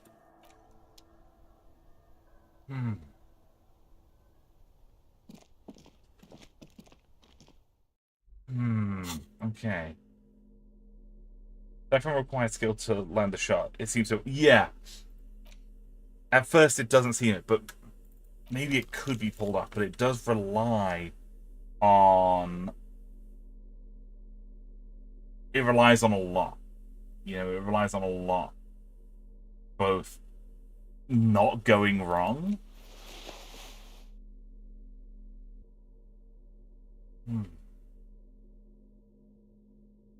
Okay.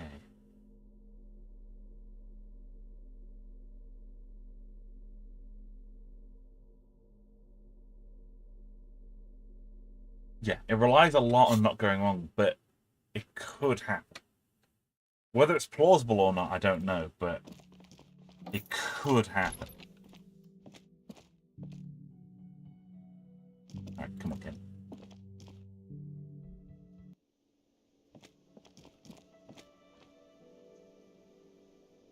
Yeah, like making that shot in one go. One single shot. It has to be one hell of a good shot to do it. Hmm.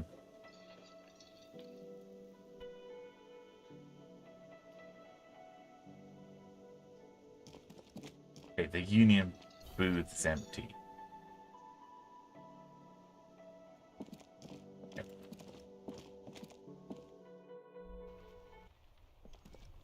We want Kim with us for a little bit longer. We are approaching Kim's bedtime.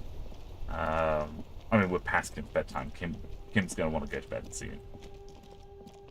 Let's just very quickly go check these places out. Putting in some serious legwork today.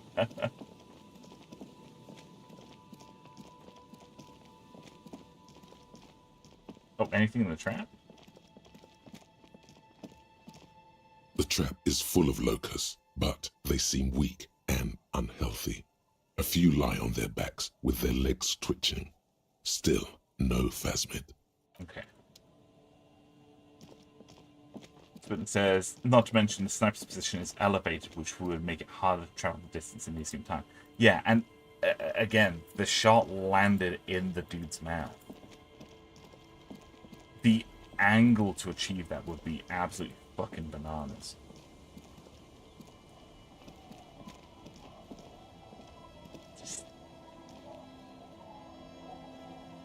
Give me 1 second, let's need to talk to some people. The waves are beginning to die down. Look at those little bastards. Simmer down. Simmer down, bastards. Huh. I want to ask this lady out on a date. I think that would be fun. But right now, we've got shit that needs doing.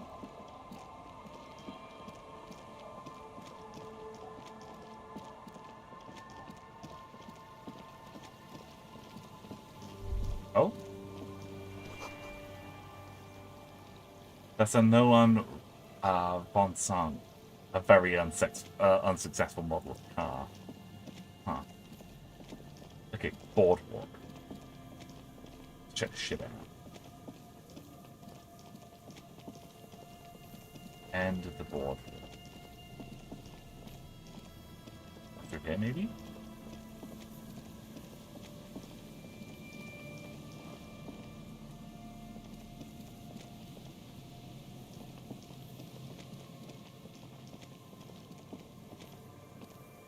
I don't think I'm seeing anything.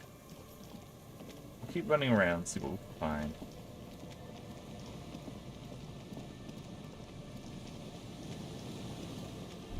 Oh? It's a long way down to your death from here. 20 meters at least. Whoa. The body's been taken away, that's good.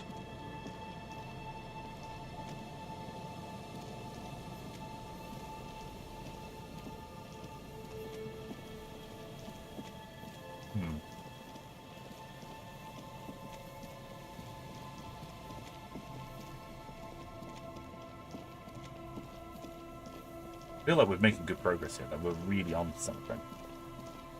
I love that feeling of like being hot in a case, you know? Great feeling. Reminds me a lot of Shadows of Down. That game's fantastic. Like, that game really made me feel like a detective that no other game has. Anything else on this board? Oh, what's that?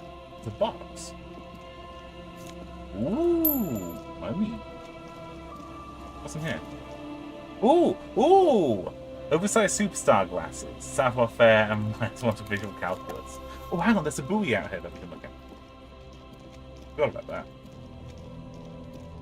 Where is it? Yeah. Could this be the boy that Classy told you about? A metal and plastic contraption bobs up and down amidst the trembling reeds. At first, it just looks like trash, but if you look closer... That over there must be the boy class she told us about. The one she hid her passport in. We should take a look. We should. Ooh, hidden things, secrets, lies. Ooh. Pick up the boy. You lift the boy out of the water without much effort. It's not tied to anything. The cords dangling from the bottom appear to have been cut. Examine the plastic ball. The number 11 has been written on the yellow plastic. It hasn't been in the water for very long, but it's already discolored and slimy with silt. A latch holds it close, but only just barely. The brittle metal of the latch has cracked. Simple construction. Very unsafe. Let's shake it. There's something in there, splashing around. Let's give it a sniff. It smells like you would expect it to smell. A concentrated version of the coast. Salt, industrial slop and decay. Let's open it up. A shot glass's worth of seawater pours out. Some algae, and nothing else. Uh-oh. Well, damn. We're lucky it's still here. A little longer and it would have just floated away. We still got here too late. There's nothing of use here anymore. No documents. Who do you think took them? I have no idea. The lieutenant taps his foot, frowning. This is a minor quirk. We know what was in the boy anyway. Or think we do. This is a small loose end, either way. Not important, I hope. Maybe Classy took her things herself. That may very well be the case. We should keep an eye on her. Nothing more for us to do here. Let's go. You could ask the miss what she thinks. Later, if you have the time. Though you doubt she'll tell you much at this point. Yeah, let's leave it be. Where could the sniper shot be taken from? Maybe the far end of the boardwalk. It's a little bit more of boardwalk down here. Let's have a look at this trap real quick. The trap is filled with dead and dying locusts. Most of them aren't moving anymore. You still can't see a phasmid anywhere. No stick bug. No stick bug for us.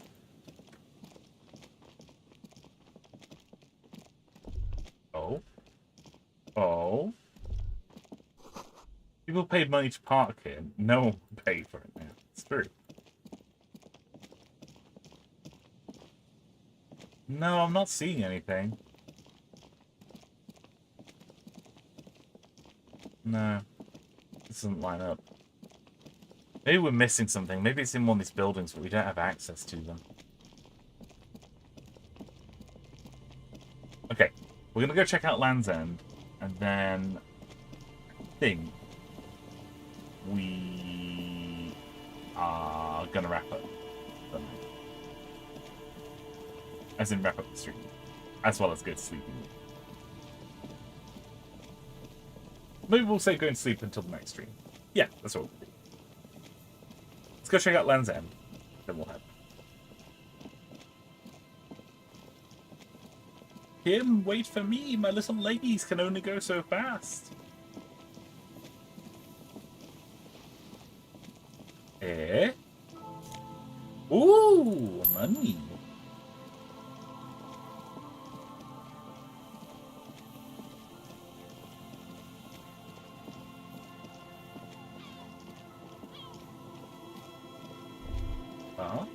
Is there something here that would indicate a sniper used this place as a nest for taking the shot? Yeah. Just some urban detritus, a bottle, and a dilapidated old comms tower.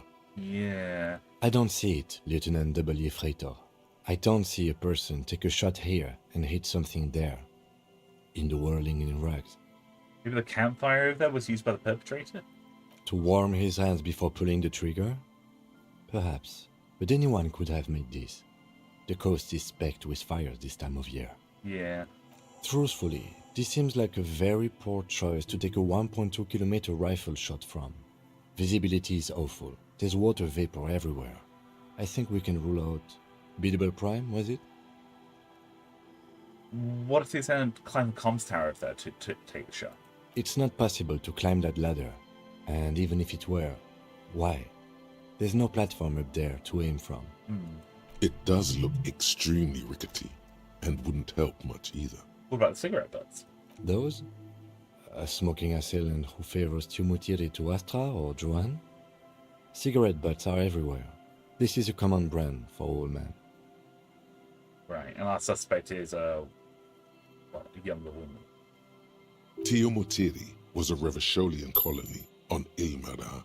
The Suzerainties population was mostly Ilmaran Areopagites, up to 97%. The region was known for its tobacco export, hence the name. I want to know a lot more about this. Oh, you do? The butts you saw had a silhouette of a boy wearing a coffee hat, a tobacco picker. This boy is the Tiomotiri brand logo. Contemporary Revacholians prefer Juan, a local blend from the southern islands, or Astra, a legendary cigarette from Grad. Tiomotiri is favored by older men who like its old-fashioned paper filter tips, insane amount of tar, and the sweet smells of colonialism and halva. I see. Let's take a look over the water at the whirling and rags. There, 1.2 kilometers over the cold water of the bay, blue from the distance and the air, you see the smallest rectangle, barely visible. It's glowing in the dark night. The lights are on. Glazia must be in there. Looks like she kept her promise not to go out at night anymore.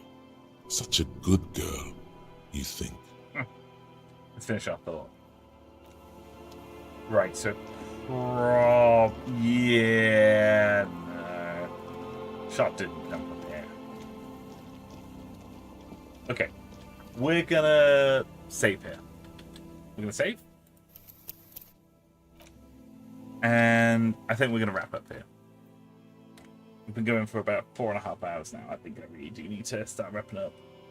Oh, Mika, you arrived just when we're wrapping up. I'm so sorry. We've got so much done. I'm so sorry, Mika. Yeah, welcome back. Welcome back. We got a lot done. We interviewed Claudia a lot and really, really pressed her for information. We're currently investigating potential shots, where the shot might have come from, which has been cool. Currently, we're thinking that the shot was made from right on the balcony. That it's potentially a mystery lady called Ruby who took a shot with a rifle at very close range, but not super close, you know? So we're currently looking into that. Looking into potentially other things, but that's looking like the case. Yeah, we're gonna wrap up here. Just because it's very, very late. I need to be at work tomorrow. Although not until the afternoon tomorrow. Right. Let's start with the thanks for watching screen. Thank you all so much for watching. I've had a really, really good time tonight. This has been a very, very fun stream. Swindon says, thank you for the stream. I really enjoyed it. Like, sub, join the Discord. Yay, that rocks. It'll be really good to see you in the Discord chat. I'll do my best to keep us updated with when we're going to be streaming next. I'm hoping tomorrow I'm going to be able to stream some Game Builder Garage, something that I promised a while ago. I'm kind of going to see how I'm feeling after my shift tomorrow, because hopefully I'm going to be feeling all right. I've got a kind of energy drink in the fridge in case I need it. But we're probably going to be picking up playing Disco Elysium next week. I'm not sure which day, but I'm going to try and squeeze in a stream at some point next week. I'll try and schedule it a few days in advance. Might do it Wednesday, maybe? Like Wednesday evening? That'd be bad. Actually, yeah, that's what I'm going to do. I'm going to stream it on Wednesday evening. Alright. That's going to do it for today. Thank you all so much for watching, and thanks so much for being such excellent company while playing this game. It's been a lot of fun. And I'll catch you all later. Have a wonderful evening. I'll see you later. Bye-bye. Bye.